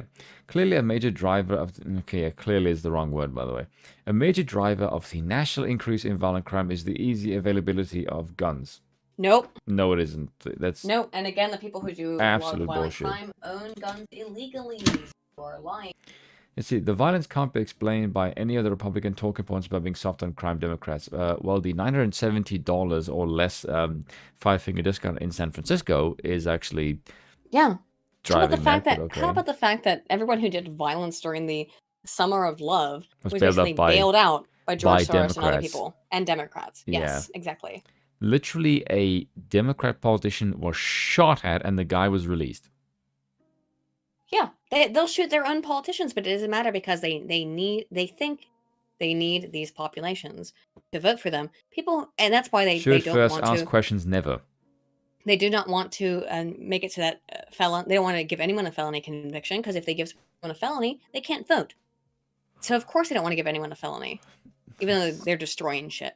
Yeah, this is all part of the plan to make people so upset and so despondent that they look to the government for help all the time. They go, please, daddy government, please save me. Please, please, please. I need help. I need all this help from the government. I must be dependent upon it. And that is a slave mentality that Kanye West has spoken about, by the way, many times. You It is a literally, slave mentality. you literally have come around to my point earlier on the beginning of the stream. Whether you notice it or not. I agree with that from the beginning. That's Kanye West has been talking about for 20, 30 years. He's been talking about slave mentality. That is not new. That was Again, I made a video adorable. 5 years ago. What was adorable? The fact that you just basically just reiterated my point in a different way. Yeah, I did. But Kanye West has been saying that for 30 years in his music. That it's a slave mentality of being a slave to the state. It's the same goddamn thing. Mm-hmm. Let's see, like, this is a straight up like, criminal justice reform, wrong. Data shows that wherever bail reforms have been implemented, rearrests have remained stable. How about you just Do you know arrest what them and that keep them in means? jail? Yeah, No, you let them go. Rearrest remain stable because they are criminals, and then you let them go and they commit more crimes because they're Yes. fucking criminals, you dipshit. Yeah. Like, oh my god, how stupid do you... This man has a PhD. And in He's a pretty economics. huge dumbass. And he is a, pretty huge dumbass is what his PhD should stand for. God damn. Let's see, data from major cities show no connection between the policies of progressive prosecutors and changing crime rates. Are you fucking high? No, he's correct, because they don't get rid of crime. That's the thing. The crime is maintained. You have to understand what he's actually saying. Like, he's trying to make some kind of, progressives don't make any argument. more crime. But the thing is that their crime in their cities is off the charts as it begins with. And when they just let people go, it doesn't change. Duh. Like, obviously, you're just like, oh, yeah, you can do all the crime you want, and we'll just let you go. In fact, we'll bail you out when you do crimes. And then, Yeah, but Are you shocked? but it says the changes in crime rates. That's a bit but it does. but he's saying, well, yes, because the crime rates in these liberal cities, I wouldn't call them liberal, actually. Let's call them leftist cities. Let's be honest about what they are. Is that the crime rates are already off the charts. Of course, they don't change when they let these people go. So, obviously, this is what he's anticipating. This is some bullshit claims that don't mean anything. Okay, hold on a sec. Sorry. Research has repeatedly shown the crime is rising faster in Republican Trump-supporting states. No, it isn't. No.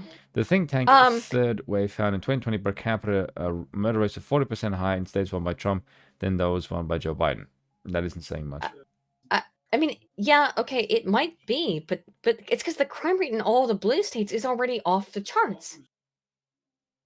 So, like this, that is not, again, this is very, very specific and intentional framing of being like, oh, look, crime rate went up in red states. The crime rate in blue states is insane. It's off the charts, and it's only maintaining or going up. So he's going, oh, well. Yeah, can you scroll up again? Let's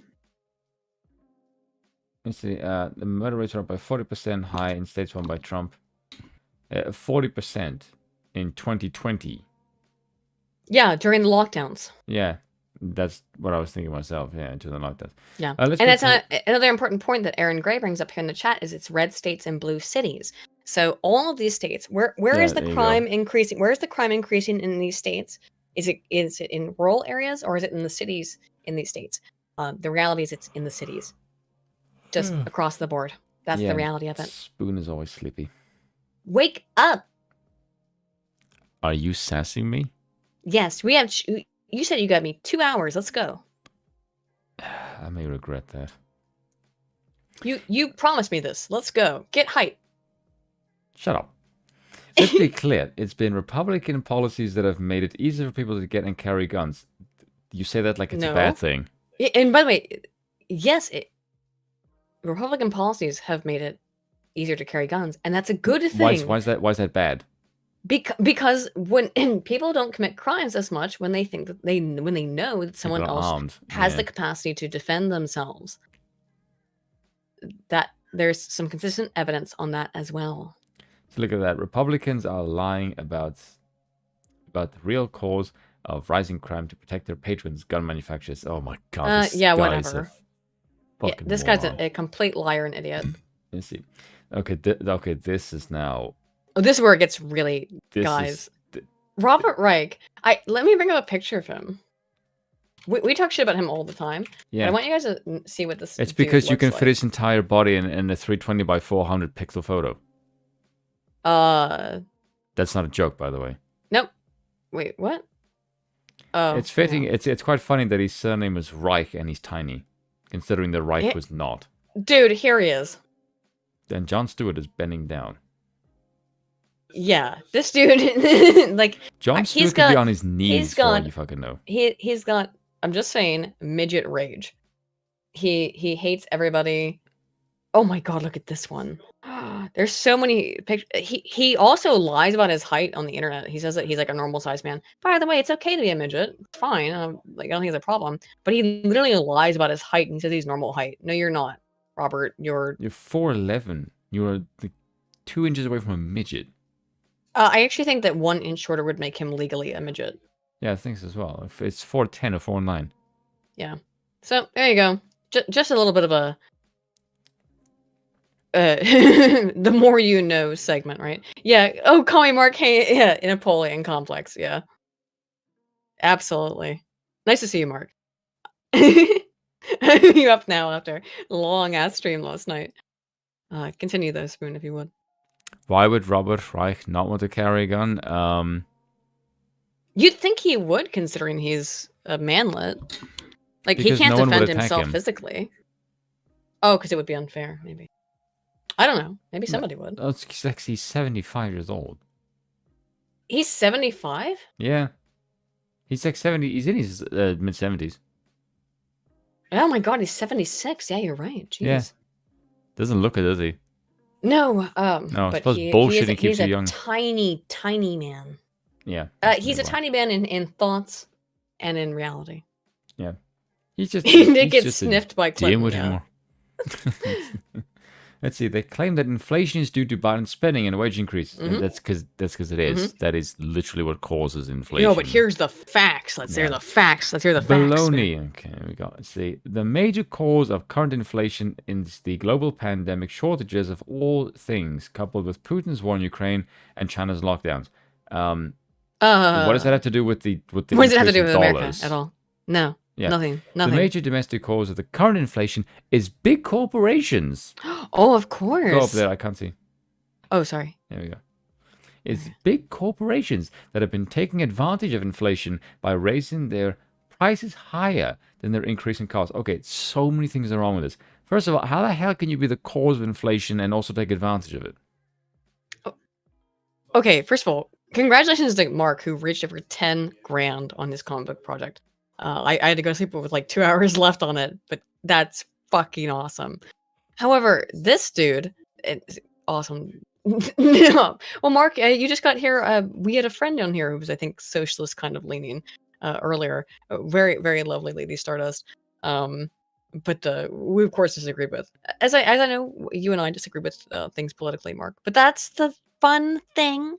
Also, this is bullshit, and I think all of us can agree with this. Also, I think some the bullshit. the chat thought I was gonna maul her. No, I think you had a fun conversation. Yeah, but the way the chat was speaking about me was like I was ready to kill. No, I was in strike mode. You were a little bit aggro, but I think you were mostly polite to Stardust. And I like you said, it's mostly polite. It's like because unhinged and unleash hell if you think someone is aggressive. Like a little bit. Yeah, Stardust is a very, very nice person. It's because I'm on my own show with you. I know, but yeah. Also, whereas I'm on other people's shows, I'm like when I was on Adam and Sitch, I was polite as fuck.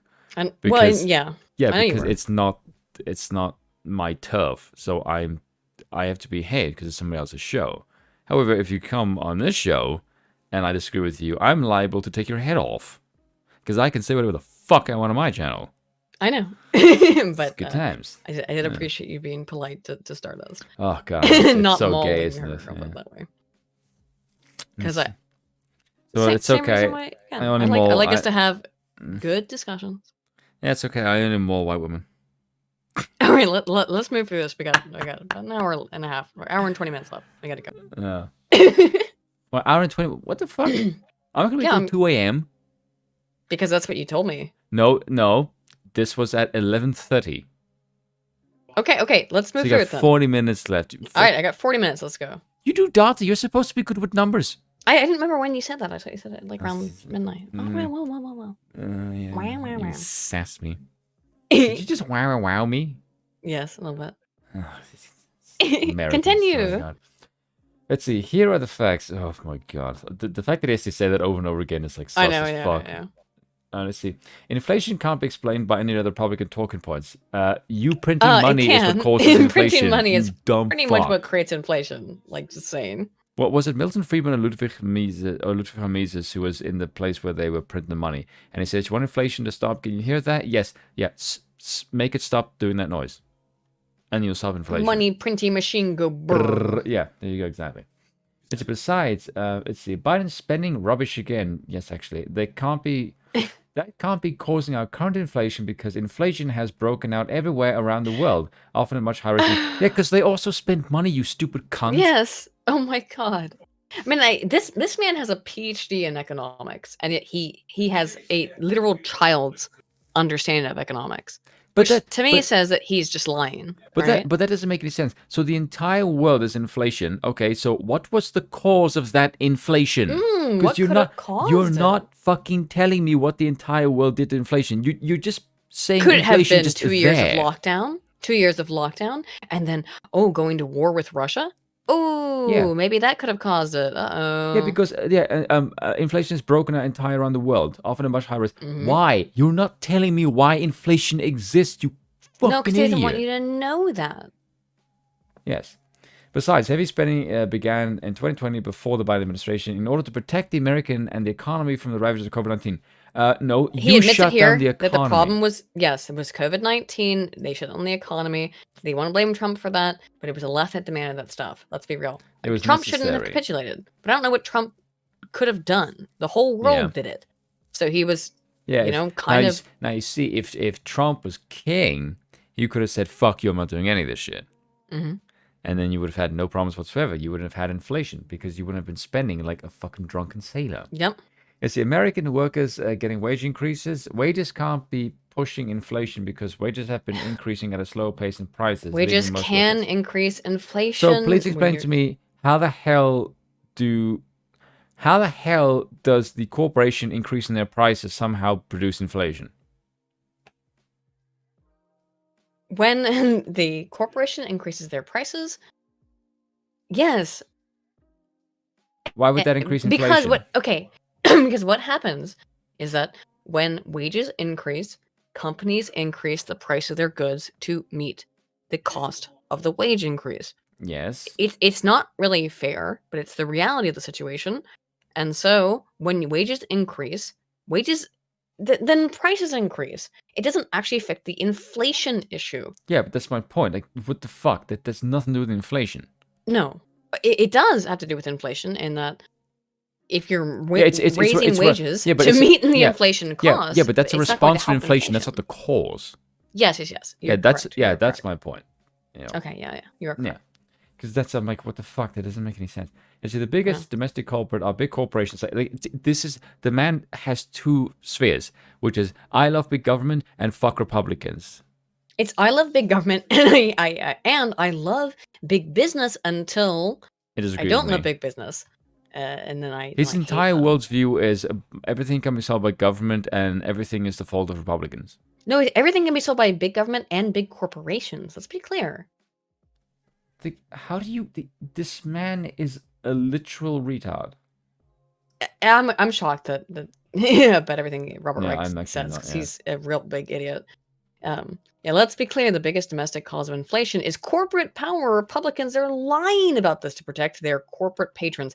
You know how hilarious that is? I don't even know. What are the Republican corporate patrons? The big, mega, giant corporations all support the Democrats in the United States. Big tech is entirely the Democrats' pocket. So you are lying again, Robert. You are lying again.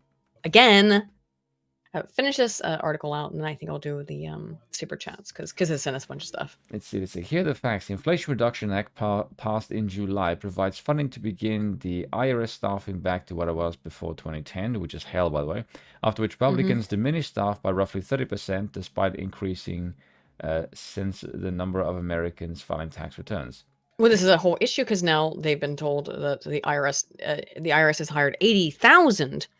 Just in the last year, they put 80,000 new positions and armed them. And armed them, yes. The We U.S. forget about government that, spent like 700,000 rounds. to they drain bought. you of your money, because if you don't pay your taxes right, they're gonna come for you and they're gonna be armed. And it's not going to be the rich they're going for, like that should say. Yeah, the U.S. it doesn't Treasury matter. said that the IRS have made it clear that the audit rates for households earning over 400,000 will remain the same. No one believes that. Mm-mm. No one fucking. And they've said pretty overtly the IRS is not going to come for people with millions. They're going to come for regular ass people. The IRS needs extra resources to go after rich tax cheats. So get the fuck out of here. They're going to come after people who make over. They're going to come after anyone who makes more than $30,000 a year, which is basically poverty. Okay, that's who they're going to come for. Anyone who makes more than $30,000 a year. And heed my words, I'm not incorrect about this. It will be the case. Let's see, none of these three lies are as brazen, as damaging as Trump's big lie, but they're just being used by Republicans and candidates in the last weeks before the midterms. Know the truth and share it. Do people really want to share this? Because you are an unbelievably stupid fucking retard, Robert Reich. He sure is. So here's let me read through I some of the could chats. literally make a channel dedicated to just debunking this guy. I'm just debunking Robert Reich. You absolutely could. So, Jarniki for 5. Did I read this before? Taxation is the biggest crime for both grand theft and for slavery. I agree with that 100%, Jarniki. Taxation is a fucking crime. Kizza for £5 says Murdoch is an Aussie and Robert is an accident compared to his father, who is loved in Australia for what he did in World War One. The fuck the line PR cunt. Thank you, Kizza. Junebug for 5 says, I was told the strongest families that own the BR/BS and Vanguard are Jews. I don't know about that. And Junebug for another 2 says, is the family that owned Vanguard a Jew? I do not know. Probably. Kizza for another £5 says, JP Morgan does business with the Middle East, which is anti-Islam mostly, so their defense is bullshit. That's interesting. Jarnegi for 5 says, Kanye West, the second choice for God Emperor of Man. I agree, I love Kanye. Kizza for another £5 says, never forget, Jeremy Clarkson ounces Pierce Morgan in the face. Yeah, he does. Yeah, punches. Punches, I think you meant, yeah. Kizza for 2 says, Stardust, do you have a stereo account? I'm not her YouTube is still linked in the description here, though, in the pinned comment. Kizza for 5 says, Aiden, Kanye Mark is a lying hypocrite who should be homeless in his birthday suit. No compromise to these anti-Western content. Kizza, I think you might want to listen to Mark a little bit. He means because he's a communist. Nah, you might want to listen to Mark. Yeah, he's a very, very cool guy. Yes, but Kizza's point is you can't be a communist and be pro-capitalist, which is what you're trying to do. No, I don't. He's saying you are ideologically inconsistent. I don't think he is, though. But if you try to crowdfund money and you're trying to start a capitalistic enterprise and you're a communist, yes, you are the very definition of hypocrisy. But he lives in a capitalistic system, so he can't. Good for you. Then buy some land and make a commune and fuck off. That's the ideological consistent position. Otherwise, you're just like a grifter. I disagree with this. Yeah, you do because you're a friend. That's the reason why. But if you were anyone else... But he literally can't. He can't just go make a commune in the middle of nowhere. Why not? It's not a feasible reality. Well, that's the thing. If you live in a capitalist society, you have the capacity to do this. Yes. No, I disagree. How? Kizza for 5. I just disagree. I disagree. I'm going to read some more of Kizza's super chats, though. Thank you so much, Kizza. Kizza for £5 says, to the Saudi king, you're all non-supporting F slurs. Enjoy just the one you didn't want to read. Enjoy watching Mecca being evaporated. That'll make Dresden look like a pothole. God damn, Kizza. Holy shit.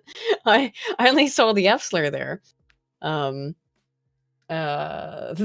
for another 5 says, Aiden, the US people deserve to suffer as they voted for Biden. How many of them did? You get what you deserve. Also, on a positive note, check your Discord DMs. Oh, he sent me a picture of his niece. That's a baby. It's adorable. Yes, I saw a picture of a baby. Oh, so cute. Kizza's niece is adorable. Yeah, that's a typical female reaction. The Wolf, fuck you. The Wolf Initiative for 5 says, did you guys see the Insider article that claims Trump wanting world peace will start World War III? Yeah. Yes, I did. I don't. It's insane. I saw that as. It's very silly. Christopher 5 says, no voting rights or pensions to anyone who doesn't have kids. Any objections? There's reasons why some people can't have kids, but I do understand the... Yeah, it's because they're men. Or because they have, you know, they can't have children. They're infertile. It is a thing. I do understand. Joke. I know. I do understand the sentiment, though. Kizza says, commie bitch should have zero protections. Talking about the woman who got shit thrown at her house. May I have a link to the article, please, on Reich? Yeah, let me send that to you real quick. I already did. Okay, cool. Good for you. Oh, look at him. He said, boy. I did it when I saw this like 20 minutes ago. Oh, whoops. And then Kizza for the last 5 says, Robert Reich is a Keynesian, and all Keynesians are next door neighbors to commies and should be fired from a cannon. Any objections? Again, no, we can disagree with people and want to fire them all up. You can call me an F slur for that. But it's the way it is. Let's look at some silly shit though. Related to this. Since we read that horrible Robert Reich article. How about this one? This is Peter Strzok, who is just straight up now saying that 9/11 That guy looks like he hasn't slept for like 5 years. I know. His face is like, oh my god, I hate life. He looks. You know how we've joked though that the left is saying that January 6th is worse than 9/11. We've joked about that. Here he's just gonna straight up say it. You know, that Mueller ethos emanated, I'm sure, from his own personal code, but also post 9/11. And I worked in the administration in which he served as FBI director. And what he sort of gave birth to in the lexicon was the FBI would never again, first of all, fail to sync up with the CIA, and all sorts of artificial and real walls were torn down. And they would never again fail to connect the dots. I've not heard one utterance of connecting the dots from Christopher Wray in the days after the deadliest attack on the U.S. Capitol in our, in history. Whole history.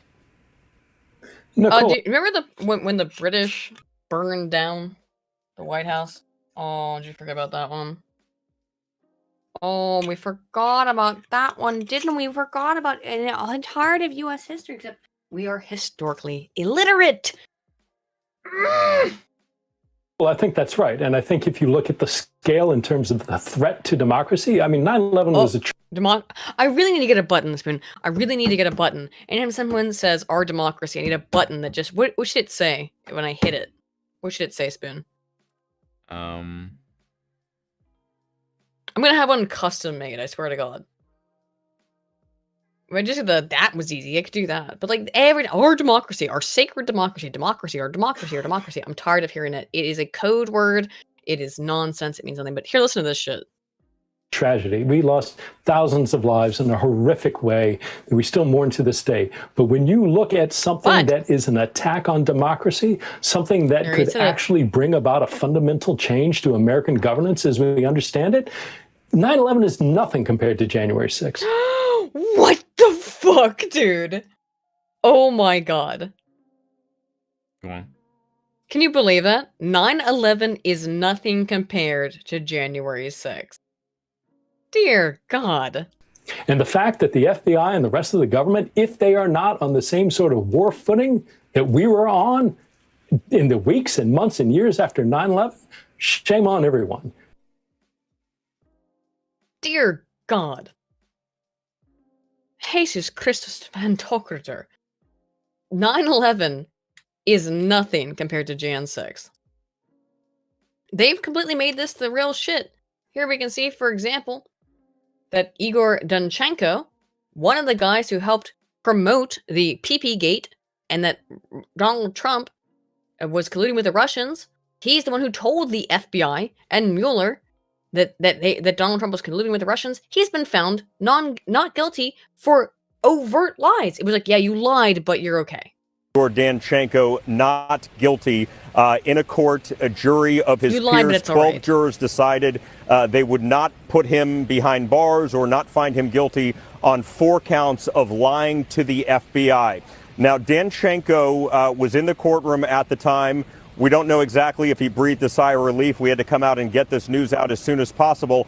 However, this is part of John Durham's investigation, the special counsel appointed by then Attorney General Bill Barr back in May 2019 to look at the origins of the narrative that pinned Donald Trump to Russia.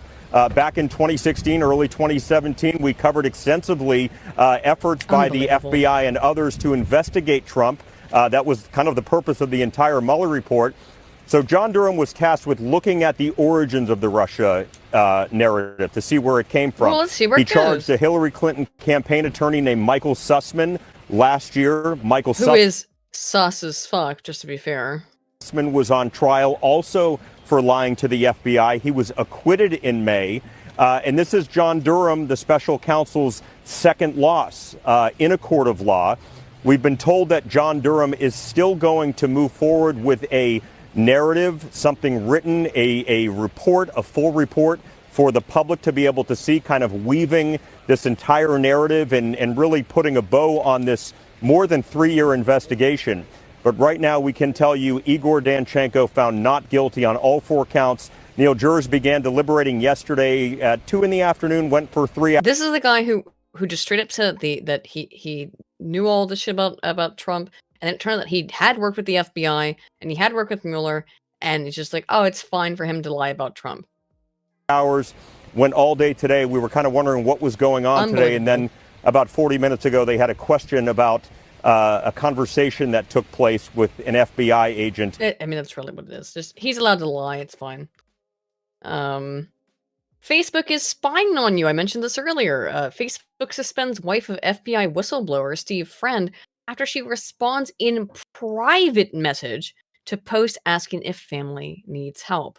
New York Post reporter and author Miranda Devine joined Tucker Carlson late September to discuss the latest FBI whistleblower. In July, FBI whistleblowers revealed to congressional Republicans that FBI leadership is pressuring agents to artificially pad domestic terrorism data. According to the agents, the Bureau is weaving a narrative that helps the Biden regime while painting Trump supporters as terrorists. This comes as no surprise as we are living in this first time. This is the Gateway Pundit. They've got a fucking narrative, right? But it doesn't make not true. But they obviously have a narrative on this. Then Republican Jim Jordan, our Ohio, released information from a new FBI whistleblower. According to the latest whistleblower, the FBI is moving agents off of child sex abuse investigations to instead pursue political investigations. The whistleblower says the FBI is creating a false narrative by reclassifying Jan 6 as separate instances of domestic terrorism via the House Judiciary, GOP. FBI whistleblower described how a manipulative practice by the FBI overstates the domestic violent extremism (DVE) threat nationwide by categorizing Jan 6 related cases as originating in field offices around the country rather than stemming from a single black swan incident in Washington, D.C. The whistleblower recounted being told that, quote, child sex abuse investigations are no longer an FBI priority. Fucking kill me, dude.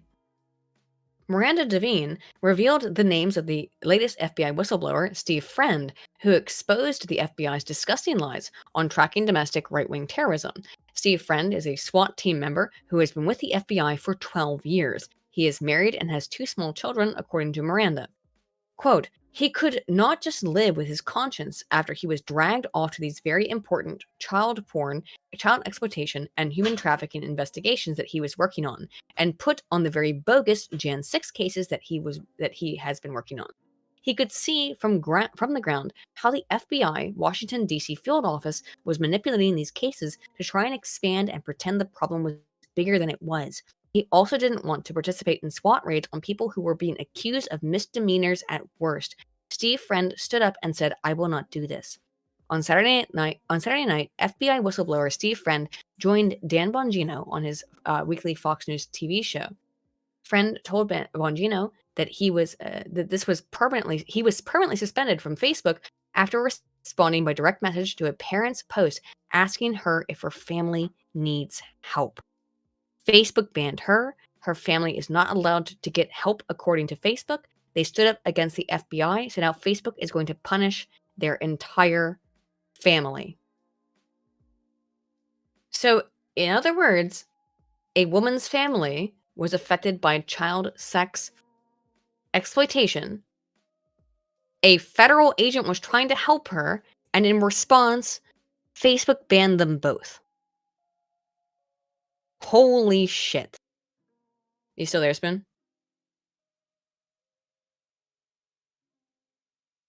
Spoon might have fallen asleep. Uh-oh.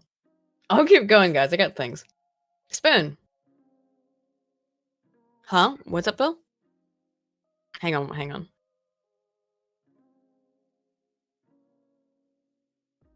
Ooh, there's a new Silent Hill? Silent Hill Forte. Forte. Written by the guy Higurashi. I love Higurashi. Nanakoroni? かっこいいでしょね。 I didn't know there was a third one. That's fucking... もっとかっこいいね. Spoon is probably asleep. I'll keep going. He'll wake up eventually. He falls asleep a lot like this, then he wakes up eventually. We'll just keep going. Boom! Here's 150 examples of Democrats denying election results. Trump endorsed Carrie Lake destroys fake news. Hacks who call her an election denier. Trump endorsed Arizona gubernatorial nominee Carrie Lake took questions from the media after her 9th Ask Me Anything tour. Stop with Black Voices for Carrie and Black Voices for Trump. Jack Brewer in Phoenix, Arizona last night. So, here's the shit. She just look at her. Here's the description. I was hoping that Spoon would be here to read this with me, but I think he's fallen asleep. You were saying? Oh, hello. Are you back? You were saying that reading this thing? Did you wake up? No, I'm listening to you. Do you want to? Just for you said that. Would like to read. So I don't have the video, but here's the description. The talk between Nemeth. Do you want to? I don't know how much you want to read it, but it's not that long. It's not that long. You sure? It's kind do you of. Want to do it? Can I make it bigger? Yeah, let's zoom in. Is that better? You want me? Are you Carrie Lake? I've been reading delicious. A lot. I'll be all the other randos. You be Carrie Lake. Is that the a video hot of this? Woman. There's definitely is there a video of it? Yeah, there is. Hang on. It's much funny to see her kick the shit out of someone. Is it this? No, that's just a description. I don't know. Hang on. I saw a video of it. Watch below. Oh, hang on.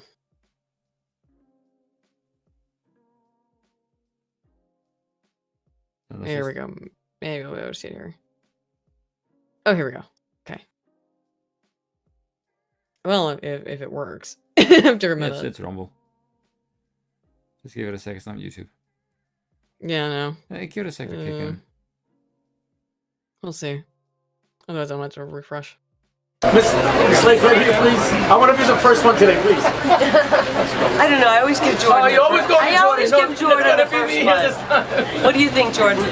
Let's go. Let's give Jordan. Give me the second one. Okay, George. Ma'am. You guys got to be really loud because I'm hearing There's a lot of noise in there. Unless I can come closer. Yeah, that's true. The question is, over the weekend, everybody, you took the Google all over the world. Your name was ringing everywhere, and one of them, yes. Because I have this camera, and one of them has, and most of them were asked, is she an election denier, Carrie Lake? And that was like going around on all different cable news. What do you elaborate on this? I'm actually shocked you asked that question. Well, actually, answer. I have to give you a tough one once in a while. You know, I did a little, actually, Anthony, how old are you? 20. Are you a journalist? No. Well, you did better research than half these people. Let's talk about election deniers. Here's 150 examples of Democrats denying election results. Oh wow, look at this. This is from Joe Biden's press secretary. Reminder, Brian Kemp stole the gubernatorial election from Georgians and Stacey Abrams. Democrats saying that. Is that an election denier? Oh, look at this.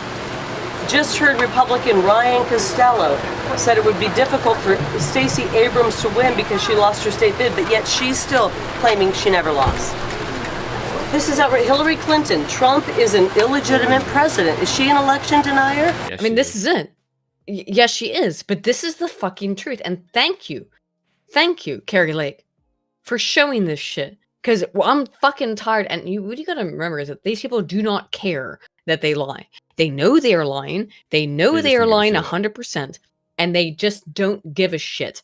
They just didn't expect anyone to come back at them. They will try to hide this. They'll cover it up. Because remember, the people, Vosh, again, for all his quadrillion billion flaws, did one good thing ever, which is that he said the silent part out loud. And what he said is that we do not care if we lie, if we cheat, if we steal, because we are so much morally better than our opponents that we are justified in doing this. Yeah. And that is what they truly think. Remember this. That's the Zelensky argument. We must suspend democracy to save it. It's gonna be it's the Sam Hyde argument. Yeah. Hang on. Remember. Also, by the way, people are terrified of her because they see her as presidential material. Oh, for sure. Yeah, because she's like, I don't give a fuck. I'll punch back if you try and hit me. Don't forget this. This is a quote from Sam Hyde, and he's completely correct. Do not forget, when we win, do not forget that these people want you broke, dead, your kids raped, and brainwashed, and they think it's funny. That's the truth. It's just the truth. That's the reality. That's why they're upset by this. They do not want anyone to hear the reality. They don't want anyone to hear the truth because they think that we're so evil that's what they truly believe, that we are so evil because we disagree with them on politics, that they can kill us, rape our children. That's what they believe is, and they think it's funny because we deserve it according to them. These are the people that this is the ideology that we're fighting against. You know, this is the problem. Yeah, authoritarian. Yeah. This one says, was the 2016 election legitimate? It now definitely is a question worth asking. That's the Los Angeles Times. So it's okay for Democrats to question elections, but it's not okay for Republicans. It's a crock of BS. Every one of you knows it. We have our freedom of speech, and we're not going to relinquish it to a bunch of fake news propagandists. If you want a copy of these, I'm sure that Anthony would help you get a copy and help you learn how to be journalists, but look it up. It's been happening for a long time. Since 2000, people have questioned the legitimacy of our elections. And all we're asking is that in the future, we don't have that have to happen anymore. When I'm governor, when I'm governor, we're going to make sure we have honest elections. We want the Democrats, the Independents, and the Republicans to all know that their vote counted. We want fair, honest, and transparent elections, and we're going to deliver that for the people. But just remember, guys, this is one page after Hillary Clinton says George W. Bush was selected president, not elected. So let's start, if you're going to start throwing around terms like election denier, let's remember who the other election deniers were. Hillary Clinton and all the Democrats. Next question. Mary, so all the I think it's mostly the end of her. I mean, I think she goes on for a while, obviously. There's some more to this, but she's completely correct. This woman's attractive as fuck. Yeah, I know. Like, she's already, I already think she's pretty cute, but she also has huge girl balls, and it's like, I mean, she's right. I'll just, like, here's evidence, I'll just smack you with it all damn day. And she's mixed, and she's surrounded by other black people. So what are the Democrats gonna do? Are you gonna call them all? I mean, let me be honest. I'm saying this as a quote. Democrats will call them all, and I quote, coons. White supremacists. Yeah. They will call them. They will say you are sucking up to white people, which is sickeningly racist. But I guarantee that's what they think. They literally said of Larry Elder, he is the blackface of white supremacy. The black face of white supremacy. They think that they call these people openly and behind closed doors coons. They call these people that shit because all that matters to them is about, are you aligned with our political ideology? Which means they do not care about black people. Which means they do not care about black people or, their individual agency. By the way, they only care about black people as long as they are a slave population to their political ideology. Also, black people, if you want to, be considered South American, stop with this black and white shit. Don't have a black caucus, this black vote crap. Like, you are no different than anybody else aside from your skin color. You still have the same wants, you still eat, you still drink, you still have children, you still have needs like everybody else. You are no different because your skin color. Stop with this black and Hispanic fucking caucus. You're just an American, end of story. Yes, you are. We're all Americans, and that's what we need to be focused on, is that we're all Americans. So stop with this rubbish. Look, slavery obviously is fucked, but it's so far behind us, and we have to put it behind us. Because these people, they hate you. They hate you the second that you diverge from their ideology, and it shows that they do not care anything about you. They'll call you an N-word as quick as a fucking They'll call you the N-word. They'll call you an Uncle Tom. They'll call you a coon. They'll call you Sambo, mammy, Uncle Tom, sell out. Simp. Doesn't matter, whatever it is. They will call you every racist term in the book because That's what they really think of you if you do not agree with them, and that should be Like Biden indicative said, here. if you have to think about me or Trump, you ain't black. Then you ain't black. You literally are white guy cut said that out. You're cut out of the black community if you don't vote I for was him. fucking which is amazed that sickening. Charlemagne didn't pause him and just like, what the fuck did you just say? Old No, man? because He's they're gotta toe the party line like a good little black gotta woman that toe he the is. part, which is horrifying. Because So that means you're a there's- bitch, Charlemagne. yeah, Charlemagne kind of is a bitch on that. These fake news media outlets, they want to call you an election denier. They want to ask you about the 2020 election, but they refuse to ask Katie Hobbs about her history of racism. Now, I don't think that Arizona wants a racist governor. Why do you think it is that they refuse to cover Katie Hobbs' racism? Are they complicit or are they racist themselves? I ask that question all the time because the news has been calling Republicans terrible names like racist for a long time. But now we actually have a candidate with a proven racist record. Twice convicted racist, Katie Hobbs. And you guys have maybe covered that once. I think I saw it once or twice. We've covered it more than a dozen times in the last year and a half. If it would have been Donald Trump, let me trust you, you would have covered that every single day. The tables are not level here. They're not covering Katie Hobbs' racism. They would be calling her a racist every day if she was a Republican. And the people deserve to know this. I go out and I ask voters all the time if they've even heard this story about Katie Hobbs being a twice convicted racist. She's a self-admitted racist, and people don't know it because the media hasn't covered it. I don't know if you covered last week that she held a mock slave auction back during high school. Yeah, during we pushed that Did a couple any of weeks you ago, cover yeah. that? I don't see any. I can't say for sure. Oh, I showed that video a couple weeks ago. I think I did on the stream. Yeah. Sure, I was gone 2 days. It's possible. I was gone 2 days. Well, it came out months ago, and I played it like 2 weeks ago when we talked about this. So this is I think I did. Maybe I didn't, but it was in the show map. So oops. Let me tell you, if that was found in my yearbook, Joe, you would have covered that. You'd still be covering it. Katie Hobbs is a proven racist. When she was asked a simple softball question in a forum, name one good thing about the Latino community, she couldn't come up with anything. I don't believe Arizona will elect her. They don't want a racist in the governor's office, so I feel pretty confident we're going to win. This one? Jordan? Hey, so We'll end it with Jordan. I just got a Katie Hobbs mail. And good for her. I really like her a lot. Carrie Lake seems awesome. It said you want to defund law enforcement. Can you clarify? She's desperate, let's face it. I think we all know she's desperate. If I wanted to defund law enforcement, I can guarantee you I wouldn't have the endorsement of all law enforcement. That's the most ridiculous thing. She's upset because her tax plan... She accuses her opponent of that what she is doing. That's what's happening. Is the bit absolutely... that I hate here, and I've seen so many fucking stupid Democrats do this because they don't understand how this fucking works. Because they said, oh, look, the same party that has backed the blue wants to dismantle the FBI. Yes, because the FBI is a federal apparatus, you fucking cunt.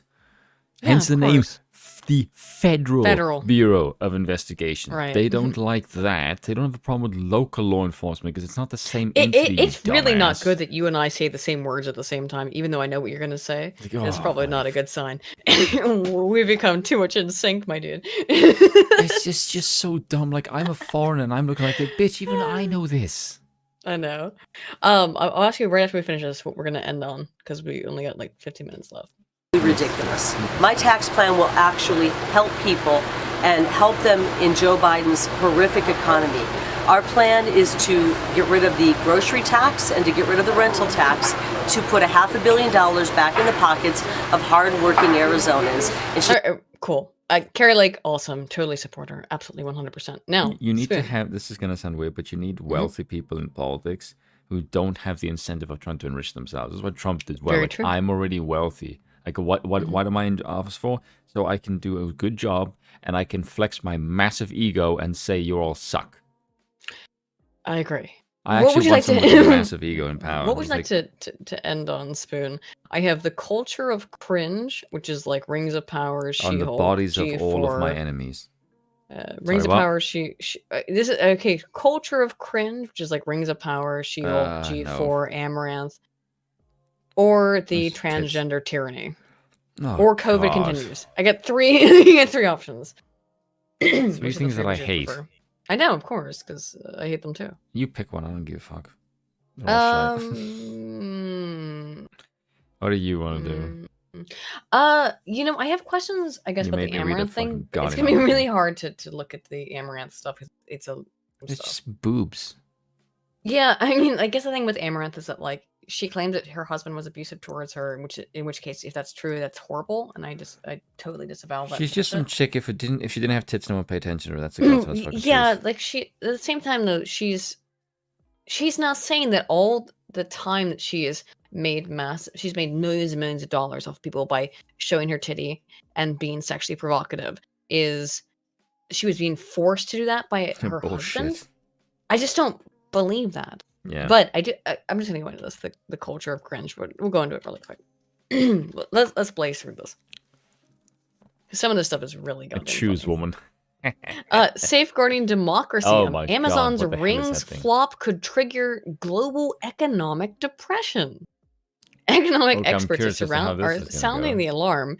If the most important product of the world's most important company fails, it could trigger economic meltdown. Here's an idea. Don't invest in shit products, then, you fucking moron. No, you understand what this is. If you don't like and watch Rings of Power, the economy's gonna die. The economy's gonna collapse. Are you serious? A new economic experts are sounding the alarm. They warn that if Rings of Power is a flop, it risks slamming the brakes on record-setting global economic expansion. The argument goes that if the most important product of the world's most important company fails, in this current climate, it could be a trigger for a major economic meltdown. They're literally fear-mongering you, and it's like, if you don't watch this stupid bullshit. If you don't watch this stupid bullshit.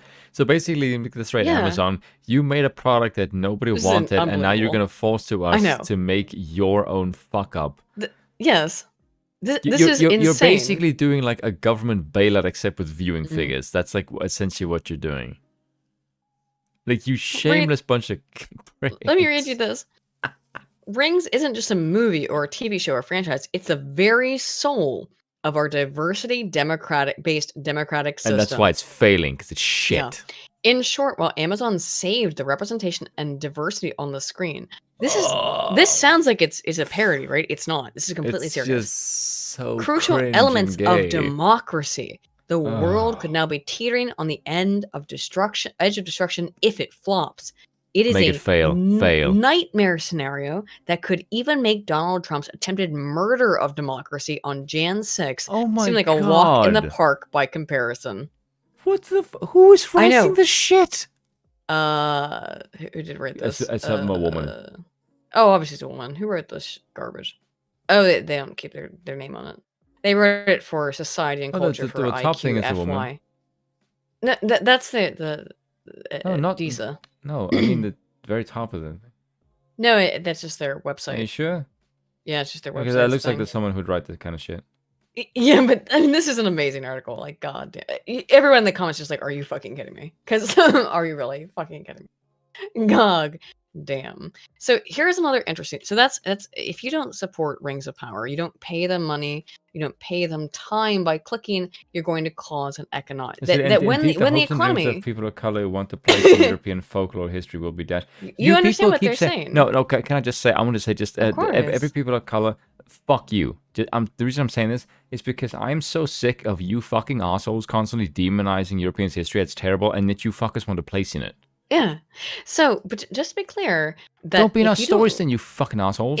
Remember that like, it's not made for you, white people. Fuck yourselves. They said all that shit, and then they're like, oh, if you don't watch it, then all of the economic problems in your life are because you didn't watch Amazon's Lord of the Rings. Oh, Lord, damn rings. So, She-Hulk star says this is. This is part of it, but I have to go into this. This is total cringe, by the way. The writers of She-Hulk have admitted that they intentionally wrote the show bad on purpose. I'm not joking. It's in this article. They say they wrote it bad on purpose to by the way, viewers. By the way, She-Hulk is also a fitting description for a lot of M2Fs.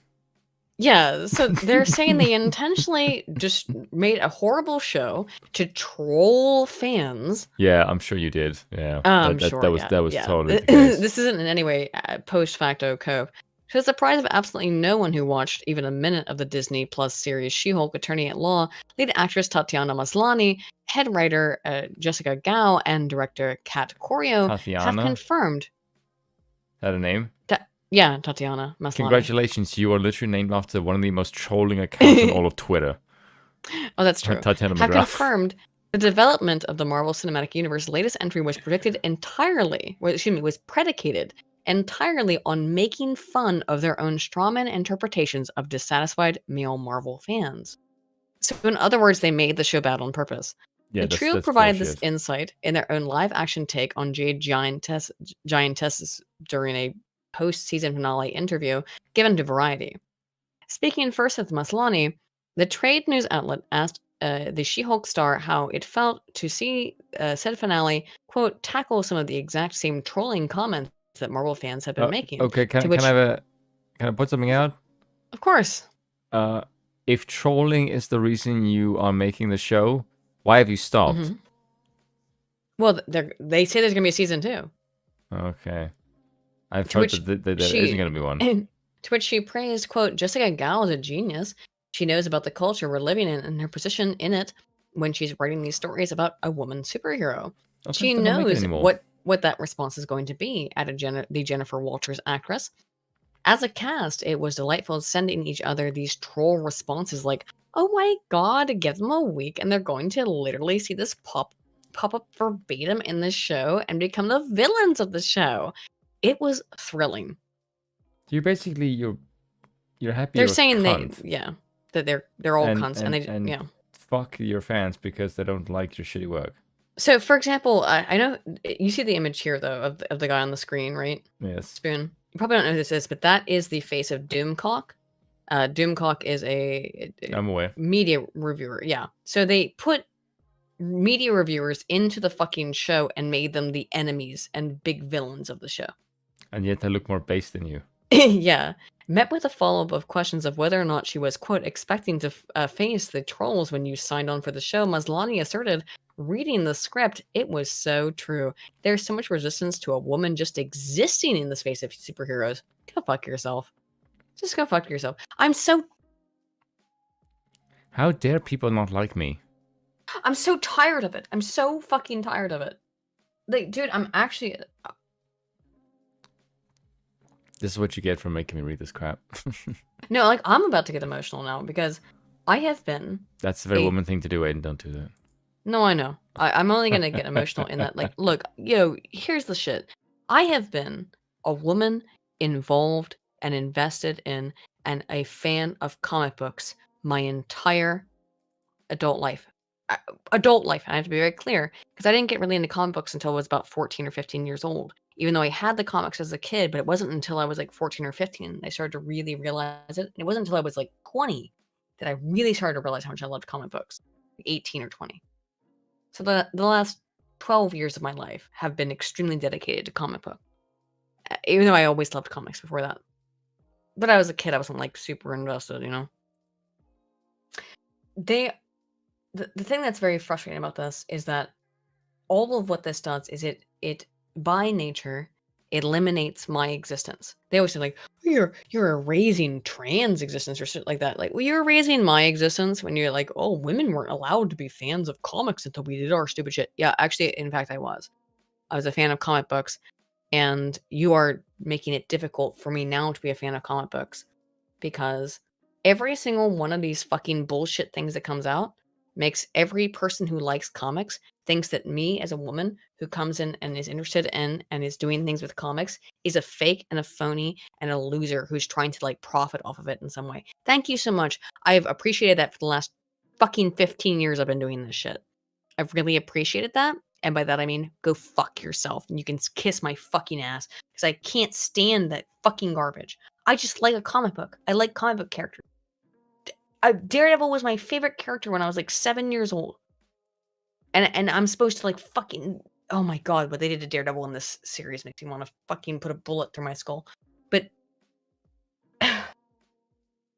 I was never questioned about my interest in comic books until this shit started happening. It was only once this shit started, people started asking me questions of, oh, but do you really like comics, or are you just into like some stupid bullshit? I was never asked that stuff before. Women created this shit for themselves. Females create their own problems. Fucking woman moment. And by the way, if you guys are noticing that our last video was gone from last week, it should be up now. But the reason why it was gone is because it got a copyright strike for that Velma shit from Scooby-Doo. Oh, that's the reason why. 10 seconds got the whole video. The whole stream taken down. It wasn't the Yes Minister clip. I thought it was the Yes Minister clip was a problem, and then the Velma thing. They took them down for both of them. Yeah. I want to say a certain F word. Fags. Goddamn. Well, it's cigarettes. I know. Yeah, I'm gonna smoke one in a second because I'm pissed. Yeah. There's always gonna be that. Mad. Yeah. What do you do? I just go like, eh. Well, like I'm not that mad. I don't have enough. I am in control of my rage Sometimes I do. because I'm a guy. And if all sells, I'll punch things. Yeah, I don't have a whole lot of rage left in it. Like I get mad about stuff, but or just like grunt loudly. The thing that makes me mad about this is that it's because it's aimed at me allegedly. Like I'm supposed to be. I am the target audience for this stupid She-Hulk show. But you can just not watch it. No, I know, but I'm saying on paper. I'm a 30-year-old woman. I'm supposed to be the target audience for this show, and yet I find everything about it despicable. So, look, it just... The left treats entire blocks of people as all being identical. Same, yeah. Right. Like you have these criteria, you're this color, you're this gender, you're this, that, the other, then you must agree with us on these things. This is not the way things work. By the way, that's an American worldview. It is an American worldview, yeah. and it's also all men are created equal, which is a bunch of shit, by the way. This and an incredibly discriminatory worldview. There's always going to be that, she added. I sort of anticipated it. It's why I almost feel it's as important. There is such an entitlement to space held by certain people, and to even exist as She-Hulk is like a fuck you, and I love that. No, I don't think so. You know, so in the end of the show, I'd like to point this out. Do you already aware what happens at the end of the show? Shall I tell you?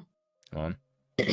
Okay, so at the end of the show, She-Hulk literally breaks out of the Netflix box of all the, you know, you go to Netflix. I don't know if you've ever had Netflix, where you choose what show or movie you want to watch. She breaks the fourth wall, breaks out of the box, and then goes and complains to the writer, which is the Kevin Feige bot, about why her show is shitty. And that's it, basically. Just, oh, you're always correct. And they show her the writer's room, and she's like, why don't you make me a better character? And it's like trying to be self-aware, but it's absolutely terrible. Also, they let her fuck Daredevil. No, by the way, they put Daredevil in the worst costume, literally just to emasculate him. They put him in this ugly costume to emasculate him, and you can fuck right off. Fuck off. I'm an enormous Daredevil fan. You can fuck right the fuck off.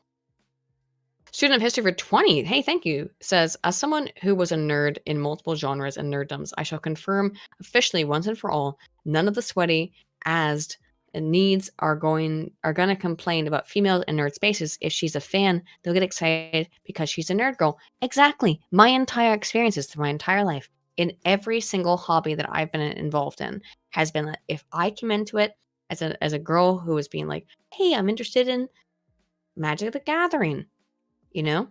The first question I will ask you is, do you have a boyfriend? Pretty much, yeah. I was trying to say, I'm interested in yeah, because guys are actually find women who like their hobbies attractive. Holy shit! I'm into like it was always the thing. Like with comic books, again, I've been very involved with comic books for a long time, and I was never. Speak to it was very bizarre to me because I would read things online of women saying, "Oh, men are telling me I can't read comic books," and blah blah blah. No I'm guy's like, telling you that. Like, what are you talking about? It's like have you talked to any man at a comic book store. Like I did get one thing. Okay, I got one thing one time that happened.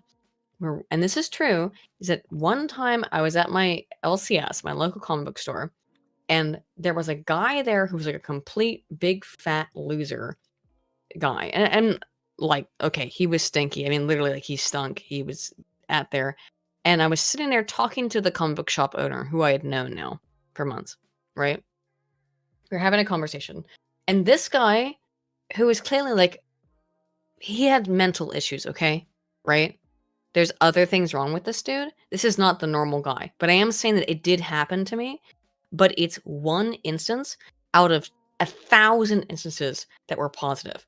But yeah, I did have the one instance where this guy walked up to me. He's like, "Oh yeah, you like comic books? Who's your favorite inker?" I'm like, "What are you talking about? Like a bunch of people do inking. Like, what do you mean?" And he's like, "Oh, which artist specifically?" I'm like, "What are you doing?" Like, it was one guy being a weirdo. Okay. Like, one dude was a weirdo. It's not like he was trying to baptize However, myself, as a reasonable, logical person, was like, okay, that's one weirdo. I didn't apply that to the entire comic book reading community, considering, by the way, I was sitting there talking to the owner of the shop who I'd known for years at that point, or for months at that point. They're like, okay, take care, guy. Bye. He's like one weird dude who was upset that there was a woman in his comic book shop, clearly. And he was a weirdo. But he is not the normal guy. He is not the normative way that happened. He was the antithesis. He was the exception to the rule. So, and by the way, and I know this because I've grown up my entire life around nerds, these women who are like, I'm being bullied by nerds all the time. No, you're not. No, you're not. You're making that shit up. You invented it in your head. Fuck yourself. All right. A couple more things. You're pushing your limits. I know. Why do you do this? Because I'm my friend. So G4 has been shut down. You can abuse me? No, I'm trying to abuse you. G4 has been. Have you heard about this? G4 got shut down. They relaunched themselves last year. Oh yeah, this is a YouTube channel. The unhinged blonde bitch. And yeah, what the fuck is that thing? This is this woman with this person with the. Yeah, that's that's Frost. That's the person who caused the problems. Why does she look like a fucking Frost says that if you don't think she's hot. Frost says that if you don't think she's hot, then you're a sexist. How about I just have standards? Not allowed. I'm not allowed to have standards? Well, that was her. She went on this unhinged rant where she said that if you didn't want to watch her and didn't think she was as hot as Morgan Webb, then you were a sexist and you needed to not watch the show. And guess what? What happened? People stopped watching the show. Oh, okay. But that's bad because you're supposed to find her as hot as Morgan Webb. And I can't even tell whether you're male or woman, so I'm probably not well, I think actually Frost might use non-binary gender pronouns. I don't know. Okay, so you're but not here's basically Adam Sessler, who has completely lost the plot, who has extreme TDS. He has now said, "Want to send my best." By the way, their site it's down. They were spending tens of thousands of dollars, hundreds of thousands of dollars to get this shit working on YouTube, and it wasn't working. Want to send my best wishes to some of the best and most talented people I've ever worked with. Please hit me up if there's some way I can help. You're all too awesome to not find your way. Big love. However, rather than leaving that on that positive note you're and so saying amazing, you need my help. Yeah, Sessler, apparently unable to help himself, concluded his encouraging goodbye by poking the bear that is G4's critics. He learned no lessons from his recent job loss regarding being careful what one wishes for. The G4 host then puffed his chest, saying, quote, "And those misguided who need to send vitriol, go right ahead. I'll keep taking your hits like I have for 20 years. I'll still be here just caring about the good people who got jacked." To the surprise of absolutely no one, Sessler's sneering sign-off drew a subsequent wave of mockery from the network's critics, a wave he would meet with his own childish hissy fit. Quote, "Your inability to listen to any criticism, no matter how valid, for 20 years is staggering," he said to Robin Shoe 18, to which Sessler replied, "Your inability to listen to..." Oh, that was said to Robin. Said Robin Shoe. That was a viewer said that. Yeah. To which Sessler replied, quote, "Your inability to listen to me without any regard for independent thought for 20 years is quite staggering too." Met with a taunt of, quote, "I'm sure a washed-up middle-aged man like you will be back on his feet in no time in this roaring economy created by the Democrat Party." From Sessler got fired on Twitter, the freshly unemployed media personality shot back, quote, "Just ask your mom, I'm doing fine." That's such a childish comeback. I know. "Do you fuckwits have one writer who knows only one rhyme?" he exclaimed in response to one of the many declarations of "get woke, go broke" thrown his way. Quote, "Also, like a real adult, unlike your mom, I have multiple incomes. Go fuck a sheep, you desperate Nazi." I like What a bitch. I like the way that he just about you He only have is one desperate. rhyme, and the first thing you mention is a Nazi. It's like, I know. He is so desperate. Oh, wow. So we're embracing stereotypes and unironically using Nazi as an insult for people who disagree with us? Balked the target of Sessler's ire. didn't you Twitter boast, user, like he 2 wasn't minutes ago here. about insulting his mom, and then you insult Yeah. the mom? Like, okay. I know. Adam, while we're over here being adults, maybe you could grow thicker skin and not lower ourselves to your mom jokes. Just a thought. Sessler responded, "Your mom's got thick skin." Oh my god, he's literally a child. So you're literally just doing the same joke over and Yeah. over again. After criticizing the person for Yeah. not being able to write a joke, you Yeah. triple down on your He's own just fucking saying everyone punchline. else around him is a little baby. What a little baby. What Sarah. a little baby. Dude, this is so fucking retarded. Do you want to know about Amaranth? I don't really care. Just my quick thing is that, like, her husband is a piece of shit, but I also think that she totally took advantage of people by being a giant whore. So I don't know. No. She has too much Just boob. don't care. A couple more things. We'll just end with. She has a lot of boob, and therefore, like, it's just simply, hey, look, it's my boy. Elon's gonna buy Twitter. It's over. They're freezing the stock. Yep. The stock owners can't sell it right now. That's pretty good sign that Elon's gonna buy it. You can't sell it to destroy it. So. And then the first thing he's gonna do is to, like, okay, now who can I fire? It's just like Elon's favorite's gonna be. It's just gonna fire so many people, and then I'm gonna be allowed back on Twitter, and then I can say, "Oh my god, I fucking." What is worth? Can you explain this? Like, okay, so these are people. They are anti-oil activists who threw.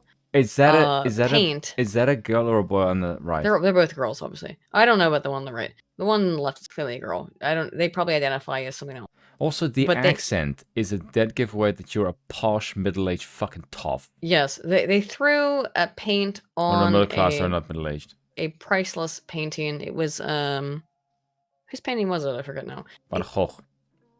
Van Gogh, yeah. They threw paint on a Van Gogh painting, which, by the way, was cleaned and is fine now. The painting was saved. But they did this, and they can't even explain why they did it. It's for anti-oil activism. But here's their explanation. Let's see if it makes sense to you. What is worth more, art or life? Is it worth more than food? Worth more than justice? Are you more concerned about the protection of a painting or the protection of our planet and people? The cost of living crisis is part of the cost of oil crisis. Fuel is unaffordable to millions of cold, hungry families. They who could have done that? I don't know. Can't even afford to heat a tin of soup. Who could have done that? Gee, Yeah. I don't know, Spoon. Who could have done that? We're up. We're just gonna do it. We're gonna get through it real quick. Disney is gonna make it so that if you're unvaccinated, you have to pay more to go to the fucking park. But we've known now that we can say this right now, that the vaccine does not stop the spread of admission. That does not stop the transmission. That has been admitted, but you're not allowed to still say that, even though it has been admitted by all of the fucking. Okay, so people. what's the point of this? Who knows? Here's Fauci So many saying it's not states his and so fault. many Fauci is denying all responsibility for everything. localities to see schools closed as long as they were. I think in some case, I don't want to use the word mistake, John, because if I do, it gets taken out of the context that you're asking me the question on. Well, did we pay too high a price? Yeah, I would say that what we should realize and have realized that there will be deleterious collateral consequences when you do something like that. This idea that this virus doesn't afflict children is not so. It does. We've lost close to 1,500 kids so far. But much less than the older population, obviously. Yeah. You in a country of several 100 million, you lost 1,500, destroyed thousands of IQs, and you think it's, oh, well, 1,500. It's like... The entirety of the IQ is done 25%. I hope there is a hell, Fauci, so that Satan for the rest of eternity skewers your asshole. Excuse me, Spoon. That's not his fault. He couldn't have predicted this. I mean, he could have, but he didn't mind. Fuck you, Fauci. You are a walking demon.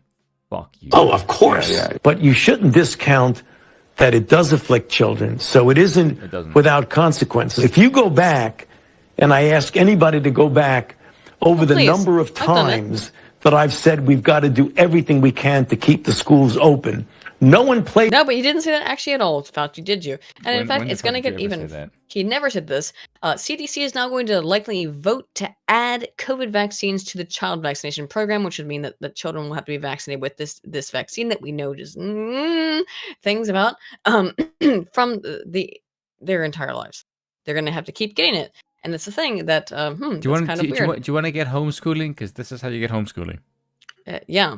Because here's the reality is that this is not going away. Here we have the Moderna.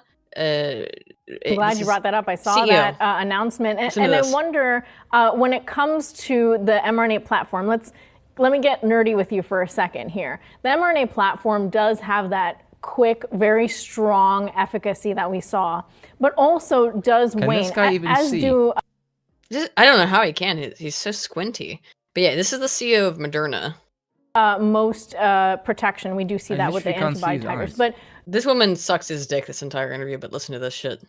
Is this something that you are looking at? Is it something that needs to be changed or tweaked about the platform to give longer, maybe more stable protection? Or is this just how the technology works? So I think we should not forget with COVID, which is the virus has changed a lot. And if you remember when the virus was mutating very slowly, like Alpha and Delta in 2021, you saw great performance of a vaccine. We should not forget that with Omicron, the genetic drift was so gigantic in only one step that I think no vaccine with no technology could have been able to hold efficacy of infection strongly, because it's linked to antibodies, and antibodies wane with time. That is not linked to mRNA, that is linked to our immune system as humans. The piece that is very important to see is that despite the lowering of efficacy against infection. What he's going to say here is that COVID is now a seasonal flu, and you're going to have to get a new vaccine every single year. The efficacy against hospitalization and deaths are still... In order to be able to travel, because that's what they're saying, in order to be able to live, you must now, so for me, who's never gotten one, and for yourself, Spoon, now we would have to go, spend, a year, literally, trying to catch up. No. According to their stupid bullshit. But listen to what he says. This is insane bullshit. Very, very high. Mm-hmm. And that's because, as we believe, there is very strong T-cell immune memory component in terms of the technology. So I think it's a bit like flu. You need to get annual flu shot, not because the protein technology is not good. I believe it is really good. But because... He says you have to get an annual flu shot. Yeah. And he's saying you have to get this annual flu shot. It's a different virus. Yes. And so you need to re-educate your immune system for this different virus, especially if you're at high risk. Again, all the high-risk people died. So in other words, he just said it's an annual flu shot. That goes on. I'm trying to get through this quickly. Here's some really fucked up shit. If you die in Australia and it can be attributed to you getting the vaccine, the state will at least pay for your funeral, I guess. Yeah, we're sorry about fucking you up. Here's the payment. This is some real ass shit. Deceased COVID-19 vaccine recipients payment and funeral cost. This is the Australian. This is servicesaustralia.gov.au. This is not made up. This is not some bullshit. If you died as a result of vaccine injury, they will at least pay for your funeral, I guess. And by the way, it's going to be something that people are going to have to worry about because, for example, Doug Brignoli, is that how you pronounce his name, do you think, Sven? Brignol. Yeah. A bodybuilder. He died. and he talked shit. He said I have enough confidence in the vaccine, based on my research, to get it done. To those of you who think the vaccine kills people, if I die, you were right. If I don't die and have no ill effects, you were wrong and should admit it. And at you're least dead. to yourselves. Now what? Better yet, you should admit you were misled and tell the world who misled you so other people can benefit by avoiding these fearmongers. Who misled you so we know what killed you? Well, now he's dead. I mean, he is. Now, it gets I will actually give more him credit. Fucked up. Because I did see some of his posing pics when he was competing. He actually looks really good. I'll give him credit. Like his physique, as far as bodybuilding goes, it was actually pretty bloody good. But then you talk shit of like, oh look, if you are uneducated if you don't take the NOD, and then you are educated supposedly take it, and then you die. So fuck. I mean, you. like what am I supposed to say? Like he said like, oh, if I die, well, you did die. So what am I supposed to say? You know? Haha. That's what I'm gonna say. You said if I die. Okay, so here's some really crazy shit. Boston. Can I say something here? Because of course, I don't like it when people just say like, oh look, you shouldn't say these kind of things because it's classless. Listen here, if you're gonna say some stupid shit like if I die, this is the reason why, and you die, I'm going to make fun of you because you set the fucking premise. You did. And now I'm gonna make fun of you. So fuck you. I don't care that you're dead. Good riddance to you. You're an idiot. Boston University researchers claim to have developed a new, more lethal COVID strain. This is insane. Why? Researchers at Boston University added a spike protein from the Omicron variant to the original Wuhan strain, which has an 80% kill rate in mice. Isn't the spike by the way, protein what the mRNA vaccine is supposed to have?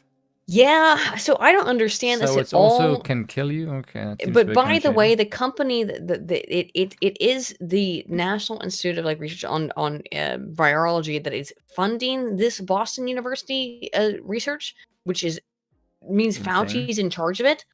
So Fauci is in charge of funding this research, and then now they're all fighting with each other. Like, oh, we didn't mean to do it. We don't know. Oh, we just did it for action. We didn't mean to make something 80% We didn't mean to make something that it kills 80% of those infected with it. By the way, the problem with COVID in the first place is that it was invented in a lab, which is now something that we can say because it is true. Okay? How do you say you did something by accident? And then you also know how much more lethal it is. Made it extremely lethal. It has 5 times more infectious virus particles and is 80% lethal. You're actively managing. What are you doing? You're actively trying to make something that kill humans. That's literally what you're doing. Yes. Oh, we're just. You are trying to wipe out humanity with a plague. What are you doing? What are you fucking doing? I don't understand this shit at all. I don't get it. I don't understand it. Yeah, you want to kill people. That's literally what you're doing. It seems that way. Let's just go through some more shit.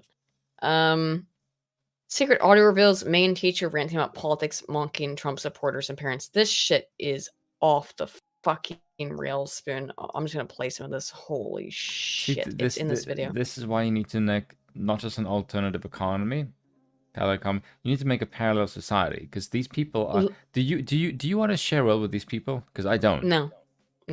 Listen to this shit. It's only 5 minutes, but this is fucking insane. Listen to is that a man or a woman? I don't. It's probably a transgender person, to be fair, but so listen to what they say to a child. This is unbelievable. For years, she's been guided by the words she spoke the first time she stood up in court. Kamala Harris, for the people. She specialized in prosecuting talking about how amazing Kamala Harris is. This is how we start with. How amazing Kamala Harris is. Cases, putting pedophiles behind bars. Do you think that's a good thing to do? No, not for you. Not for you, though. And was later the chief of the Division on Children and Families for San Francisco City Attorney's Office. She was elected the District Attorney of San Francisco in 2003. That's a huge position. Kamala Harris? Yep. She created a groundbreaking program to provide first-time drug offenders with the opportunity to earn a high school degree and find employment. Instead of putting men in jail, usually it's men of color, because we don't put white people in jail for these things. So she came up. This shit's insane. We don't put white people in jail for these things? Yeah, because they don't commit those crimes. This woman is teaching 7-year-olds, okay? This 7-year-olds? 7 or 8, yeah. She is saying these things to little children to give them their propaganda of how Kamala Harris is their savior. is what she's saying. Unbelievable. Up with a program to help them earn a high school diploma and get a job rather than put them in jail. Do you think that's a good thing? I think that's a good thing. Oh, it is a good thing. The program was designated as a national model of innovation for law enforcement. Then she was elected California's Attorney General. That's huge for the whole state of California. And oversaw the largest state justice department in the United States. It gets worse. She established the state's first Bureau of Children's Justice and instituted several first-of-their-kind reforms that ensured greater transparency. Which would child search in the criminal justice system. Did Biden get a degree?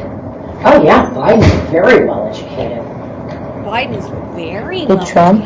Oh yeah. Trump has a degree from a college, a very, very low-level college. Oh my From a God. very low-level college, yes, because what you are speaking is just low-level. academic golden flakes, isn't It's it? just this is unbelievable. This is, to me, this look as an academic, which I hate to call myself, but I am ultimately, I guess. This is one of the most sickening things I've ever heard. I would never ever do things like this to my students at the university level. Not in a million years. This is so sickening. Unless they voted for Biden. No, I wouldn't do anything like this. I wouldn't lie to my students. This is she's just giving propaganda. Trump has a very low-level degree. And yet he was a better president than anyone in the last 50 years. No, like that's no. When I walk into the lecture hall, right? When I did this, I don't have any more politic. My only politic is to make sure that my students learn something valuable that they fucking paid for.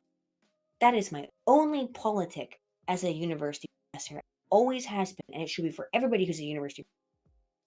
This woman is teaching 7-year-old. And look at the shit she's fucking saying. And by the way, she got furious that they recorded it because, like, oh no, you're not supposed to record me saying these things. Wonder why, huh? Wonder why. Yeah. Wonder why. And he was a very poor student. Oh, he's a very bad man. And when he was drafted to serve his country in Vietnam, his father got him off because they took him to a doctor, paid the doctor to say that he had a bone spur. Oh, it didn't happen at all. And so that he didn't have to serve his country. He didn't go to Vietnam like all the other men and women did. Men. And serve their Only men. country and Only risk men. their lives The men. and sacrifice. The men. He stayed home with his wealthy family. Did Biden, did Joe And didn't Biden serve serve his in country. Vietnam? You dumb bitch. Did Joe Biden serve And in he Vietnam? called everybody that did morons. I think is the word he used. Morons. Listen to this evil woman. Holy shit, this is insane. She's saying this to 7-year-olds. He doesn't pay taxes. He does pay taxes. Yes, he does. In fact, I pay taxes. In fact, he has had to release all of his tax reports. You lying son of a bitch. You lying cunt. You're just lying to children now. And it's sickening that this nasty woman is just allowed to. Nasty woman is just allowed to lie to children. Just lie. Lie. Straight up lie. But he doesn't pay taxes because he cheats the system. Nope. That's not fair. He's a liar and a cheater, and he's not that smart. And apparently he's not that nice either. But if people want to admire him, I don't know why, but it wouldn't mean that I would dislike somebody, right? Just because somebody's wearing a Trump hat. I would think to myself, there's somebody who needs to be educated. Oh, so if you support Trump, you're just stupid. But I wouldn't hate them. You do hate or them. call them names. Come on, be honest, you do Right? hate them. Yeah. Your father and stepfather are just caught up in the propaganda. Father and They stepfather. She's talking believe to a the student. lies. And that's the whole point of lying. Your father people and believe stepfather it. are caught up in lies because they Just support because you Trump. say it. On January 6th, a whole bunch of people put guns in their belts and went to kill Congress people and They senators. didn't. Oh my god, listen to this shit. This woman's completely insane. This It's woman's horrifying. Horrifying. Why would they do that? Because Trump told them that the election was stolen and that Biden and everybody else is just out to get them and they're the enemy. They're not the enemy. You kind of are. The You enemy hate is us. Russia. You want to kill us. Let's be real. China. Oh, Russia. Oh, China. We're not supposed to say that. Americans should be pulling together China is to Biden's fight best the friend. real enemy. But Trump has made the enemy right here. This woman hasn't gotten her end. And now we're stuck with congressmen and senators that if you're Republican, you have to vote this way. And if you're Democrat, you have to vote that way. And that's not the way it's supposed to be. But Trump made that happen. By his lies. This is a woman teaching fucking second grade. Okay? It's very sad. It's scary. It's really scary. This is a woman teaching like I think that second we're- graders this shit.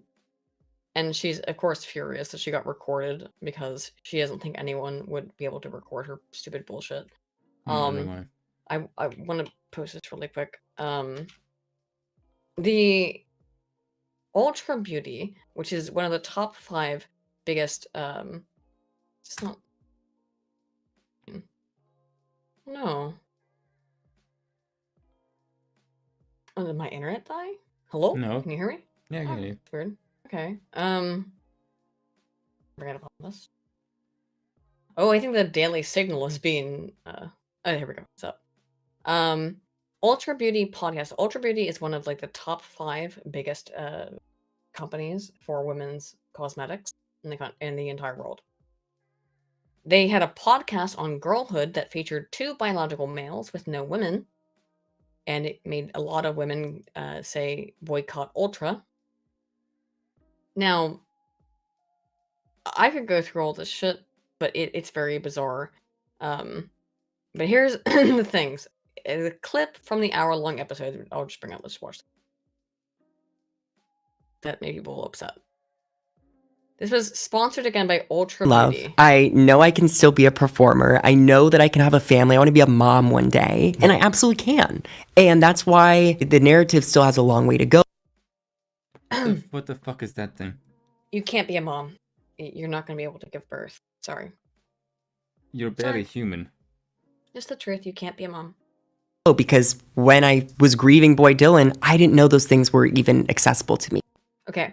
That's the thing people were not happy about. But there was a lot more in that. You can't give birth. You are not a woman. Yeah. They sponsored this. Women did not like it. Women started to say that they were boycotting Ultra. They called it woman Good. face. It is woman face. Let me show you how it's woman face. This person, Dylan Mulvaney, has been doing this for months. Dylan Mulvaney. It's like taking a minute for this shit to load. But Dylan Mulvaney has been doing this shit for months. He has started and I think, by the way, he allows him pronouns. He allows all pronouns, even though he calls himself a woman. And his whole thing is, her is like day 64 of being a woman. So here is what he says on Twitter. Day 12 of being a girl, and I just picked up. Day 12 of being a girl. This is woman You face. look like a man. Do You can tell from a fucking mile off you're a dude.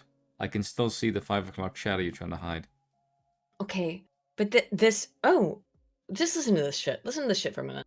Some tampons, and y'all are probably thinking, Dylan, where are you gonna put those? They're not for me. But this last weekend, I was in the restroom, and the girl in the stall next to me was like, hey, do you have a tampon? And I froze. I was like, sorry, no. But in that moment, I decided, you know what? I'm always gonna have one on hand for anyone who needs it. You come over to my house and we're having a glass of wine, I got a tampon for you. If we're in the club together and then we go to the bathroom, I got a tampon for you. Guess who became sponsored by, or was offered a sponsorship by Tampax? This person was offered a sponsorship by Tampax. Allegedly. I don't know if it's true or not, but it's the claim. But that's a guy. What? Look, as a woman who does have to deal with a very severe gynecological issue, it's not really that fun, Dylan. I know it's fun for you to pretend to be a woman. Yeah, because you're pretend. You're just basically a glorified LARPer. Yeah, pretend that you have periods and stuff, but guess what? It can actually be extremely painful, and you can have really, really horrible things that happen to you. So I really don't appreciate this, and you treat it as a show and a joke. I think this is fucking disgusting, and I find everything you're doing to be reprehensible. But of course, I'm supposed to love it. Oh, I love it so much. Aiden. It's 2 o'clock in the morning. Yeah, I got 2 more things. No, there's not 2 more things. No, sleep. No. Okay. I'm gonna... Okay. Fuck that then. I'm gonna show a little bit of Dylan's videos. How about that? No. Here it goes. I am a girl. No, you're not. No, you're not. I'm a trans woman. No, you're My not. new pronouns are she and they. Listen to this one, this shit though. And I suppose that this is my coming out video. All their shit's about... It's so bizarre. It's about how I'm totally... Don't wear that really much anymore. And I find it frustrating that when you start to transition as a trans girl, your closet doesn't just magically fill with lots of dress. Day 91 of being a girl, and I almost didn't make a video for the Days of Girlhood series today, but I didn't want to lose my streak because I'm trying to get to day 100. No. Okay. You all right, we're done. We got through most of the stuff I wanted to talk about. You're not subjecting me to this or the audience, because this is I cancer. know. It is cancer. All right, real quick, I'm going to read the super chats, and then we're going to head out, because we have been this for a minute. And I gave you 2 hours, and you're pushing it for 3. I know, thank you, Spoon. It's been 2 hours. This is what happens when you're nice to women. You give them an inch, they take a fucking mile. Look what happened. Kizza for £5 says, Aiden, the US people deserve to suffer as they voted for Biden. Oh, I read this, yeah. I read your DMs. Adorable picture of your niece. See, no more insanity. Good. See. Good. Sorry, I have to cut her off when she I have to decides to find do where we're horrible at. shit. Okay, so Hostidius for 2 says, democracy button should make the puffer sound. Yeah, I agree. Kizza for 5 says, Did you see what what Dank says about democracy? What did he say? He says it's cringe. It is cringe. Kizza for 5 says, Aiden, Americans should be reminded they lost in 1814, so I should take over as king and show them, and all of them should know their place. They would never accept. Partially true, yes. Because the Wolf Fight Initiative Network for 5 says, random question, but what do you guys think of Scotland voting for independence again after saying no in 2014 and creating their own currency? No problem. The problem is that Scotland is not actually voting for independence. They're voting to be part of the EU, which is not part of it. It's actually not. The idea of them voting for sovereignty to be part of like the EU's bitch is not sovereignty. If they were voting for true independence, I would support it, but they're not. They're voting to be part of the EU. That's the problem. Kizza for 5 says, Vosh is a confirmed Fed and a nonce, supporting Democrat preaching micro penis commie cunt. I agree. Is he confirmed Fed? I think he's a Fed. Is he? He's not confirmed. He's not confirmed, but I think he's a Fed. It would explain a lot. Either way. Hostadius for 5 says, if a show failing is enough to destroy our democracy, then the system sucks. Also, if we keep consuming crap, they'll keep making it. Yeah, very true. But they're going to keep making crap no matter what to demoralize you. Part of this is to demoralize you. That's why they make these horrible things. Student of History for 20 says, as someone who was a nerd in multiple genres, I read this earlier, and nerddoms, I shall confirm officially once and for all, none of the sweaty as needs are going to complain about females in nerd spaces. If she's a fan, they'll be excited because nerd girl. Yeah, I read that earlier, but you're completely correct. Kizza for 5 says, Fauci should be locked in a room filled with flesh-eating insects, and his pain is live-streamed for us to enjoy. Any objections? He did that to other people, so He yeah, did to why not? dogs. He did it to dogs, so when people get to dogs. So yeah, he put infectious flying insects on dogs' faces. So who? He put those on dogs' faces and caused incomprehensible suffering to dogs. So yeah, I agree with you. Student of History for 2 says, Brooklyn Clock, twice a day, Mao and the Intellectuals. And then Kizza for 5, thank you again so much, Kizza says, Dylan, you'll never be a woman, and you an ultra failed basic biology, and you'll need to be locked up in an asylum indefinitely. Yeah, it's some fucked I up kind of shit. agree with that, actually. I do, but yeah, they need to be locked away. we are going way late. It's 2 in the morning. Again, thank you to Stardust for coming and hanging out with us for a little bit tonight. I thought that was awesome, and even though we disagreed, I hope that we had a productive conversation. How'd you feel about that, Spoon? I'm sleepy. I know you're sleepy. That's Spoon's main belief. Anywho, we are going to head out now for the night. Thank you all so much for watching, and we'll see you all next week. Bye-bye. Where's this?